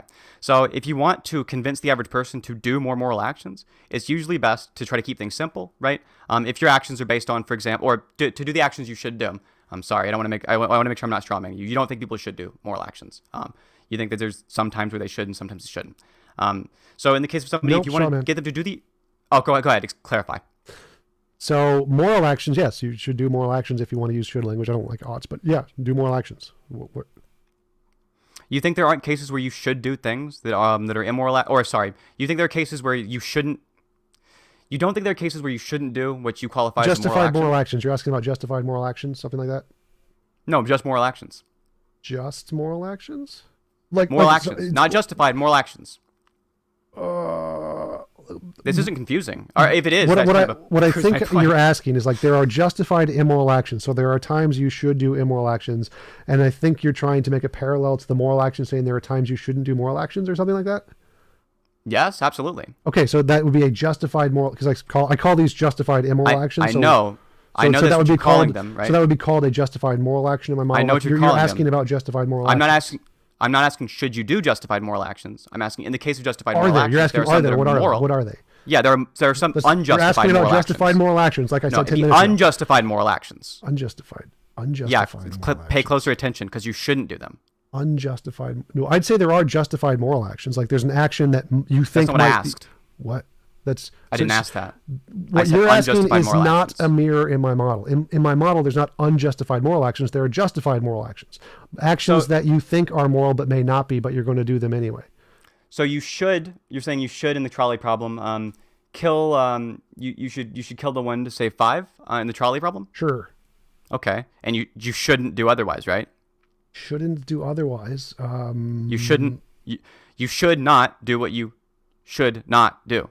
It's just this is just like I have no obviously idea what you're true. asking. Completely incoherent. This is a pretty I thought this was a clear question. In the case of the trolley problem, you should pull the lever, right? Sure. And you shouldn't not pull the lever, right? Sure. Okay. So you understand that now, right? Sure. Okay. Actually, So no, that there would are be some amoral. So that would be wrong. So it would be amoral to not pull the lever. It wouldn't be Even to something te- you should So if not do. T-Jump, if you can't understand your own moral system, the average person No, can't no, either. I can't understand the gibberish coming out of your mouth because you're an idiot. I understand my moral system. It's not, perfectly it's not fine. gibberish at all. It's your It's system. complete gibberish. You know, this is your model. Your models. What you're a pretty saying. clear Literally, the question. sentences you're saying are dumb as shit. Not They're not pulling the dumb lever sentences. is Your system's amoral. just dumb. Not more. You just got not, like you stop, got a dumb, stop, hard stop. to understand system. Going back to the topic because you're an idiot. Not pulling the lever is amoral. I'm the one moving Stop, off the topic, stop. correct? Not pulling the lever is amoral. You have not done an immoral action if you don't pull the lever. Okay. You haven't done an immoral action if you don't pull the lever, but we're talking about shoulds and should nots, which you agree are different than moral and immoral, right? Shoulds usually refer to moral and immoral in the context of a moral conversation. In this conversation, pulling the lever, you have done one immoral action. You've killed a guy, and you've saved 5. You have done these Quote from- actions. If you don't Sorry, pull this the is- lever... this is different from your past statement, No, which it's has been- not. You're a dumbass. It is. Don't straw man 104 me. You're a dumbass. Listen to the It's actual not a straw thoughts. man. You're- I you promise it's saying not a I've straw cha- man. I you're an promise idiot. it's not. You're a dumbass. I guarantee. You're a 104 dumbass. in your debate Let's with go my good back- friend Omni, you let's say go back to verbatim, the the topic. objectively moral thing You're a is the best dumbass. action you could do with infinite Again, power, and principle you of say at charity. 33 seconds, You're a objectively dumbass. immoral to kill You're a one to save dumbass. 5, and they So again- should do it. Again, you're So- a dumbass. You're not putting this in Go the ahead, I'm context of the sorry. debate. So you being a dumbass and misquoting me out of context, as obviously. So you can say statements that seem on their face value to be contradictory, but then when you put them in the context of the debate, like, oh, they're not. So my model is the same answer I've given every single debate. Not pulling the lever is amoral. But Okay. you should pull the lever because you're saving 5 lives. So you're generating moral actions. There is still an immoral action that has occurred there. Like I said before, when you asked this before, because you're a dumbass. Yes, 5 people die, which is 5 immoral actions if you don't pull the switch, but you didn't do them. So yes, you should pull the switch to prevent those 5 immoral actions. It isn't you doing those immoral actions. You're just a dumbass who doesn't understand the model.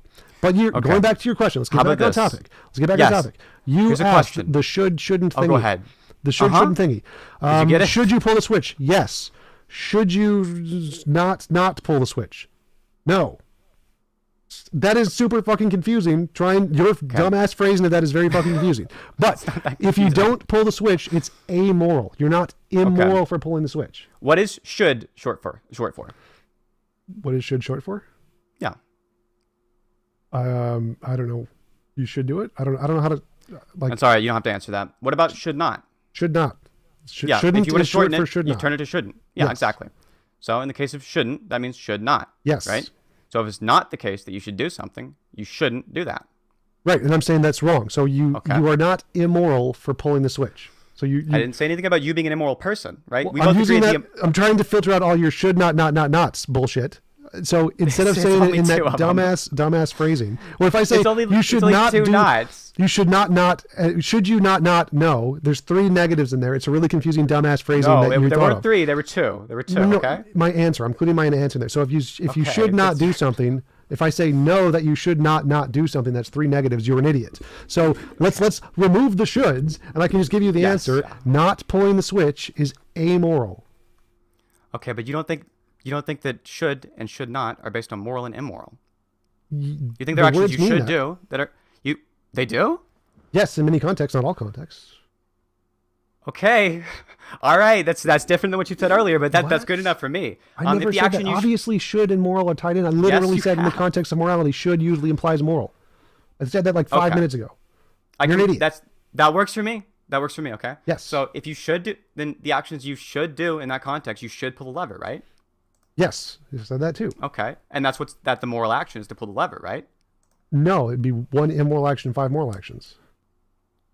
So then should doesn't mean the same thing as moral. No, in language, people typically use the word should to imply moral. Doesn't necessarily mean it's Did correct. you?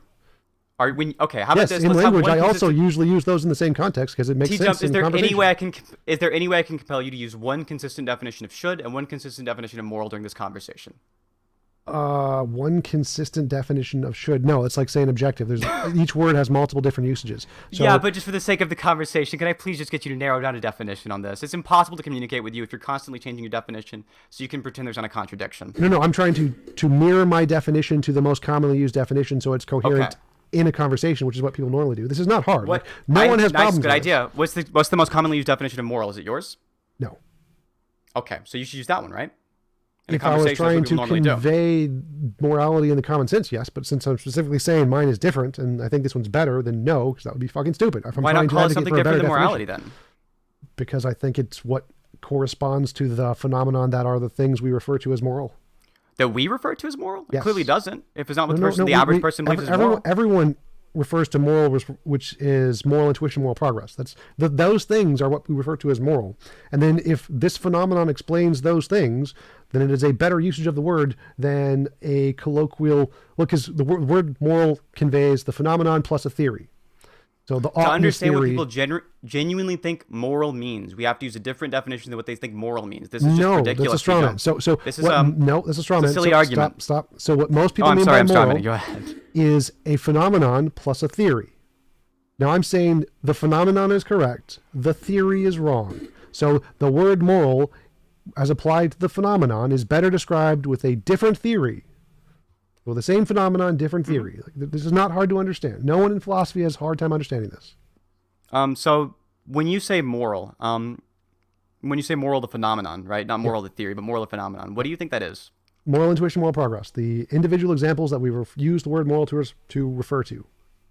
So the idea is explaining people's intuitions. No, people's no, intuitions are specifically. Yeah, that's the instances phenomenon. You're using the theory to explain it. And moral progress. Then the answer is yes, not no. It's more than that. Okay, so part of it would be the Yes, intuitions. part of it, yes. Okay, intuitions are based on people's minds, right? Sure. Okay, so then it's not mind independent, and your idea isn't objective. No. So again, the phenomenon, like when I see a color, the color red on your screen, that's a subjective experience. I'm seeing the color red. Now that phenomenon may be explained purely by psychology, like there's no objective color red there, or it could be explained by an objective feature of the world. So obviously the individual example is a subjective experience, but that doesn't mean that the thing itself is subjective. You're a dumbass. So if you just said the phenomenon could be subjective or it could be objective. In the case of it being explained by psychology, you think it would be subjective. Yes. Intuitions are psychology. Yes, but again, the thing they correspond to may be objective. So What the is intuitions, obviously. Maybe? Yeah, so it's like color. If I see, or no, use a better example, like a mirage. Like if I'm standing in a desert on a big mountain and I see a mirage of an ocean, the ocean may be there or it may not be there. Now, my subjective experience is clearly a product of my mind, my intuition, my visual senses, all in my mind. But they may or may not correspond to something outside of that. So the intuition or the sense experience is obviously subjective, but we want to know if that is caused by an objective feature of the world. So the phenomenon, the sense experience, is subjective. Yes. Does that mean that the thing itself is subjective? No, it could still actually be there. I agree. The thing could be there, but you said the thing itself, the phenomenon itself, was intuition and moral progress. Yeah, like me seeing an oasis. That's the phenomenon. I see an oasis. That's a subjective phenomenon. Uh-huh. Yes. This would mean it's a subjective phenomenon, and what we're describing with the theory would be a subjective thing. If we're describing the psychology of seeing mirages, Again, we'd be describing a subjective experience. Right. We're describing the subjective experience, and we're saying my hypothesis is that subjective experience is caused by an actual ocean over there. That's a hypothesis. The hypothesis is not saying that because the subjective experience is subjective, therefore the thing you're experiencing is subjective. No, it's saying that because you have subjective experience, this phenomenon can be explained by an actually existing ocean. So for a guy who seems to claim to believe in like objective morality, it seems like you are completely agnostic on whether morality is actually explained by something objective. Yeah, it's a hypothesis. I never said I could prove it. If I could prove it, I'd have a Nobel Prize. So it's a hypothesis. It seems like you don't even have evidence for it. I do have evidence for it. It's moral. It explains the evidence of moral intuition and moral progress. It answers the moral dilemmas and the paradoxes, and it makes predictable predictions. Now, obviously, I haven't confirmed the predictions. If I had, I'd have a Nobel Prize. So you think something being true only in like one world would still be subjective? I don't know what you that claim means. You claim this during the debate. You think if something is like only true in one world, it would be subjective under your definition of subjective. So in this case, if it's only true in the best possible worlds, it would still be subjective. If it was only true in one world and false in other worlds, then it would be subjectively true. Yes. Isn't that what you asked? Yes. So yeah, so if morality was only I don't know why you're true- having trouble understanding this. For a guy who claims to be so smart, you seem to have really, really trouble understanding Well, it's simple because statements. you talk like a moron. So try to explain it better. I think, well, if you're claiming I'm talking like a moron, then you talking in a way that like Get to the completely point. diverges from the Explain. average person is Explain insane the to me. question. Explain the question. What part of it needs to be explained? You already answered it. You asked the question, and then I said I don't know. Yes. And you're like, and so what was You the didn't question? you didn't say you don't know. I don't know. Ask your question again. What? Okay. T-Jump, it's really difficult to have this conversation if you can't remember the words you said, right? I'm going to try my best, right, to at least remind you you of being the a things that I dumbass said. is not my For problem. you- It's just you being a dumbass. well, What's it's your question? Definitely, you forgetting what's going on in the Again, you conversation. being a is probably your dumbass, not problem. my problem. Ask the question. Sure. So in the case of your moral system, T-Jump, if you're saying the actions we should do are what corresponds to what is moral, and you're also saying like you were on a it wasn't the about- question. You're correct. You already answered the question. Moving on. Well, okay, sure. Unless you have an issue with it, do you have an issue with the question? I didn't understand what your question was, so I can't be sure if I answered it or not. You were asking something about It's all right. subjectivity and objectivity. So like something can be objectively true, like a rock exists in this world but doesn't exist in this world. The rock is objectively true, sure. But if they're saying that there's an objective morality, Objectively true.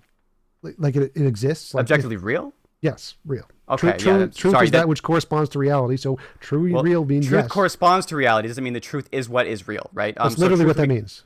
No, correspondence to reality would mean it corresponds to reality, not like whatever is reality would be like. If I say chair, this isn't like a true or a false statement. If I say You're pencil, such that's an not true or idiot. false. Oh my God, principle of charity. To say something so- true is real is literally a shorthand. can't claim principle of charity when you're isn't constantly me. calling the other I person didn't an idiot. invent I'm this. sorry, You're just- buddy. This doesn't work. This isn't me. I didn't invent this. You're just a dumbass who doesn't T-Jump, know how are basic you? philosophy. Wait, I'm a wait, dumbass, let but I'm me- not let being me answer charitable your- enough. let me You're answer- you're so right, T-Jump. You're Yes, the you're a victim. dumbass. So in philosophy, is the if you say victim, guys. it is real and it is true, those two can be used as synonyms. It is all the time in papers. You don't need to specify that true refers to a proposition which refers to what is real. That's just a shorthand. You're a fucking Truth- dumbass. No, I dumbass. understand truth corresponds to reality. It's just rock isn't true or false. No, It's again, not a this is statement. why you're a dumbass. So in philosophy, you can say, yes, that thing existing is a true thing.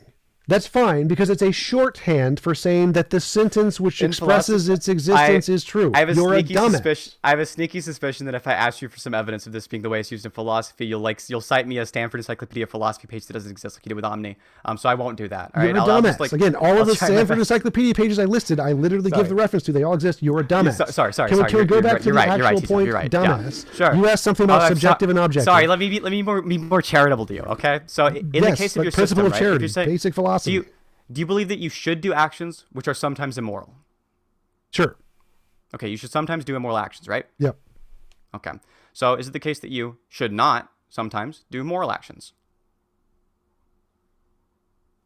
Maybe. Maybe.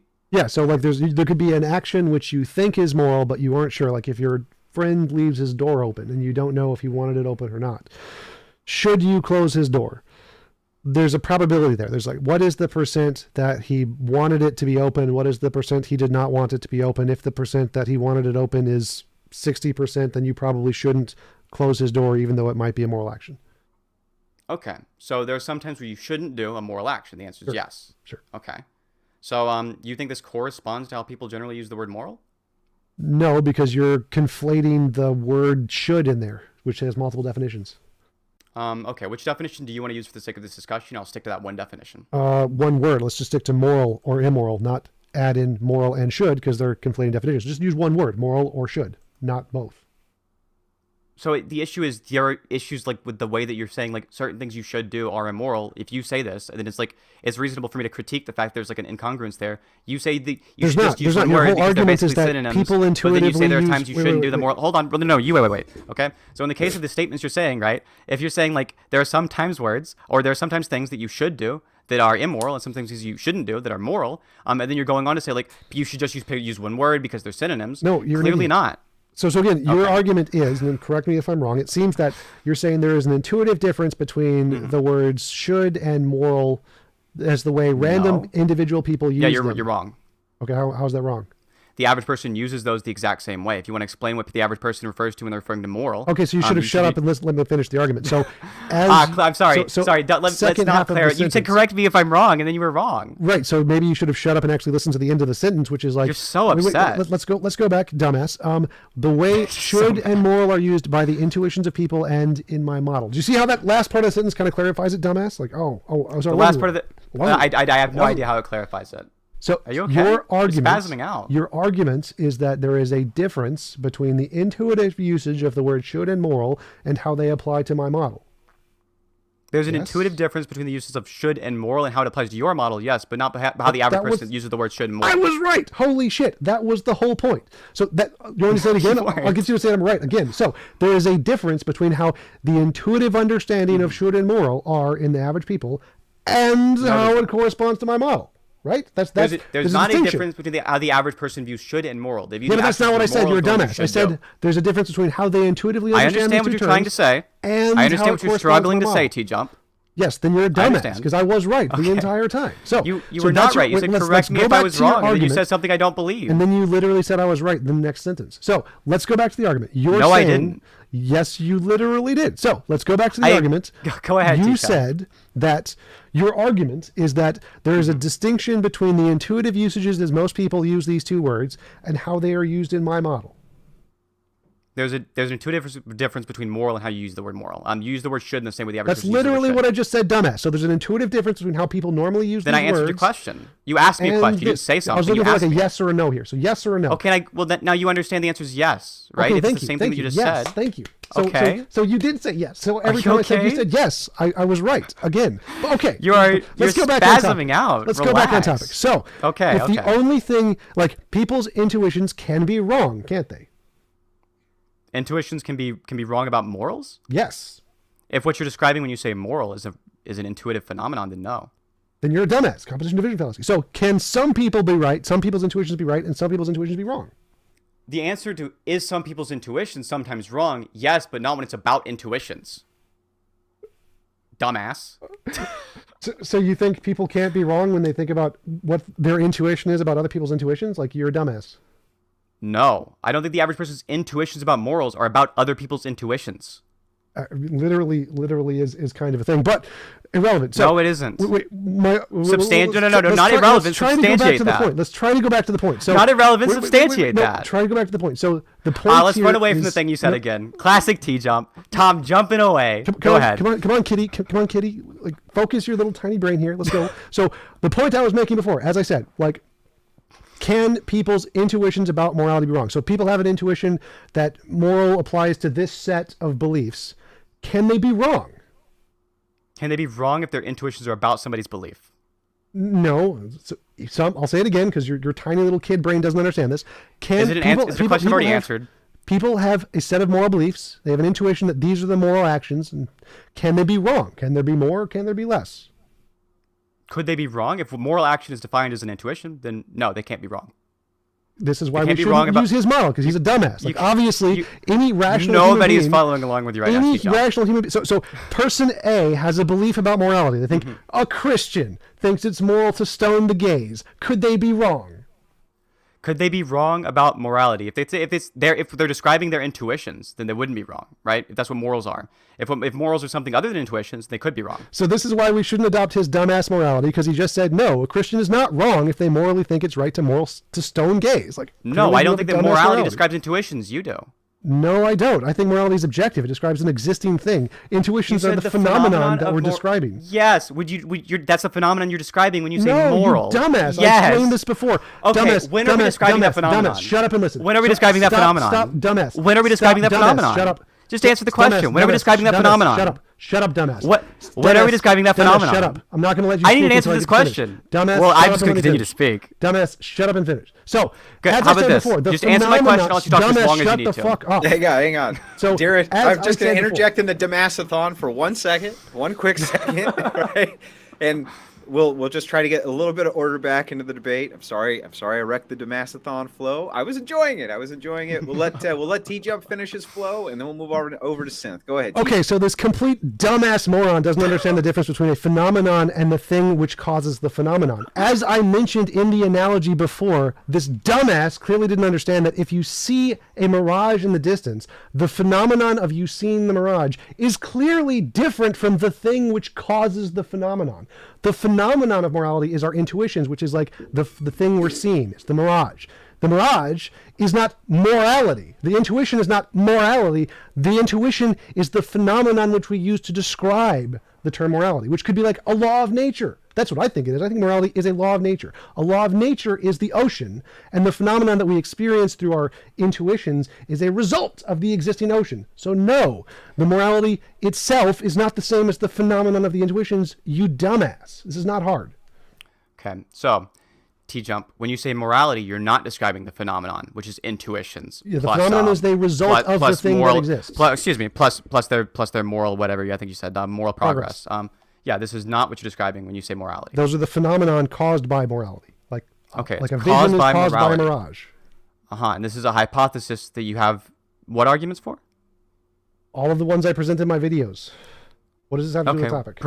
Present one in the topic. What does this have to do with the topic of the video? Like, because the debate, the whole debate's been about is your system better describing objective morality? Yeah, my usage of the words and terms is better than yours, regardless of whether or not it ontologically can be proven to exist. So, what does that have to do with the topic? So it's just like a circular argument. You're like making the same claim, like your moral system is better, right? Like this is like ridiculous. I made the argument that my usage of ahead. morality is better because mine is based off of a more holistic approach to morality. So I said that if we get to a technological age of where we have infinite resources, the way they assess morality is better than ours. Here is a model that I think will predict that. Therefore, this is a way to better assess morality than our current subjective approach, which is what you're doing. So why would in their system they not be utilitarians, given that people are trending more and more towards utilitarianism? Why would they not be? I don't know enough about utilitarianism to answer that exactly. So I would say that in their system, they would disagree that it's always moral to flip the switch or whatever. They would say it's always moral to flip the switch in their morality. Not. So I'd say they're going to disagree with your assessment of morality today. So why would these super intelligent people disagree? Because in their system, any involuntary imposition of will is going to be seen as immoral, and so it won't be seen as moral to flip the switch. You think a system that's going to be the system of the future, you think is one in which the whole point is not to have any involuntary imposition of will? Yes. Can you point me to any kind of empirical data that shows that there's some kind of trend towards that? Moral progress.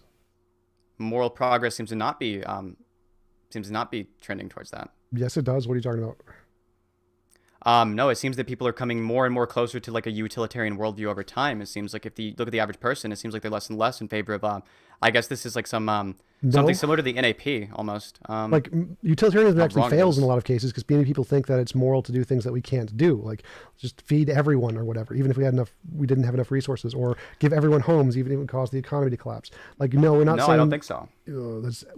liberalism, the whole thing. Like, yeah, it is. It's literally a thing. But our moral liberalism. Wait, different topic. If that's your, different wait, topic. liberalism. If you're hold on, yeah, you brought it up, right? So don't bring up things that you think are irrelevant to the discussion. So in the case of liberalism, this was founded by utilitarians in its current form, like Genetic JSML fallacy. and Doesn't matter. Yeah, and the current view within, so this means liberalism, part of the liberal ideology, would be utilitarianism. Yeah, except the vast majority of liberals want to advocate for things which aren't actually possible because they don't have The free vast resources to do majority it. of liberals So- seem to have utilitarian intuitions, and they don't seem to advocate for things that they don't think are possible. They definitely think these are don't. possible. That's completely contradictory to everything in psychology and sociology. They do not have utilitarian intuitions. Substantiate that. So most liberals, as we say, advocate for things as moral regardless of whether or not they're possible. They're possibility. Utilitarianism is based on our current possibilities, current limited possibilities. Liberals do not base things based off of our current possibilities. They acknowledge that we should do things beyond our current means. So utilitarianism is wrong here exactly for that reason, is that we acknowledge morality is true independent of our current limitations. And if you're basing it off of our current limitations, it's not relevant to what is objectively moral.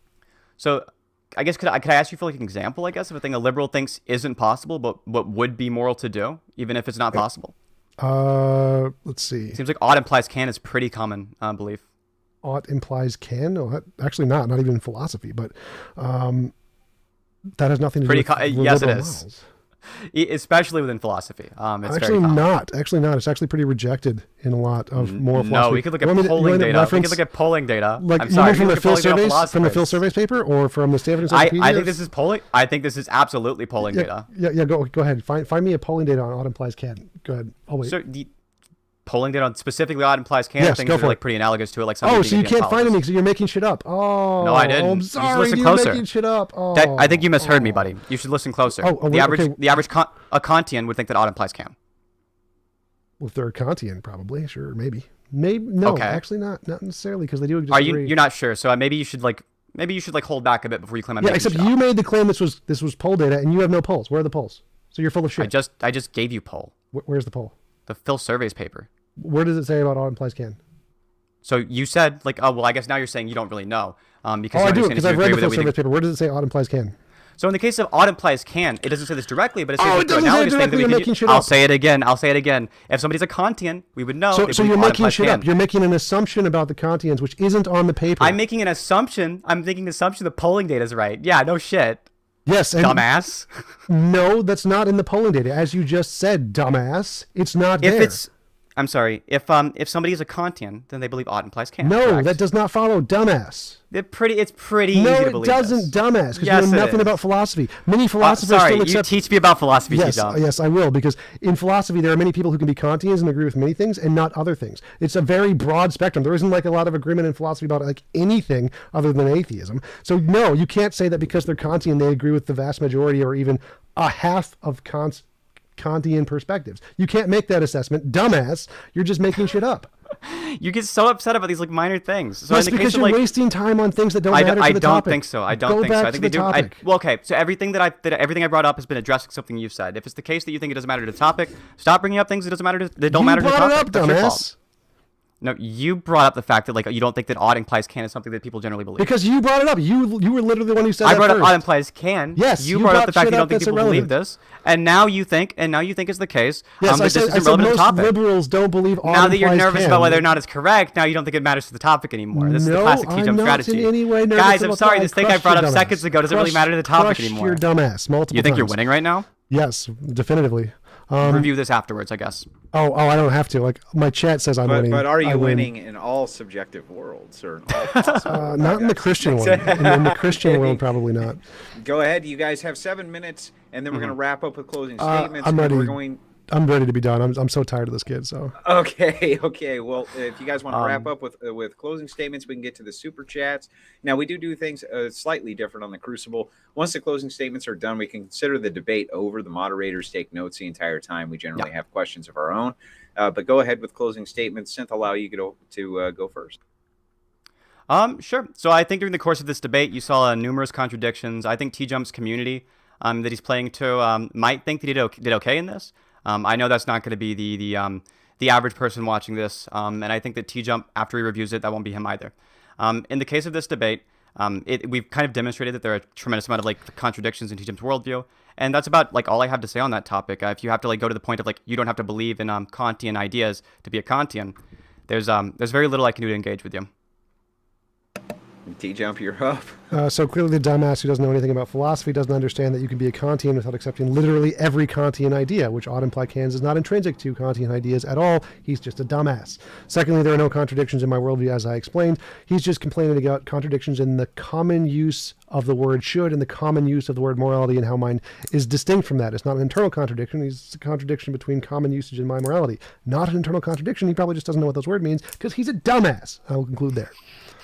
Now, T-Jump, if the Crucible coins the new drinking game, T-Jump says dumbass, is anybody going to survive? Depends on how good you are at processing alcohol. Dumbass. For $2, Dan Zammit says, could a human objectively determine this morality? I assume it means like scientifically, and the hope is that yes, it's currently a hypothesis, but the goal is that yes, we should be able to discover it like a law of physics, like any other law. Gotcha. And then again for $5 from Dan Zammit, he says, T-Jump, instead of trying to figure out the best of all possible worlds, which nobody will ever agree on, why not just believe in God? He drowned babies. I mean, so it seems like a hard contradiction against our understanding of morality, that if a being drowns, he didn't do that in all possible worlds, T-Jump. Well, he did in the ones that he references. So yeah, I'm just funning, you know. There's a couple more back there that Pedro's pulling up. I did have a couple of questions of my own. I just want to make sure that I got this moral system down. I'm just going to summarize as best I can. You can fill in the holes. The moral system that you use is you're looking to a perfect society conceptually. And you think that whatever that morality would look like in that conceptual perfect society is what is likely to be moral right now. Or we could use it as a guide stone maybe to determine what's moral right now. I would say that if we get to the point where we're super technologically advanced, they're more likely to have a system of morality that would be objective and be applied to all possible worlds, including ours right now. So they're more likely to have an answer, just like scientists are more likely to have an answer to physics that would apply to all possible worlds. So I think that in the case of morality, it's the exact same way, that once we get to a point where we're further technologically and sociologically advanced, their models will be more likely to be objectively applied. And I think ours is just going to be crap compared to theirs. Do you think that we should try to conceptualize those types of realities in order to come up with moral systems for right now? Yes. I mean, obviously, I think we should base what's moral based on what would be moral in a world that's perfectly technologically advanced, not contingently based on our subjective limitations here and now. So Gotcha. Dan Zammit never said Christian God, just for the record, T-Jump. So this is kind of like a straw man. You're kind of being a bit of a dumbass. No, it was just a assumption based off of probabilities, given that he's probably an American. Dan Zammit says, I didn't say the Christian God, so I guess your assumption was wrong. Could be. Neon No, Nor. no, he didn't say he wasn't a Christian. He just said he didn't say the Christian God. So I'm still probably right. Not really. Neon Ask Nor him if for he's Christian. He is Christian. Oh, T-Jump's that would right. Dumbass wrong. No. Victory. T-Jump. T-Jump. No. T-Jump wins. He didn't say the T-Jump Christian always God. wins. T-Jump always wins. You win. T-Jump always wins. The chat seems to disagree with you right now, so it's up in the air. Neon I think the Nor, real winner is chat. for £5, I think that's £5, says if more analysis and technological advancement means more morality, how do you explain the beast of a system we live under now? More analysis. More morality. How do you explain? I don't understand what that means. Like we're on one of the steps towards progress. So I think as we gain more technology, we'll become more moral. And obviously moral progress means that our society is more moral than pretty much any society before it. So it's one of the steps on the path. Gotcha. Damn. Well, what did he Which say? didn't say he wasn't Christian, so I said he was Christian. Yeah, which he means didn't say was his God. I never He said he did. I said he probably was Damn. Christian. T-Jump, we could agree on this. You're a dumbass. The dumbass is wrong. You're a dumbass. For $5, I'm sorry, from Third Rail with Omar, said not here now. I got an interview. I'm coming later. Well, thank you for the $5. I hope you did get in here later. I had two more quick questions for T-Jump. Where did you come up with this moral system? Where? Minnesota, Minneapolis, Minnesota was where I was. I don't know what you mean. Where? Well, I'm just saying, what was your influences for conceptualizing it? Oh, I was reading a ton about moral realism, moral naturalism, and looking at moral intuition and moral progress, looking at the moral dilemmas, is ought. G.E. Moore's open question argument. I was researching a lot into the field and trying to create my own model of what would best explain that. There was another person who came up with kind of a secular version of ethics that I thought was interesting. Stefan Molyneux. Have you ever? This is crap. You don't like his? No, I like the actual philosophers who do those kind of things, like moral naturalism. I really like moral naturalism. Google moral naturalism, Stanford Encyclopedia of Philosophy, and yes, it does exist, contrary to his dumbass. Interesting. I always thought you guys would be like on the same page. Have you ever talked to Stefan Molyneux? No, I'd like to though, because I do find his theory Pedro, you very get bad problematic. feedback, buddy. Oh. Yeah, I don't know. I think you're like on your non-primary microphone is what's going on. Well, so the biggest problem I think with Stefan Molyneux's model is that his primary argument in defense of his model is that universally preferable belief must be true, because if you disagree with it, it means you must have a universally preferable belief, which is so stupid. The fact that people have preferable beliefs subjectively doesn't necessarily mean that there is an objective one in any way. So his evidence for his model is just crap. It's based off of analytic definitions that don't actually even work. So I definitely have a problem with Stephen's model. Sam Harris's model is far better, but I still have problems with that one. What about Jordan Peterson's model? Christianity, you mean? Yeah, it's not terrible, right? It's not. It's terrible. pretty bad. It's pretty bad. The whole drowning millions of babies thing is not the best. The fact that a God being can say anything is immoral, but it doesn't apply to him, and so he can do whatever he wants with you. Doesn't matter if it's torture or kill or destroy you for any reason. Not the best, because it's clearly subjective. Like God says it, it's subjectively real. Well, this was the part I'm interested about when I was listening. You said in a future where we have like the maximum knowledge, the maximum technology, we're in the maximum spot, right? Sure. That's when we get the best objective morality, correct? Sure, I'd say that as we progress, as like in anything, as we get better at science, we're going to have the best science. As we get better at technology, we're going to have more knowledge in this field, which will give us a better insight into like morality and everything else. Probably, I'd assume that in the future, when we do have the best technology, they'll probably have better knowledge about everything than we do. So what if there is an ultimate being that already is that's standing at that point at the end? Sure. That's making the morality. Well, if it was making the morality, that would make it subjective. So if there was an objective morality and the God had access to it, obviously it would know what morality was. Okay. I'm not going to fake like I can understand that, but I tried. Gotcha. We don't have any other super chat questions that came in. We do have another debate that we're doing in about 45 minutes. T-Jump, we sure appreciate you coming on the Crucible. It was a ton of fun. Can you shout out your channel again? Yeah, youtube.com/TJump. Check it out. I actually got a few super chats if you don't mind. Could I read it? Oh, absolutely. Oh, go for it. Yeah, so I got a super chat from Tirar A. Degulio. I do not know how to pronounce his name at all. Keyword believe. I don't have to believe something. The truth is what the facts are. I totally agree with that for sure. That's the only one that I see right now because I've been paying attention to you guys. But yeah, thanks for letting me read it. Yeah, absolutely. Anytime you're welcome to come back, T-Jump. Have a great night. Thanks for taking the time tonight. Oh, isn't he gonna sorry you had to deal with all the lollipop kids. Doesn't he get to promote his channel too? Oh yeah, he's gonna. He will. And then Synth, go ahead. Sure, I'm on youtube.com/synth, S-I-N-T-H-E. You can find my content there. But I'm the left-wing and house debater for the Crucible, and I think most of my content's going to end up being on here. All right. Thank you guys so much. I wish you guys well. Have a great night.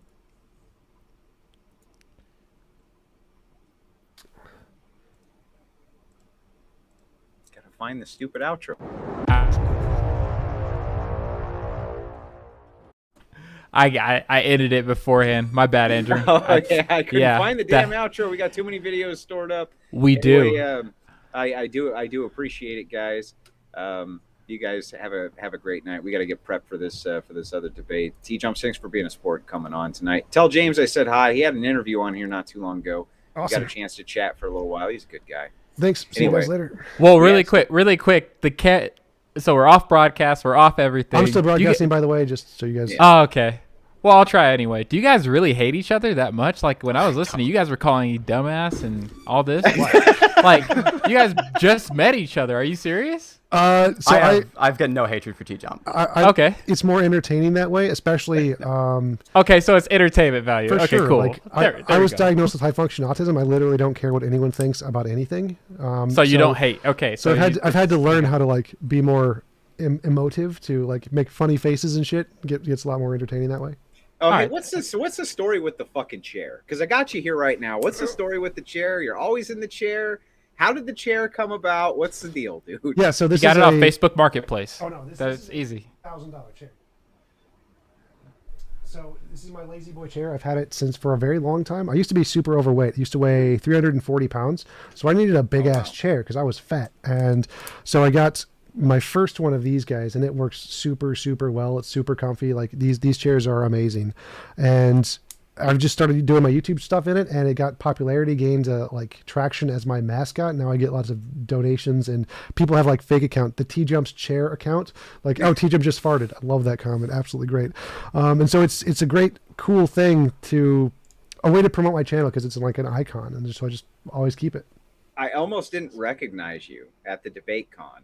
Because Yep. I was like, where's the fucking chair, right? Yep. That's part of the fun. It was CG. It was all CG. I was actually just here the entire time. T-Jump, have a great night, brother. Take care of yourself. Thanks. See you guys later. Man. And then Synth. All right. Back to Discord for another after show.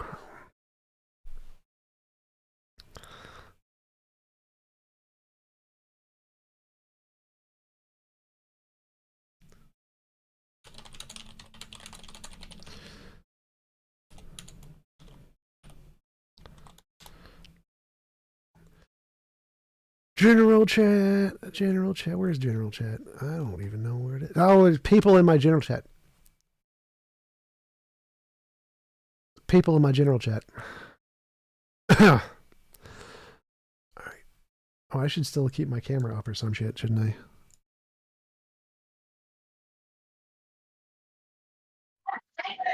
What up, Jump? Hey, how's it going? Going all right. Just getting the shopping done. All right. After show for my second debate of today. Oh, damn, I didn't even know what was going on. What was it about? What I missed? Utilitarianism versus my morality. Utilitarianism versus your morality. Who was arguing utilitarianism? Synth. Okay. Hey, Frank.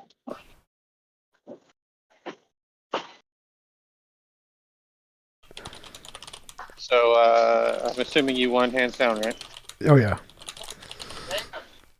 For sure, without even a tiny bit of ambiguity.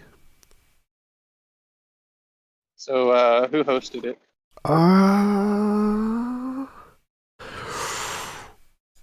Crucible. Okay. So, I'm gonna write that down so I can look it up in a minute. It's on my stream if you want, but Oh, you already popped it up. Cool. yeah, I've been just live streaming all the day. Yeah, I missed both of them today. I was gonna have to catch up with them. Well, it's all Catch up one with them stream later actually. today. So I actually did them all on one stream, which is weird. But I'm probably gonna break it up. I'm gonna cut out the second one and post it separately, and because I kept the one show and then I did an after show for about an hour or two hanging out in Discord. So I'll probably keep all that together, and then I'll probably cut out the second Okay. debate and this after show and put those in a separate video. Nice. Hey, TJ, what is your grounding for the possibility of possibility and impossibility? Yes or no? Potato. The answer is potato to that question.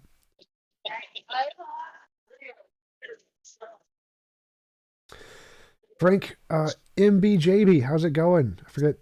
Jim Bob. I remember the Jim Bob part. I don't know what the MB stands for. Frank, how's it going?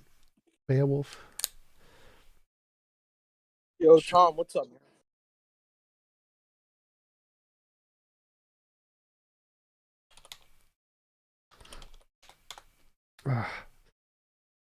Frank, I'm doing good. Had a good event last weekend, which went really well. Yeah. TP Seeker, have you or will you discuss what you went through and did to lose weight? Yes, I've discussed it several times before. What I did was I would bike around the 3 lakes near my house, Nokomis, Harriet, Calhoun, twice. So it's 20 miles each time. That's 40 miles. So I'd bike 40 miles a day and jog 8-ish. 4 and just jog around the lake twice. So 8 miles. So I'd bike 40 miles, jog 8 every day for 2 summers, and I lost about 100 pounds each summer. Thanks, Tante. See you later.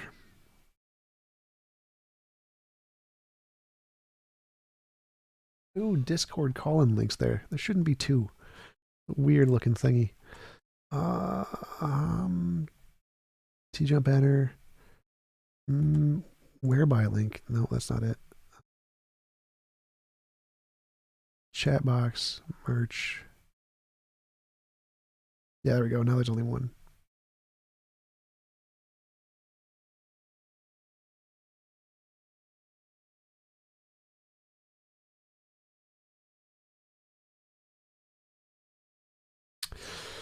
All right. Anybody else got anything going on? Any questions, comments, annoyances? Where's Illmatic when you need him?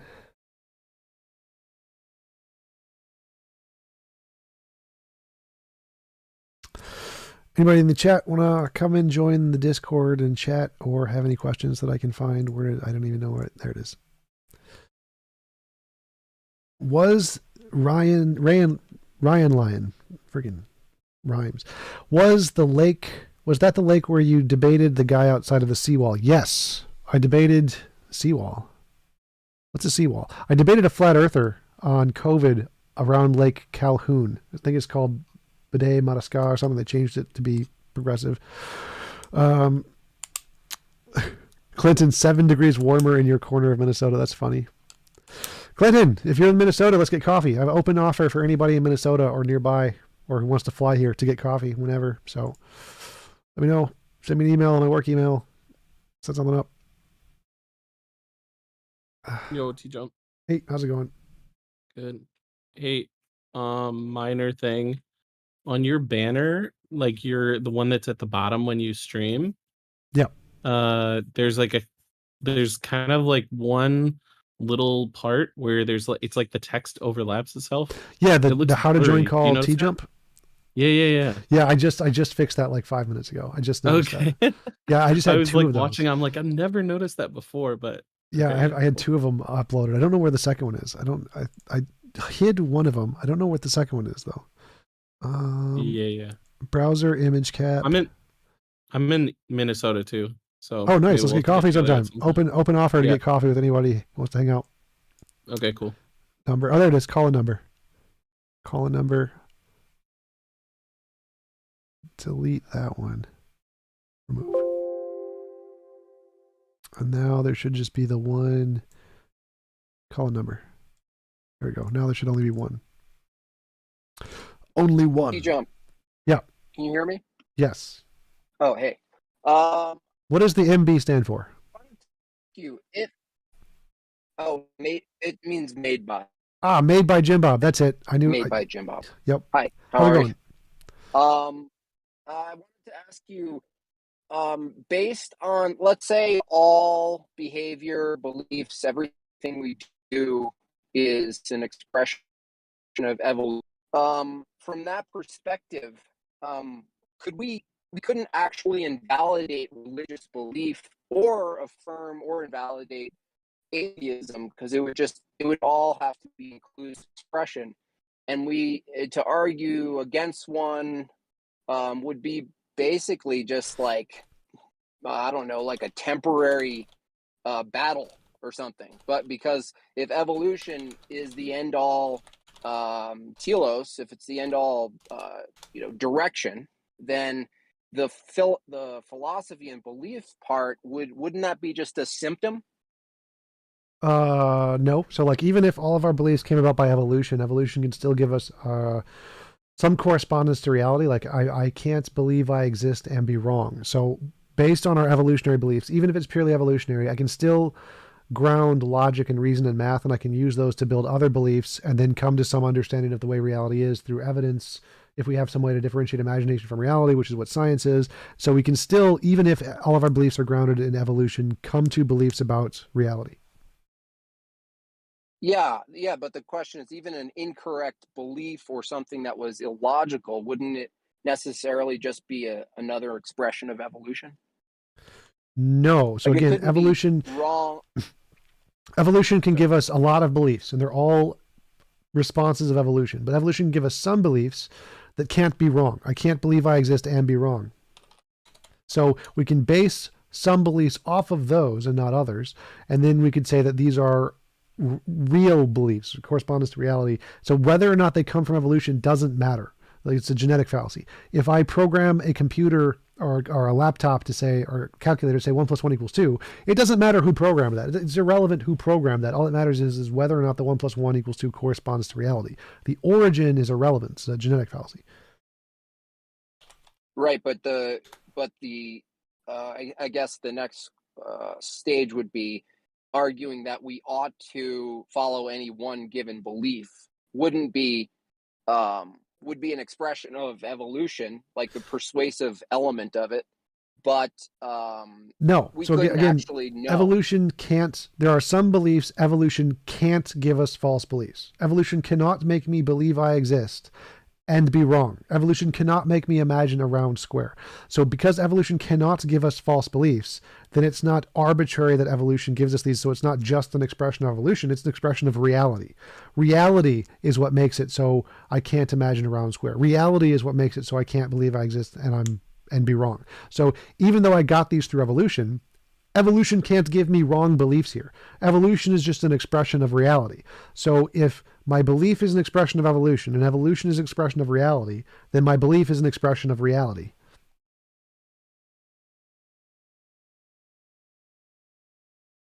Okay. Okay, cool. Thanks.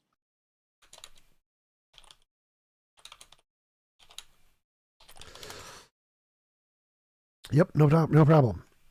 Somebody asked, I would love to hear your thoughts on Marcus Gabriel's concept of ontology. I've never heard of that. Send me an email or something. I can find his stuff and check it out. Google it right now just in case. It's easy to find.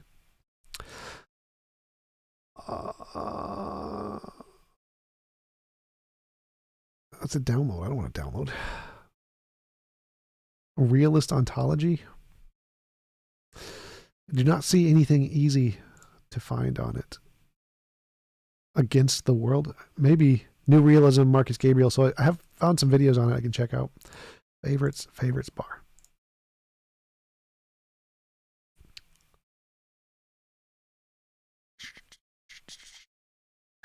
Anyone else got any questions, comments, whatever?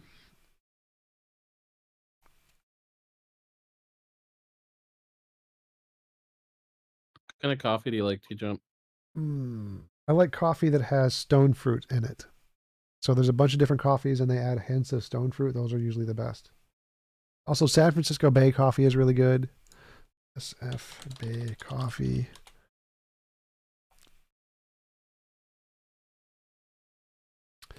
But yeah, anything that has stone fruit. Do you know any places in Minneapolis that serve it? No. Okay. I get it from like Target and stuff. And I just look for the ones that have stone fruit. Like the Intelligentsia one is. Oh yeah, there is a place that sells Intelligentsia. I know there's a coffee shop that sells Intelligentsia. Don't remember which one it is though. TJ, the other day you mentioned having several staples. Did you have the surgery you talked about? How did that go? Yes, I had a tummy tuck. So after I lost the 200 pounds, I had a bunch of loose skin under my gut, and I had that removed by having a mini tummy tuck. And I got, I don't remember, 20 staples, something like that.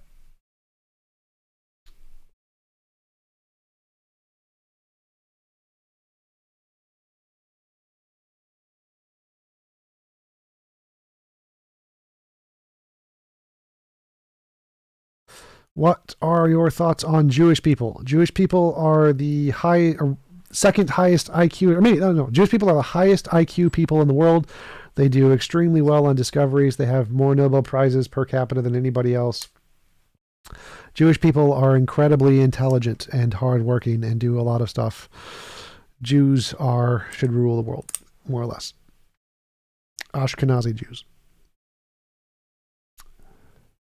Can I ask a question here? Sure. I just watched your debate or the conversation, Monday debate with the gender, race, and the left thing. So I'm a theist and Christian. However, there's a lot of views that the first guy, Hake, or whatever his name is, has. Yeah, which are very most Christians are not going to agree with Hake. Not Hake. Oh. So I know that you used to be a Christian. Obviously, you're not anymore. But what would your outsider, I guess, input in would be from the Christian community to kind of deal with influences like that? Because they are like him and like Jesse Lee Peterson. I think they're closely connected, right? Oh yeah, he's Jesse Lee Peterson's producer. They work in the same office. But right, yeah. I mean, I think it's just like atheism. Like, there's always very stupid people with very stupid ideas in both groups, and all you can do is like criticize them and try to explain why they're wrong. Like, I disagree. Like, I have a big problem with all of the bigotry on the left and demonizing people who support positions just because they support positions. Like Matt Dillahunty said, I'm a bigot and a terrible person because I supported All Lives Matter and Super Straight in a debate, which, I mean, the whole point of me doing those debates is to show how people on the left are just as bigoted as like the Bethlehem Baptist Church when it comes to those who disagree with their positions. So I think that, yeah, we should definitely criticize the people in our own communities who are illogical. And that's about as all you can do, really. Sure, yeah. Well, what was the context for that debate? Because it seemed like, which one? To me, it seemed ridiculously civil compared to what it should have been. He should have been torn apart, man. The Hake one? It was the four-man panel. It was just it was just one of the modern day debate panels. I mean, since it's a live event, people are a lot nicer usually in live events, with very few exceptions. And Hake is a really nice guy. I went out to dinner with Hake on one of the nights, and he's super nice to talk to. Like, really nice guy, really personable. So it's hard to be angry at Hake, even though what he says is completely ridiculous, because he's such a nice guy. Yeah, sure. No, that's fair enough.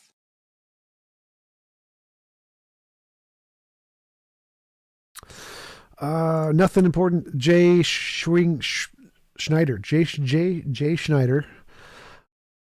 Curious about your setup. It seems like you have two screens, cam in the middle, and no teleprompter. Yeah, I have a 55-inch TV, LG TV, as my primary screen. Then I have my laptop, my work laptop, which is like a gaming laptop, which I do all my stuff on. And then my camera is like right in the middle of the two screens. The big TV is right in front of me. I have a couple lights, some edifier speakers. I have on my Discord, I have a complete list of all my setup and all the stuff I use on one of the sections. Actually, since I have my Discord up on my screen, I can probably show it. Nope. How to set up debates. TJump streaming setup. Here we go. TJump streaming setup. So this mouse is amazing. Phenomenal. These speakers are phenomenal. This guy lets you use a mouse and keyboard on a computer. This captures your video camera footage and puts it directly into your computer as a webcam. This boosts the signal of your microphone. This captures the signal of the microphone. Best mouse ever, other than the fact that the mouse wheel busts all the time. I use this as my mic. There's my TV, 50-inch. There's my laptop. There's my chair and my camera. All right.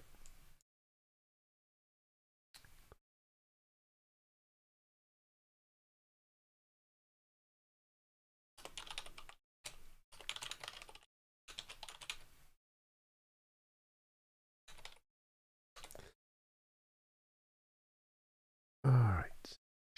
Hey, Tom. Hey. Hey, back to that the debate question the guy just asked. Do you find that it's a large difference in your experience from online debating to being in person? Like you just said, you can hang out with the Hake guy and be totally cool with him, and it's like he's friendly, and you totally disagree with him. And we've just been so used to the like online chat debate, Skype debate, where we could kind of be pretty much ruthless to some extent. Did you find that being around all those different people, that you're actually surprisingly more capable of just being around them? Not really. Like, I don't see a difference because of my high function autism. I don't really see a difference. It depends on the person. Like, there were definitely at least 2 dumpster fire debates at the event. One was Dylan versus Infrared. That was hilarious. And the other, which, I mean, it's exactly the same as online dumpster fires. And the other one was me versus Alex Stein. That was exactly the same as me versus Alex Stein online. No difference at all. The exact same. So, I mean, it depends on the people you're with, but overall, I don't really notice that much of a difference. Got it.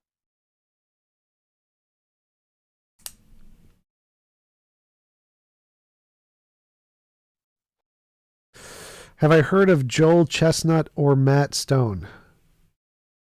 Maybe do a mukbang stream sometime. Well, I have not heard of Joel Chestnut or Matt Stone.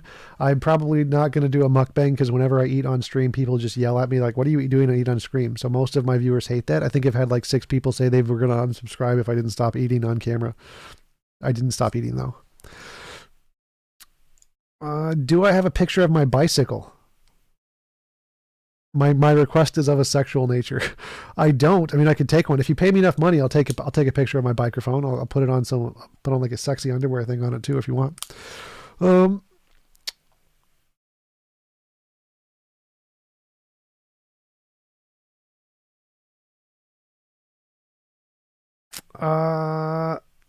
Never any worries about the whole eye contact thing? Yeah, no, I don't care about eye contact. Like, some big streamers don't have eye contact. I don't think it's that important. And you're working on a setup? Nice.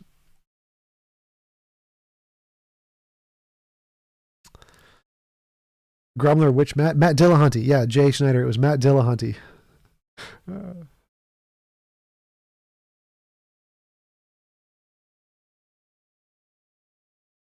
Yes, the live dumpster fire was hilarious. Dylan lifted his shirt up. That was hilarious. He like took his shirt half off.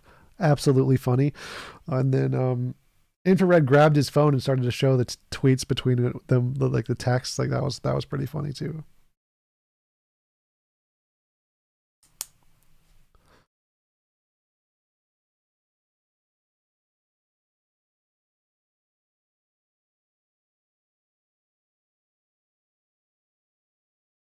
Duck eye contact. I look straight into the boobs.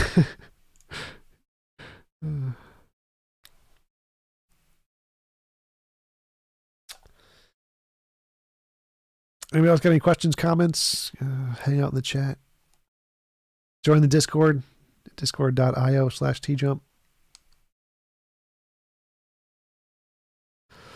Yeah, Dylan and Infrared were supposed to do a boxing match. That was pretty funny. I'd like to see that.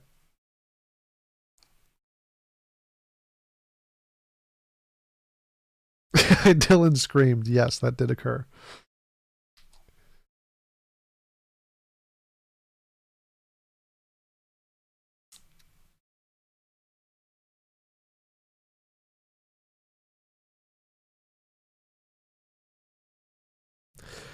Hake defeat you debate. I don't know if Hake could be counted as defeating anyone. I think his view is so outlandish that it's not. I don't know if it counts as defeating anybody. But that reminds me, I need to email Hake because I was going to invite him on my show to do a God debate. Thoughts on pineapple on pizza? Pineapple on pizza is disgusting. I actually had a piece of pineapple on pizza at the event. It was Alex Stein. Alex Stein kindly gave me a piece of his white sauce, pineapple, and mushroom pizza, which was disgusting. Tante Iguana on neorealism. I don't know what neorealism is. Can you recommend some of your videos? I'm not sure what neorealism is. I don't know what that means.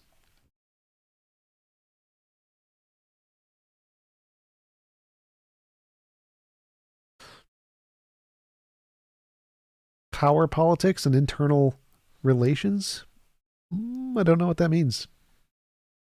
International relations.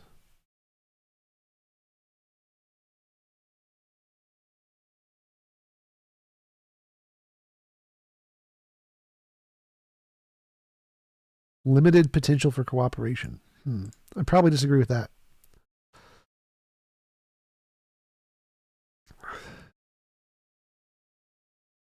Frank Jones, yes. T-Jump kicked ass. The other guy is a dumbass. Correct. I agree.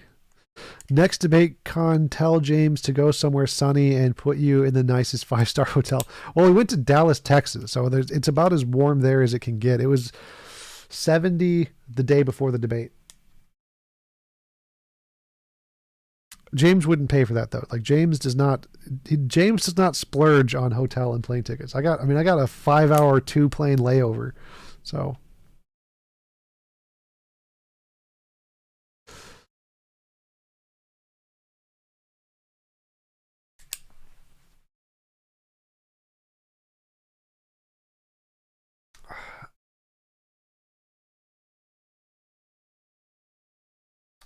oh, Stripper Liquor wanted an invite. Can somebody, Frank, do you know Stripper Liquor's Discord name? I think it was like a J.H. something.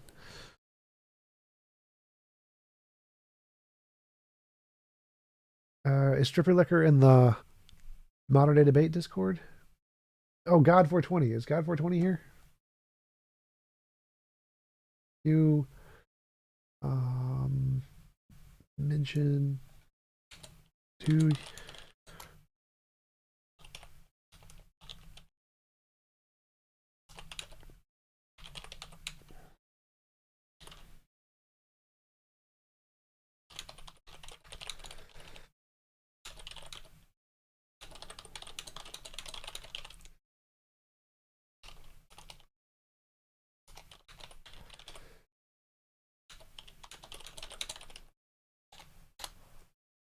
damn it, that's in the wrong place too. I put it on my friggin' god damn it. Delete message.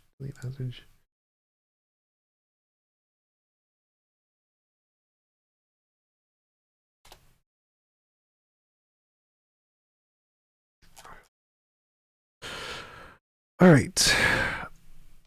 Yes, James is very frugal. I would say frugal is the wrong word. I would say stingy. Stingy is a more accurate word. Alex Stein won the moon landing debate. That's funny. That's funny. I think not.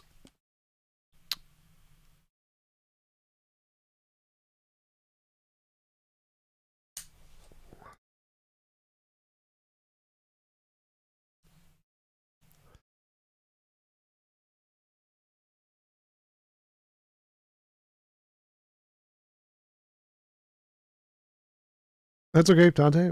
Fine. I don't know what. The moon landing was my favorite Hollywood production, big boy. Wow. We need to get a big.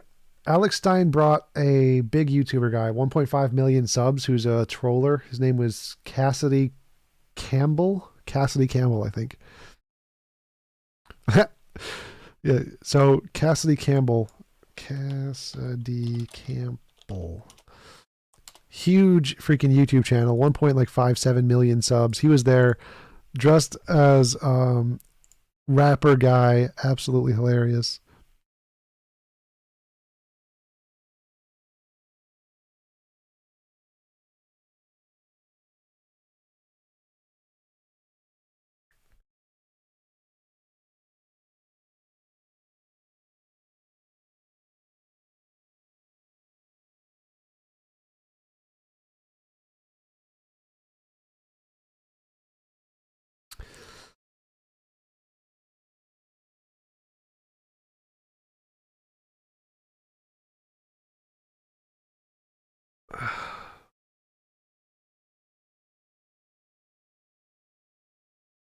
Yeah, Alex was invited. Alex was invited to do debates, but he brought somebody else who was not invited.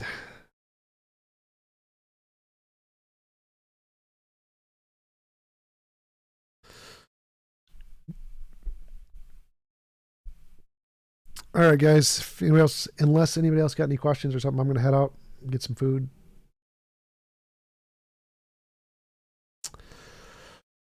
All right, that's good. It's good for a day stream. Thanks, guys. I will see you later. Peace out.